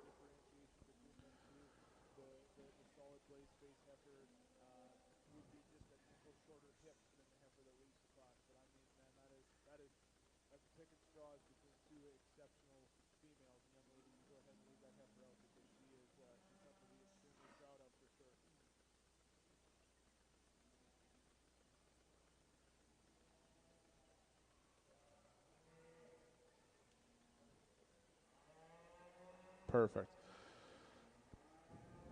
Young man, your blaze face heifer in third hit me pretty hard when she first came out. I love her from her moderation standpoint, the way she's big and bold in her chest floor, and she looks like she's going to be a very, very productive cow. I love how massive she is in the curvature to her rib cage all the way, and how substantial she carries herself out through her pin set and down in through her stifle. She's just a brood-made female for sure. I would love, in an ideal world, to shorten those teats up and make that just a little bit more refined, even at this standpoint. Again, you got one to be proud of for sure, and that's going to help you build your herd moving forward. Solid black heifer, the only one that isn't a baldy in this class, reminds me of a very Western-oriented type female. You know, she's moderate statured, heavy structured, big right from the ground up, as she's got foot and bone and mass written all over. Is she the cleanest fronted female? By no means in this class whatsoever, but I think you admire her for how much that transmits to power and being a herd bull maker in this class for sure. She gets beat, I guess, in this class by those elegant heifers that are just a nickel tidier in their head, neck, shoulder junction than she is. But be proud of one that has that much ruggedness, softness, and cow power in her like that. The longest featured heifer in the whole class comes in next. The baldy heifer is tremendously long-spined and has an extra rib to her in appearance. I would love to jack this heifer out of her pins and make that hip shape a little bit more elegant and refined. When you see her stride out, she gets a little lower in that pins as the ass end wants to fall out of a heifer like that, just a little bit. Now we're going to come into one of the heifers that hit me the hardest when I saw her first in the profile, and when this heifer stands, arguably one of the nicest in the class. Young lady, you have a phenomenal entry right there in that blaze face heifer. I want to be critical of this heifer when I set her in motion, as she gets a little bit restricted, obviously, when you see her a little tight out here on the move today. Maybe that's not her natural propensity, but for today, I'm going to round the class off with her. But be very proud of a heifer like that who is stout-featured, bold-made, and has all the mass that you want in a Simmental for sure. Leading off this first class of Simmental heifers, ring number 137, Jackson Corner, with JSUL Levin Mary 2152K. In second, ring number 134, Emily Mackey with Black River Victoria 39K. In third, ring number 136, Austin Burney with BWCC Rihanna 310K. In fourth, ring number 133, Chelsea Stevens with DKMB Cleopatra 3K.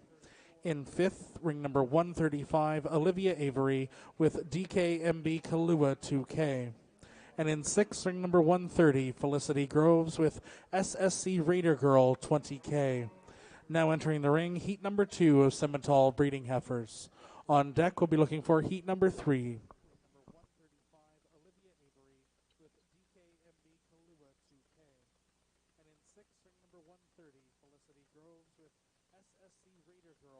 Coming into our Simmental heat number 2, and we have 6 entries.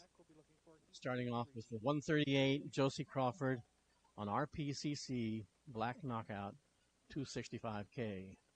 The second heifer in the class is 139, Grace Dungeon and GR Miss Night 2K. 140 is the third heifer in the ring by Charlie Stone on Maple Stone Kelly 9K. The fourth heifer is 141, Rebecca Paso on Wildwood Deva 110K.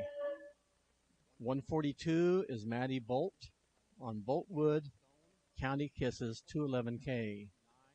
And 143, Michaela Lott on Maplestone Flirtin 6K. Really a nice set of heifers here. Taylor McFarland, we have your show vest here with your number in it. We also have a water bottle that's a Ranchy Equestrian water bottle that was found, as well as the single air pod is still here if anybody's looking. Taylor McFarland, we have your show vest here with your number in it. We also have a water bottle that's a Ranchy Equestrian water bottle that was found, as well as the single air pod is still here if anybody's looking.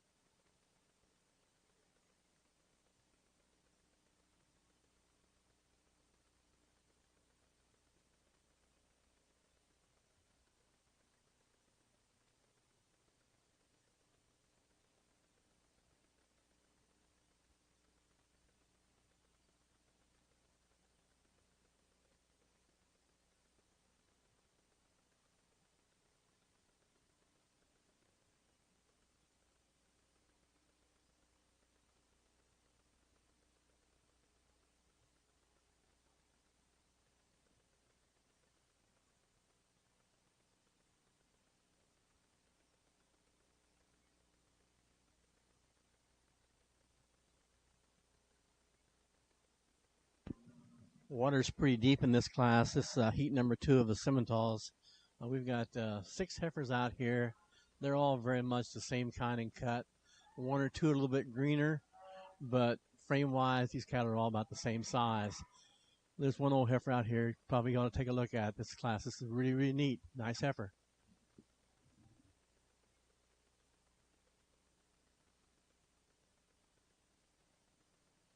pretty deep in this class. This is heat number 2 of the Simmentals. We've got 6 heifers out here. They're all very much the same kind and cut.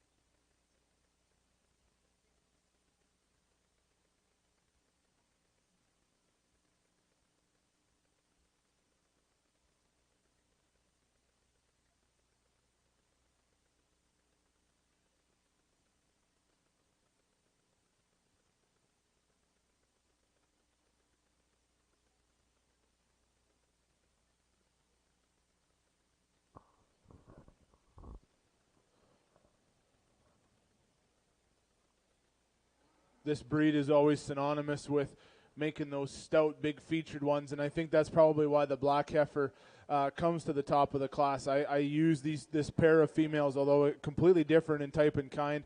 I use these pair of females to win this class in terms of their structural integrity as they get around and stride the ring with the most amount of ease compared to their contemporaries in this particular class. Of that, the black heifer, maybe a little bit different than what I've been selecting today in terms of those attractive, refined, trimmer-conditioned ones. This one's on the opposite end of that spectrum, where she's a bolder-sprung, bigger featured type heifer who's more rugged from a powerful constructiveness standpoint in terms of bone, foot, chest, floor, and width. Young lady, go ahead and take your heifer on for a walk on out of the ring. I think when you analyze this heifer, she's got mass and rib shape and power for days as well, too. Going to lay down and be a really, really productive cow for that young girl.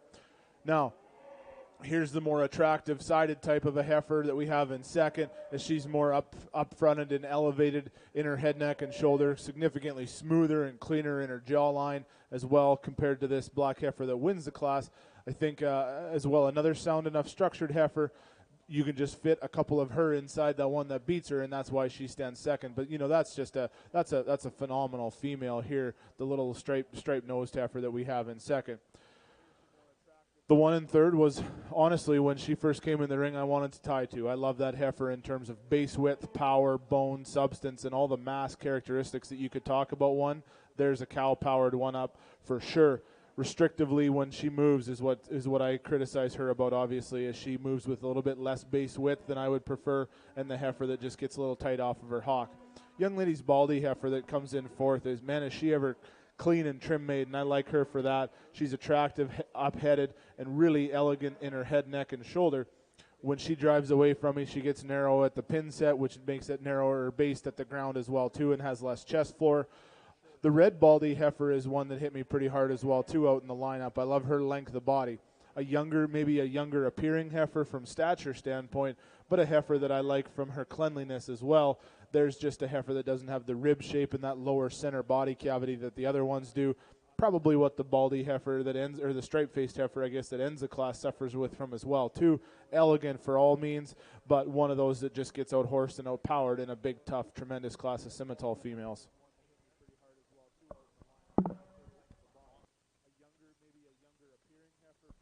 Leading off this second heat of Simmental heifers, ring number 138, Josie Crawford with RPCC BLK Knockout 265K. In second, ring number 142, Zach Bott with Botwood County Kisses 211K. In third, ring number 139, Grace Dudgeon with GR Miss Knight 2K. In fourth, ring number 140, Charlie Stone with Maplestone Kelly 9K. In fifth, ring number 143, Michaela Lott with Maplestone Flirton 6K. In sixth, ring number 141, Rebecca Passo with Wildwood Dea 110K. Now entering the ring, heat number 3 of Simmental breeding heifers. If we could get heat number 4 on deck. In fourth, ring number 140, Charlie Stone with Maplestone Kelly 9K.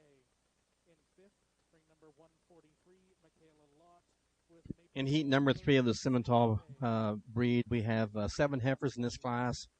The first heifer, 144, from Mackenzie Martin on PRM Cassandra 22K. She's a January 27th heifer. The oldest heifer in this class is January the 12th. The second heifer is from Shelby Crawford, RPCC Red Kiana. The third heifer is Flynn Reinhardt on Cades Enchantress 32K. The next heifer in line from Austin Bim on IRCC Cashmere 238K. 148 is Megan Prowse on Academy Hill Kit Kat 8K. 149 is Isla Stone on the Combs Kiera 8K. And the last heifer in the class is 150 Taylor Mackey on Matter Opal 65K.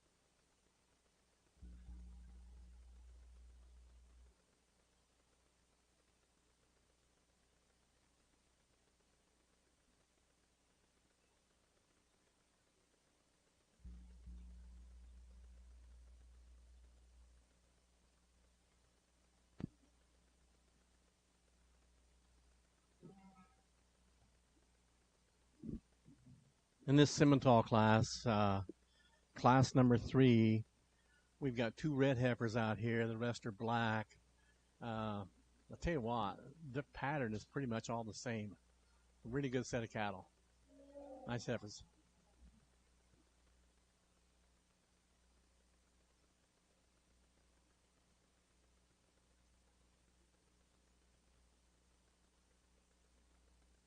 In this Simmental class, class number 3, we've got 2 red heifers out here. The rest are black.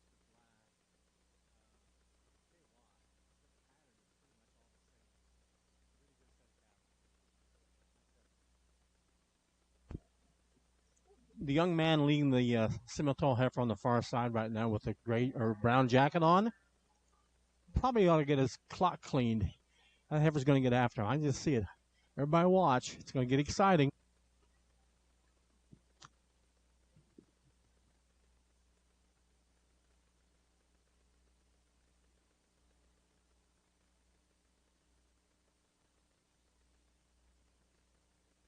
The young man leading the Simmental heifer on the far side right now with a gray or brown jacket on probably ought to get his clock cleaned.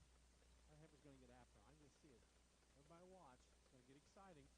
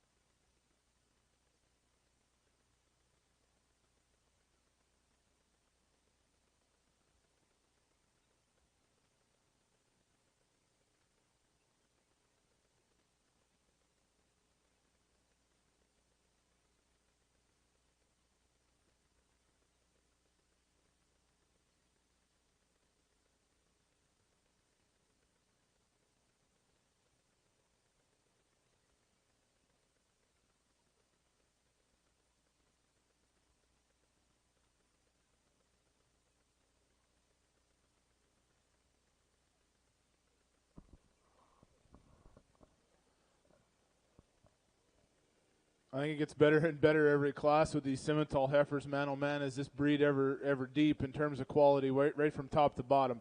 The solid black heifer I used in this class, is she the stoutest featured Simmental today? Probably not. But is she attractive? You betcha for days. Is she sound? I believe she is. I believe she takes a really a really soft, comfortable stride with lots of integrity off of all ends. And I think when you set her in motion, I think this heifer just starts to climb the class higher and higher every time I look at her. I really, really admire her. Now, the young girls that had their hands full with this heifer in second, she's a powerhouse. Man, oh man, is she ever broody, capacious, got all the characteristics that you want in a big brood cow for sure. She isn't as sweet-fronted, maybe and quite as elegant as the heifer that beats her, and that's why we'll slide her into second. But, girls, you've got a really, really nice heifer there for sure. I love the Blaze Face heifer in third. Arguably one of the sounder structured heifers in the class. When she gets out in stride, she fills her mark every single time. I love how soft-legged she is. Probably in terms of a cowy look to her like that, and that broody, capacious big body cage that we all really, really appreciate. Critically, I'd like to give her a little bit more shape right behind her wither, all the way back through the portion of her forerib that hooks in there right behind her shoulder to be ideal. Probably in all fairness, what this heifer in fourth struggles with from the same standpoint, a heifer that on the profile you really admire and like from a lot of things when she stood up there just on the profile, and that young lady does a nice job of a highly presented heifer when she gets out and set her up on the side profile. But then when I hook her in behind her wither, back behind her blade, and all the way throughout her forerib, she gets just a little bit tight in her heart girth there as well. Now we're going to run into three heifers that are moderate framed, very, very eye-appealing females, strong top, very level-hipped, and well-balanced heifers. Every one of them is just a little bit tight for me when we see them out on the move, and I would like to free them up. That's probably why those three black heifers excelled so much in the first part of that class. Those heifers just get a little bit restricted in my opinion.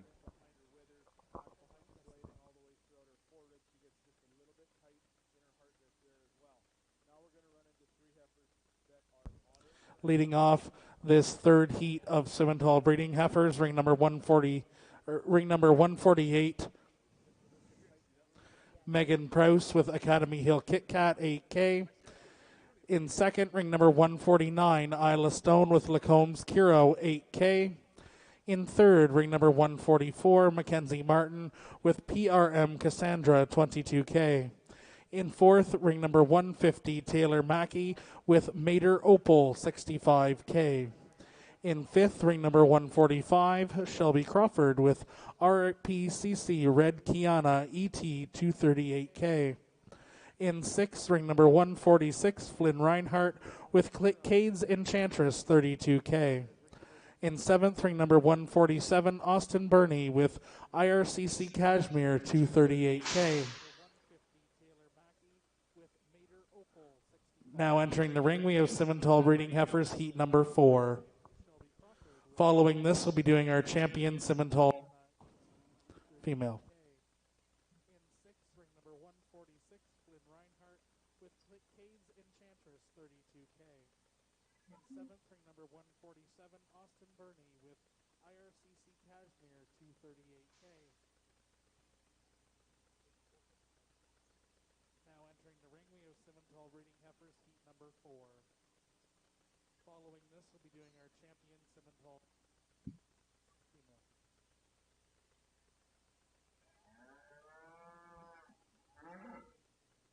One scratch.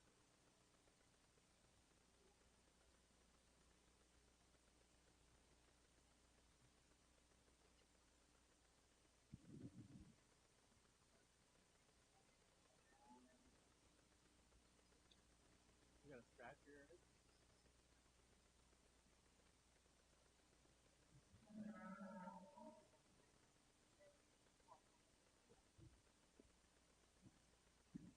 In heat number 6, or heat number 4 of the Simmental class, we've got 7 entries in this class.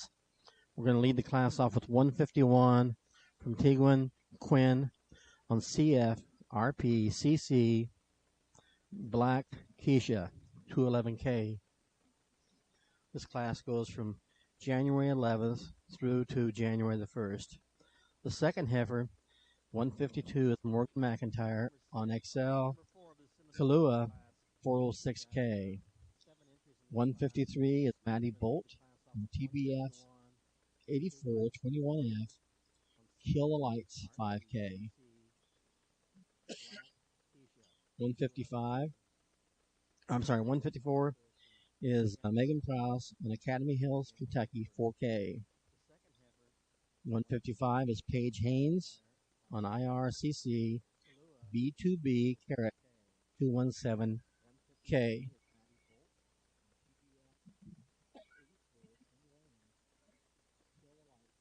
157 is Megan Prowse on SLY Ruby's Expectation 140K. 158 is Sadie Mitchell, RVCC Red Kept Fortune 01K.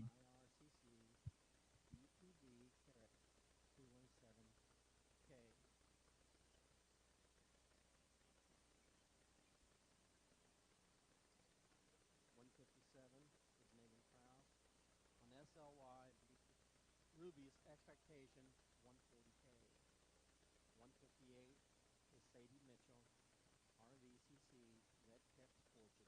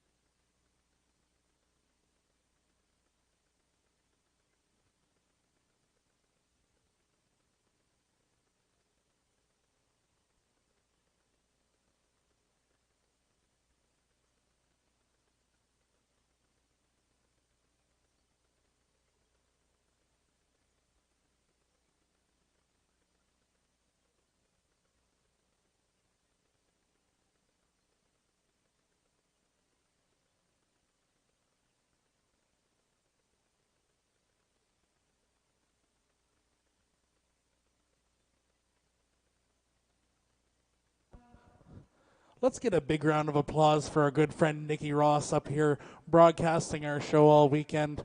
She's got nothing better to do in Ontario other than come and visit with us here. So big thank you to Nikki for coming out and doing all the work.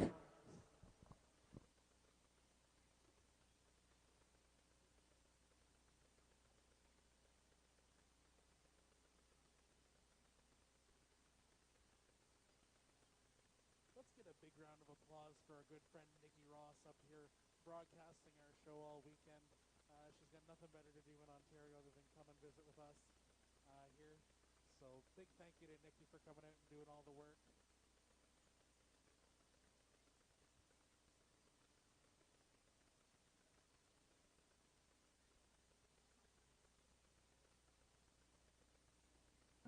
Can we please get the Speckle Parks to ringside, please? The Speckle Parks.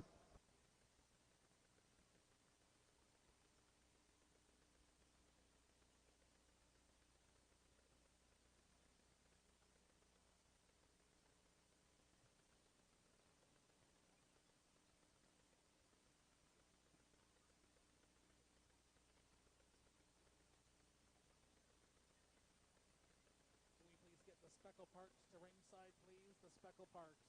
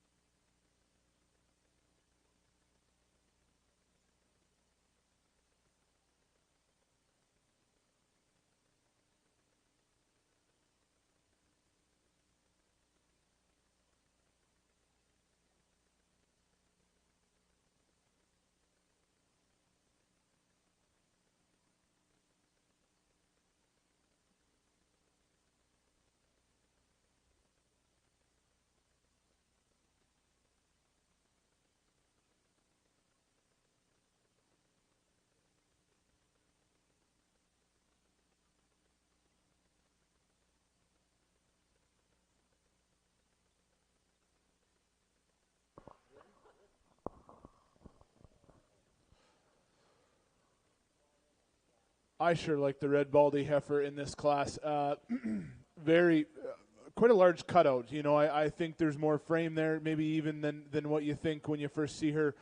She transmits with a lot of power. She's wide-chested for how pretty and attractive she is, so that lays the foundation for a lot of mass. There's some brood cow look into her as well, but then she also has that really attractive feminine features about her as well, and just a female that again, when set in motion, I would say she is comfortable enough in her stride. She'll get out and track and cover some ground relatively with amount of ease that I can appreciate for today in this particular class. That is where the black heifer, to me, probably even excels over that red female. Is this is the soundest structured heifer in this particular class. I think she takes a long, comfortable, relaxed stride. I think she is extremely fluid off of her hock and her pastern, and then we'll get out and reach with that front shoulder as well too. Young lady, you've got a really, really nice heifer. Is she as bold sprung? Does she have as much curvature to the upper portion of her rib cage as some of the others? Maybe not. Is she just as deep bodied as any other heifer in this class? You bet she is, and certainly I like her from a soundness standpoint, is where she gets out and really starts to excel. The bald face heifer that we have in third, you know, when I saw this female in the start of the class, she didn't wow me from very many categories in terms of just sticking out or hitting you hard. But the longer she's out here, she's just a very complete, honest-made female. She's balanced enough. She's got more than enough adequate rib shape to her. She's got some brood cow look and some maternal prowess about her too when she gets out here and moves around. And then she is relatively sound as well too. She just doesn't have that style, maybe that class, maybe not as she might just read a little bit plainer from some of those other two heifers that beat her. But that is a really, really nice front end of a line of Simmental heifers for sure. Here's the bald face heifer that we have in fourth.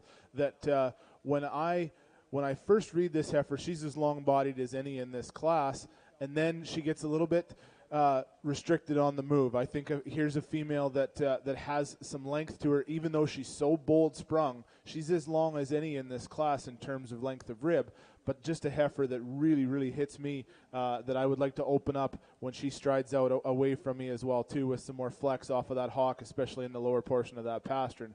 Here's a black heifer that I sure love from a balance standpoint. She's strong-topped and level-hipped, and when I first passed this young lady, a heifer that I really liked from a balance standpoint. Feminine, attractive, has all the look and eye appeal about her as well. Just a heifer, another one of those semi-females that I would like to stride out freer off of that hock and that pastern.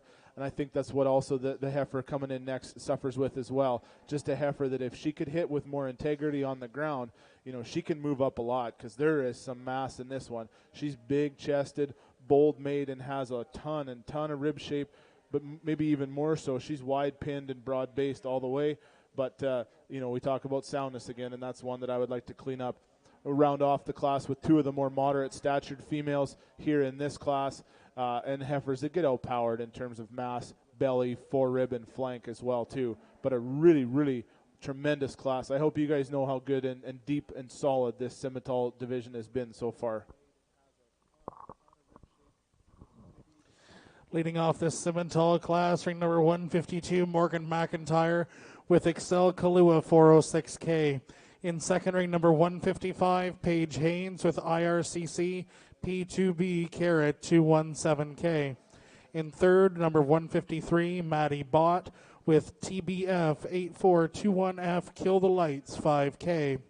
In fourth, ring number 154, Megan Prouse with Academy Hill, Kentucky 4K.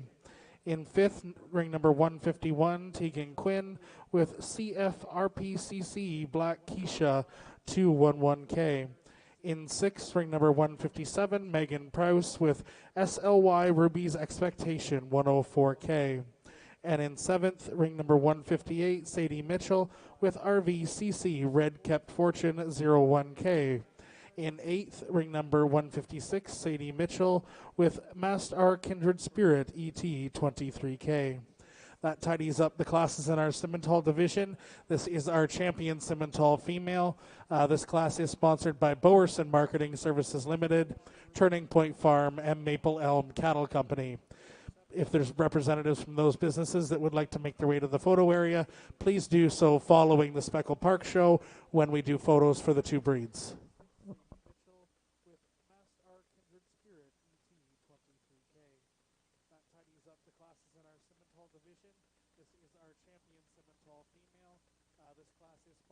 Bowerson Marketing Services Limited, Turning Point Farm, and Maple Elm Cattle Company. If there's representatives from those businesses that would like to make their way to the photo area, please do so following the Speckle Park show when we do photos for the two breeds.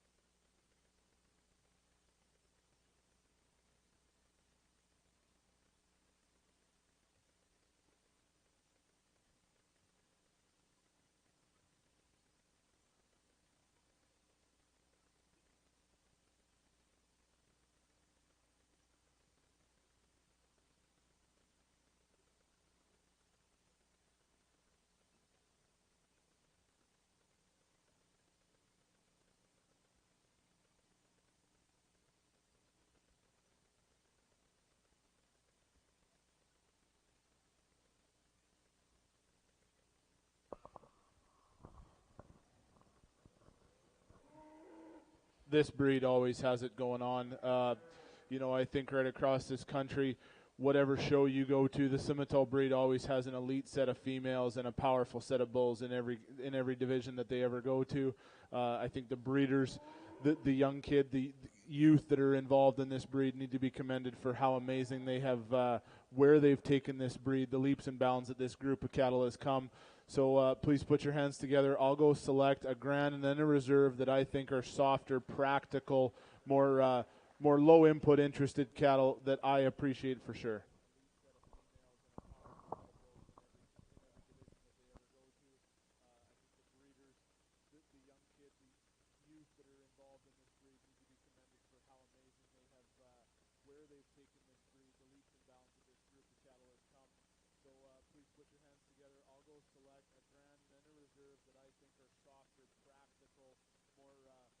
Low input interested cattle that I appreciate for sure.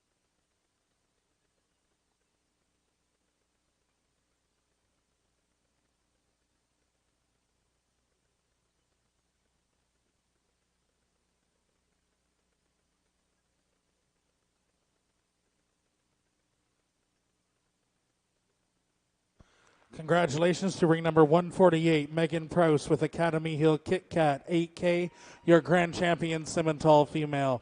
And reserve to ring number 152, Morgan McIntyre with Excel Kalua 406K. We'll do your champion photos following the Speckle Park class.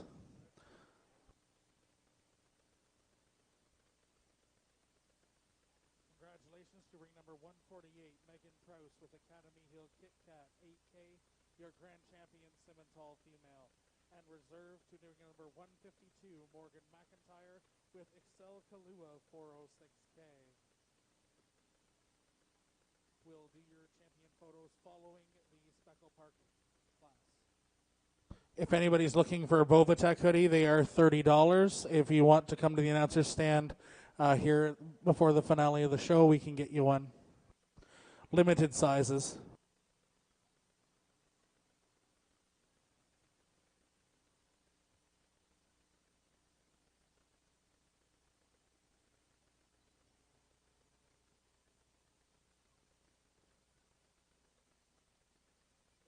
Looking for a Bovatech hoodie, they are $30.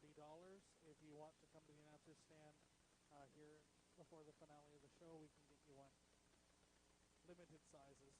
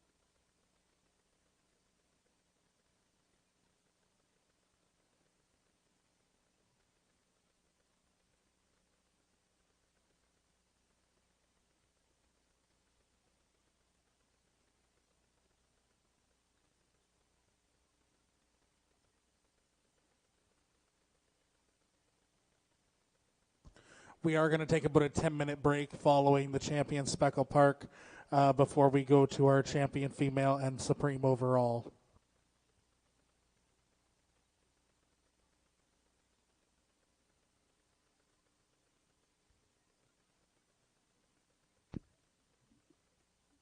In our Speckle Park division, we have one class, 4 heifers. Number 55 by Hank Weir on Steel Kendall 9K. She's a February 25th daughter. On 58, Ari Dow on DAM Dots Killet 353K. She's a January 23rd. Entry number 59 is Mackenzie Martin on Steel Caitlin 3K. And the last entry in the class is Ray Dow on US Rich Strike 1K.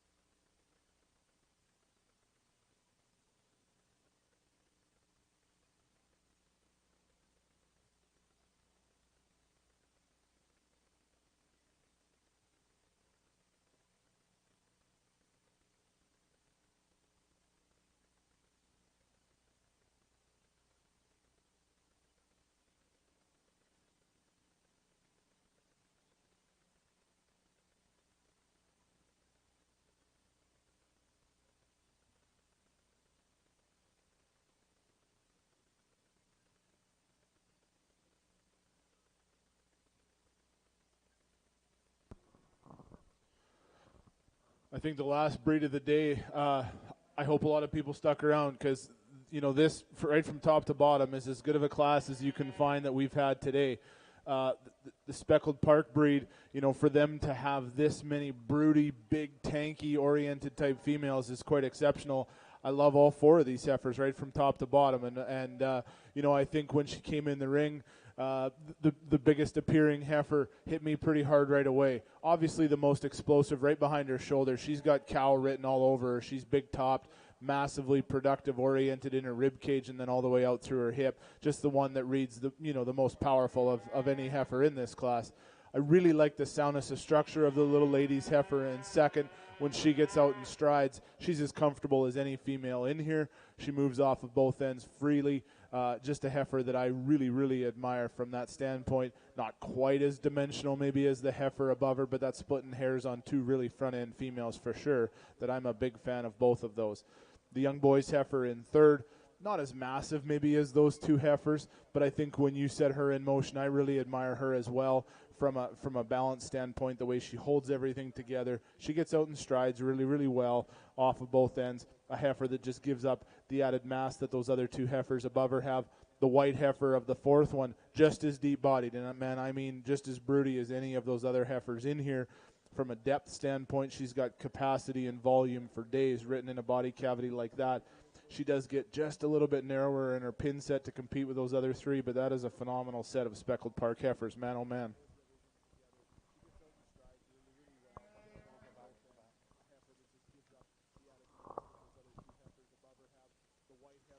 Leading off this class is ring number 60, Rhea Dow with US Rich Strike 1K. In second, ring number 58, Airy Dow with DAM Dots Kit Kat 353K. In third, Hank Weir with Steel Kendall 9K. And in fourth, ring number 59, Mackenzie Martin with Steel Caitlin 3K. That concludes your Speckle Park division. This class was sponsored by Albrecht Speckle Park and Steel Speckle Park. If there's representatives from those businesses, please make your way to the photo area. We're now going to take a 10-minute break so that we can change over and go to our champion female drive. Following that, we'll immediately go to our Supreme overall drive.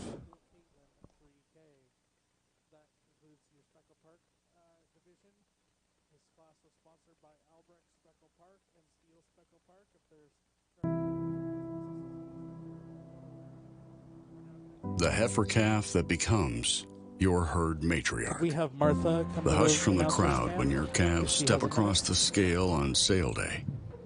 And the accolades when the gavel falls after the last lot sells.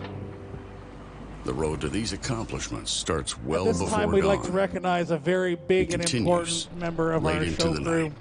Mrs. They're Martha born from sweat on Henshaw. your brow, scrapes on She your does a knuckles, and more fantastic hard job. work She in a week stands than out. most We have a people wonderful do in little a gift for lifetime. one of our favorite people. But we know So a big round of there is more to applause your for Martha. operation than what the world sees. We understand do it the without her. years of planning, preparation, and sacrifice that it takes to succeed. At Gen X, our philosophy has always been cow sense and science.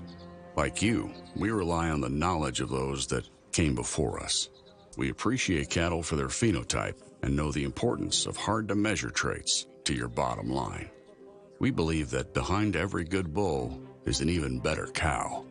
At the same time, we know that to be successful for generations to come, we must embrace today's data-backed technologies, utilizing EPDs and genomics to ensure our bull lineup is second to none in every way that counts. At its core, Cow Sense and Science is a blending of generational wisdom with cutting-edge genetic tools to produce cattle that exhibit real-world worthiness. At times, it may seem that Cow Sense and Science are at odds with each other, but one without the other is not a complete picture, because the whole that defines us is greater than the parts that make us. That is Cow Sense and Science.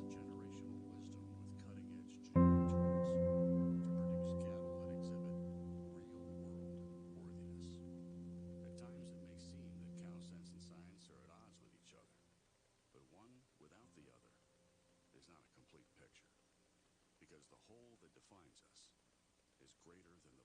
that make us.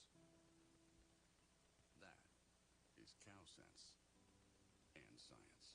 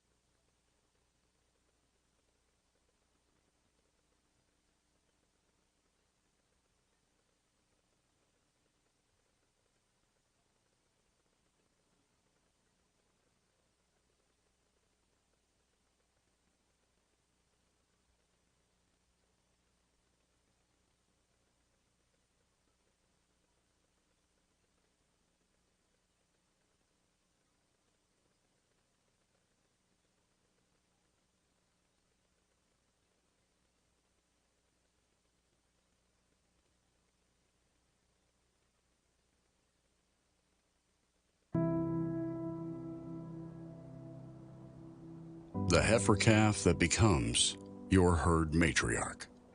The hush from the crowd when your calves step across the scale on sale day. And the accolades when the gavel falls after the last lot sells. The road to these accomplishments starts well before dawn and continues late into the night. They're born from sweat on your brow, scrapes on your knuckles, and more hard work in a week than most people do in a lifetime. But we know there is more to your operation than what the world sees. We understand the years of planning, preparation, and sacrifice that it takes to succeed. At GenX, our philosophy has always been cow sense and science. Like you, we rely on the knowledge of those that came before us. We appreciate cattle for their phenotype and know the importance of hard-to-measure traits to your bottom line. We believe that behind every good bull is an even better cow. At the same time, we know that to be successful for generations to come, we must embrace today's data-backed technologies, utilizing EPDs and genomics to ensure our bull lineup is second to none in every way that counts. At its core, Cow Sense and Science is a blending of generational wisdom with cutting-edge genetic tools to produce cattle that exhibit real-world worthiness. At times, it may seem that Cow Sense and Science are at odds with each other, but one without the other is not a complete picture, because the whole that defines us is greater than the parts that make us. That is Cow Sense and Science.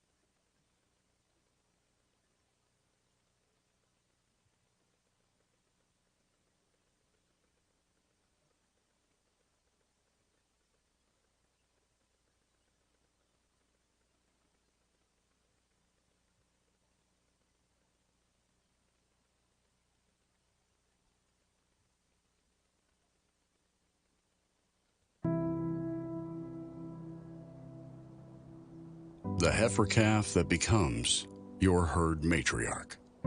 The hush from the crowd when your calves step across the scale on sale day. And the accolades when the gavel falls after the last lot sells. The road to these accomplishments.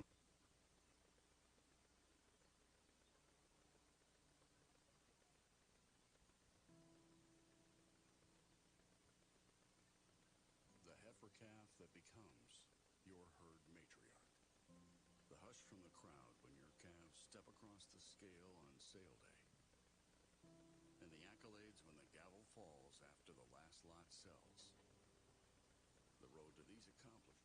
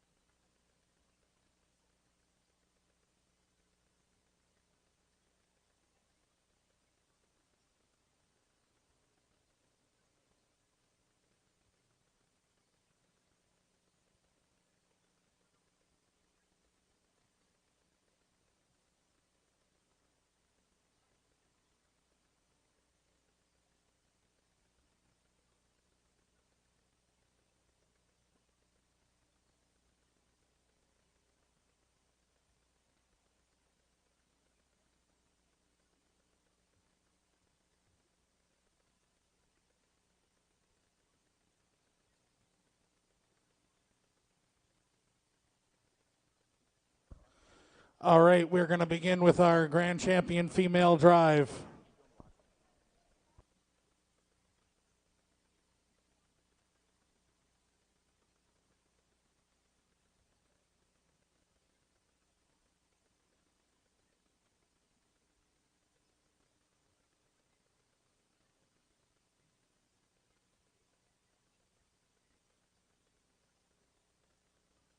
All right, we're going to begin with our Grand Champion Female Drive.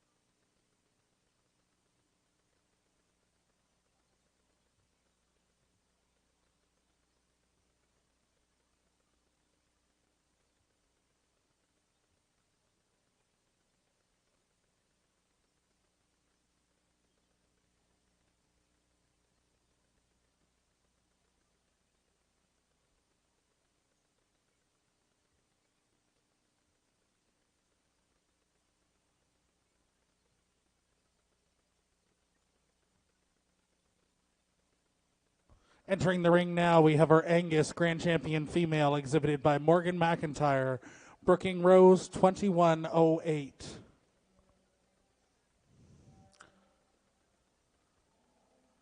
Next, we have our Any Other Breed Champion female, exhibited by Paige Lougheed, ML Kalani 4K. Next, we have our Charlet Champion female, exhibited by Emily Hartle, HHC Classy Cassie 1K. Next, we have our Crossbred Champion female, exhibited by Heidi McFadden, TCC Georgina 403K. Next, we have our Galloway Champion female, exhibited by Haley Dawson, SHAK Kiwi 1K.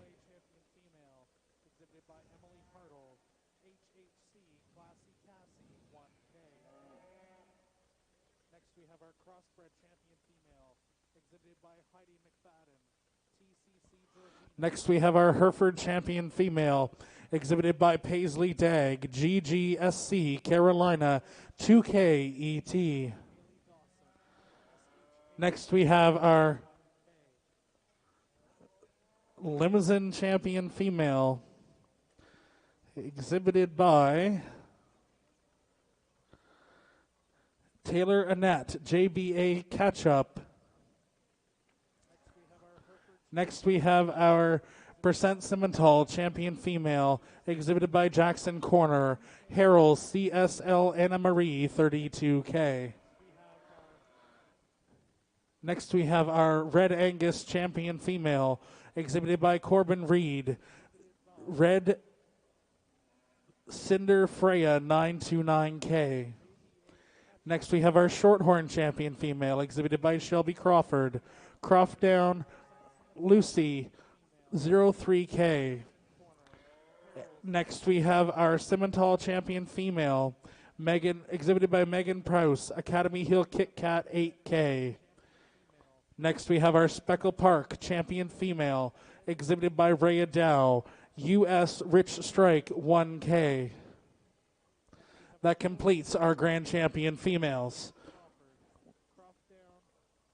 We will now bring in our 10 reserve champion female from each breed. In the Angus division, Brindley Miller with Miller Kenzie 6K.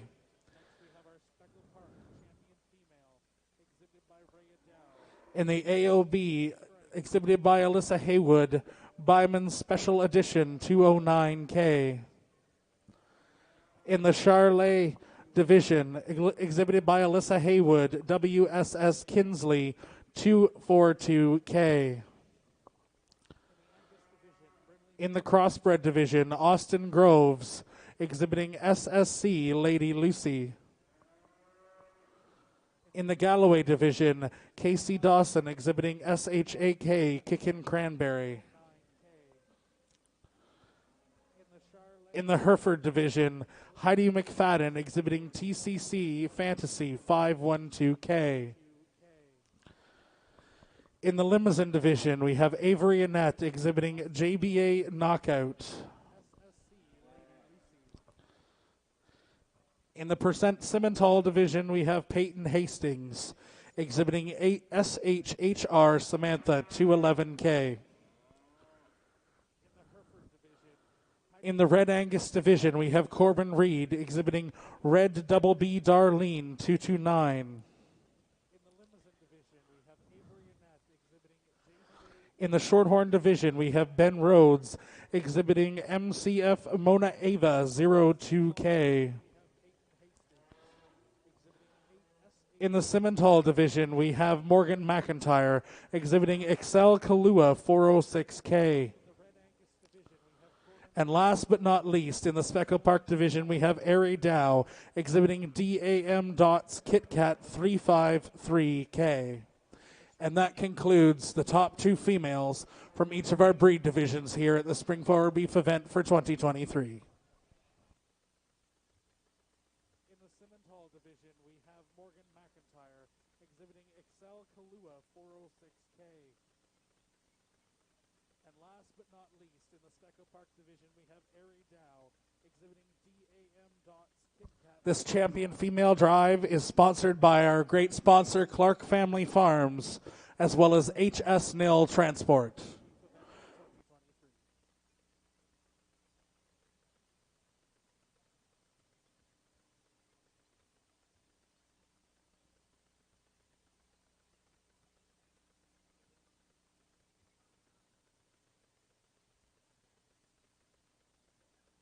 This champion female drive is sponsored by our great sponsor, Clark Family Farms, as well as HS Nil Transport.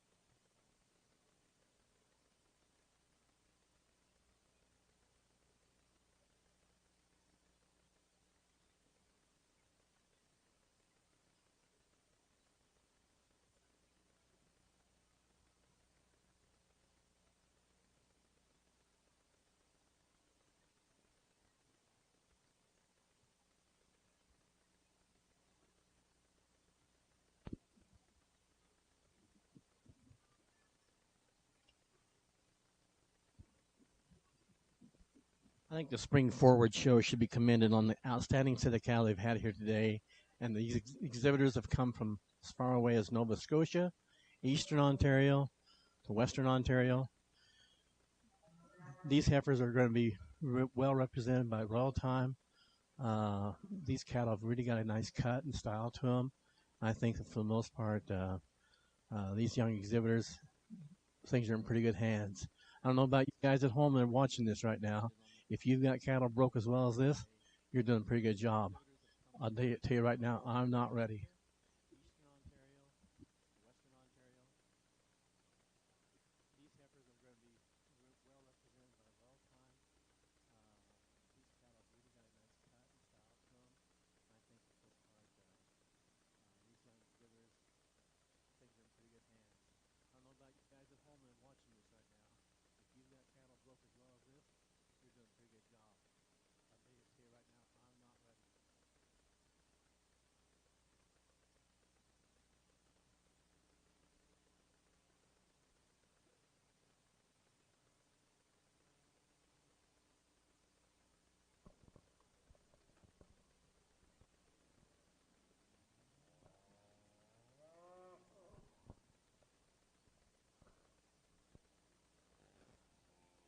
I guess right here, this is why we all do it, right? And absolutely, you betcha. Thank you.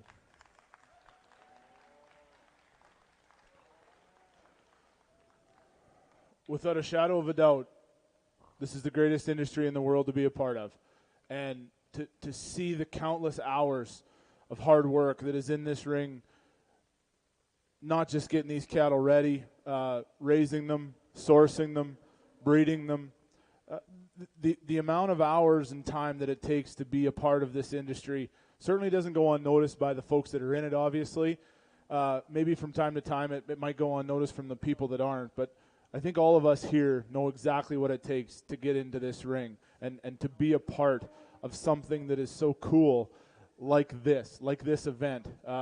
When Jeff asked me back in the early portion of the winter, man, I was honored. I had heard Tyson talk about it last year. Obviously, a young guy that I'm so close with. Our family, Justine and I, are very close with him and his wife, Callie.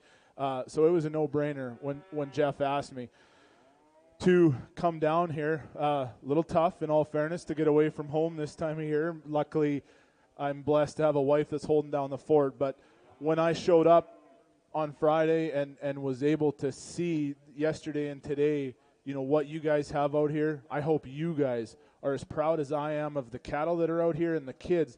I hope you guys are as proud of what you've built out in this ring today.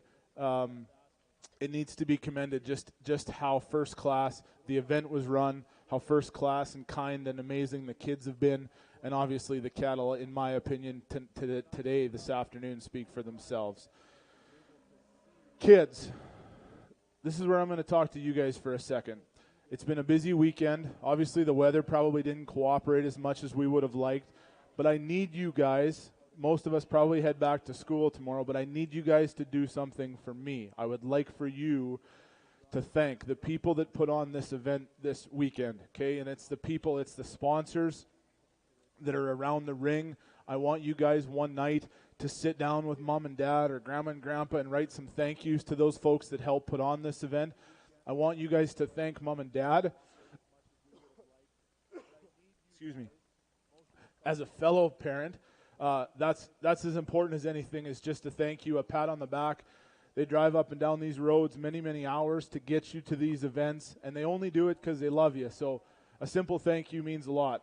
Grandma and grandpa for coming out this weekend and supporting. The guys at home that stayed and did the chores because the cows still have to get fed while we're off gallivanting at a show. Those simple thank yous, I don't know yet in your guys' age if you know how far those go, but it mean a lot, okay? So please do that for me. Thank you very much. I'm going to go select our grand and then our reserve champion. My hat goes off to you guys. You have an amazing thing going here. I appreciate everyone that's been a part of this weekend. Adam and everybody that put on the event for our marshalers, the guys out back getting the cattle here, our announcer, just everybody that helped me out throughout this weekend was amazing. Hats off to you guys, and one more round of applause for this amazing set of kids.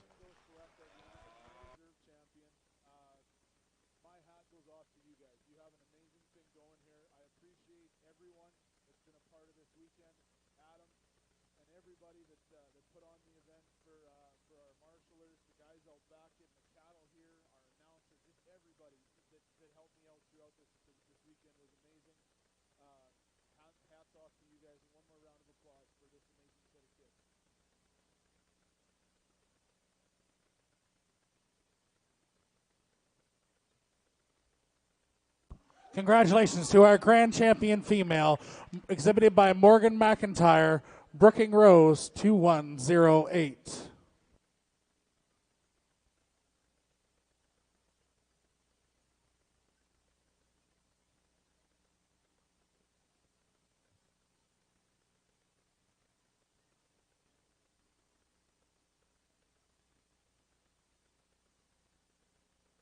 Congratulations to our grand champion female, exhibited by Morgan McIntyre, Brooking Rose 2108.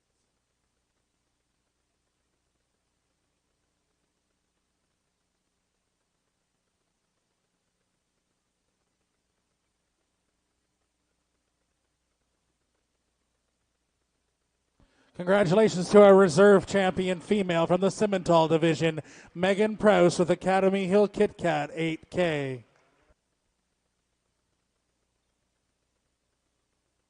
If we can have our grand and reserve champions stick around, we're going to do our supreme overall right away. Congratulations to everyone that made it into this class. As the cattle exit and the new class moves in, it's time to thank the people that went ahead and put this show on. And for me, it's an honor to be on a committee that operates at such a high level to put on such a great event for all these kids. So I just want to bring our committee into the ring here and give them a little pat on the back for what they do here. And so to start off, we'll start at the top of the pyramid here. It's time to thank the people that went ahead and put this show on. And for me, it's an honor to be on a committee that operates at such a high level to put on such a great event for all these kids. So I just want to bring our committee into the ring here and give them a little pat on the back for what they do here. And so to start off, we'll start at the top of the pyramid here.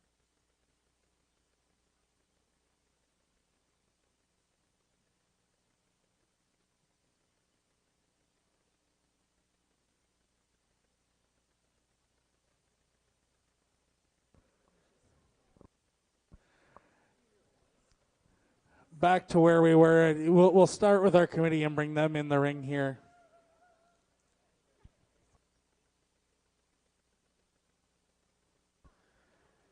We'll start with the man at the top, Jeff Stevens. The woman to my right and the right hand of the whole committee here is Amy Reinhart. My good friend Adam Smith, who's been in the ring all weekend. Dan Boers, who does a lot of the work in behind. He's pulled in a lot of great sponsors for us this year. He's instrumental in setting up the ring and the backdrops. Johnny Mickelrath, who put lots of time in this week helping set up and go through the ring and be an extra help, a set of helping hands here this weekend. Even corralling a loose heifer here just seconds ago. Our good friend Sean Weir, who also was instrumental in putting this all together, along with Sandy Walters, the ticket saleswoman, as well as our Mega Moolah head. Carolyn Darling, who looks after our banners. She was a great help and extra set of hands this weekend. And our honorary committee member, Martha Henshaw, who has been excellent to be at ringside with this weekend. I think I'm very proud to be on this committee and very happy with where this event is headed. We look forward to having many more shows here at this location in Ancaster. Let's go ahead and bring in that Supreme Overall show. Carolyn Darling, who looks after our banners. She was a great help and extra set of hands this weekend. And our honorary committee member, Martha Henshaw. And the man of the hour as well, John Corner. He's been also instrumental in getting lots of sponsors, helping out with shavings, all sorts of different jobs here this weekend. John Corner's been a very, very big part of this event as well. Let's go ahead and bring in that Supreme Overall show.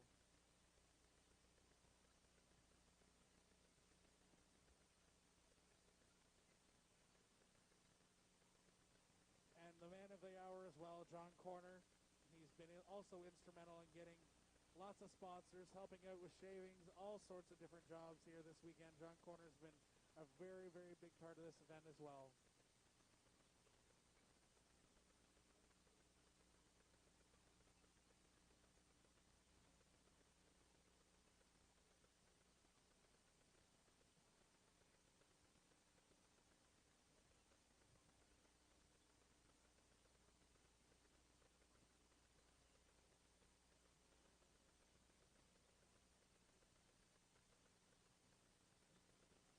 As kind of the finale to our event, we want to bring in each of the breeding pieces that have come to our show and won their divisions. We have our breeding females, which we just completed.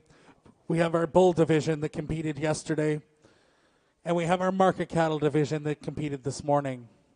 And I think in every division we have animals that are worthy of this champion drive. And I think when you look through this group of cattle, you see the beef industry, whether it be the end product, the breeding product, it doesn't matter. We have very high quality cattle across the board. It's been a pleasure to work with Brody to sort through these cattle here this weekend. He's done a fantastic job, and we're happy to have him here in Ontario. Let's give Brody a big round of applause.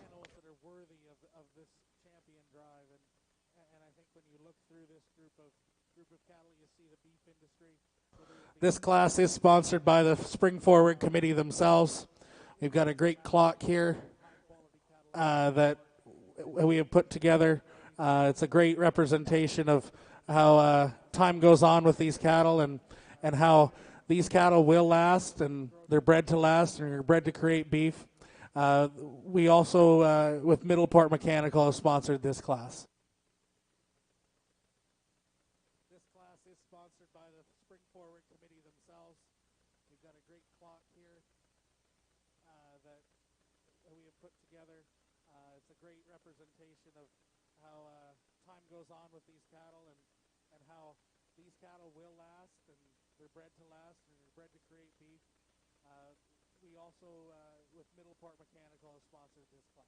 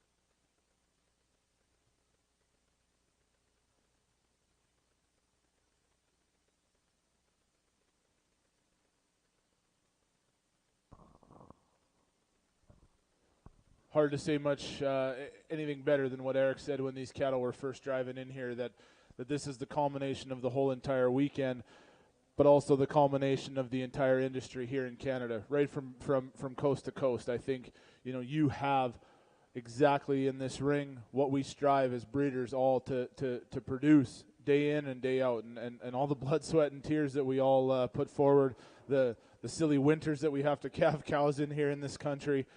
This is it right here in front of us. And I think that's a phenomenal testament both to the industry, but certainly to you kids as well. So for the last time, hopefully for you guys, the last time this weekend that you got to listen to me, from the bottom of my heart, thank you so much for having me out here this weekend. And everything means so much that you guys have given me, the hard work the kids have put in this weekend, and all the time that goes into it as well too. So I'll go select our Supreme Overall animals. Thank you again from the bottom of my heart. Appreciate everything that you guys have done this weekend, and have safe trips and safe travels home to everyone.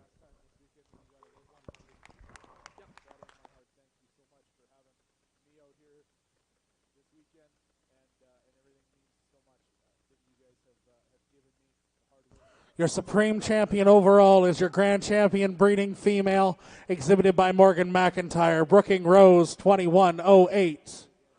Congratulations to all of our exhibitors, and we look forward to seeing you back next year at Spring Forward.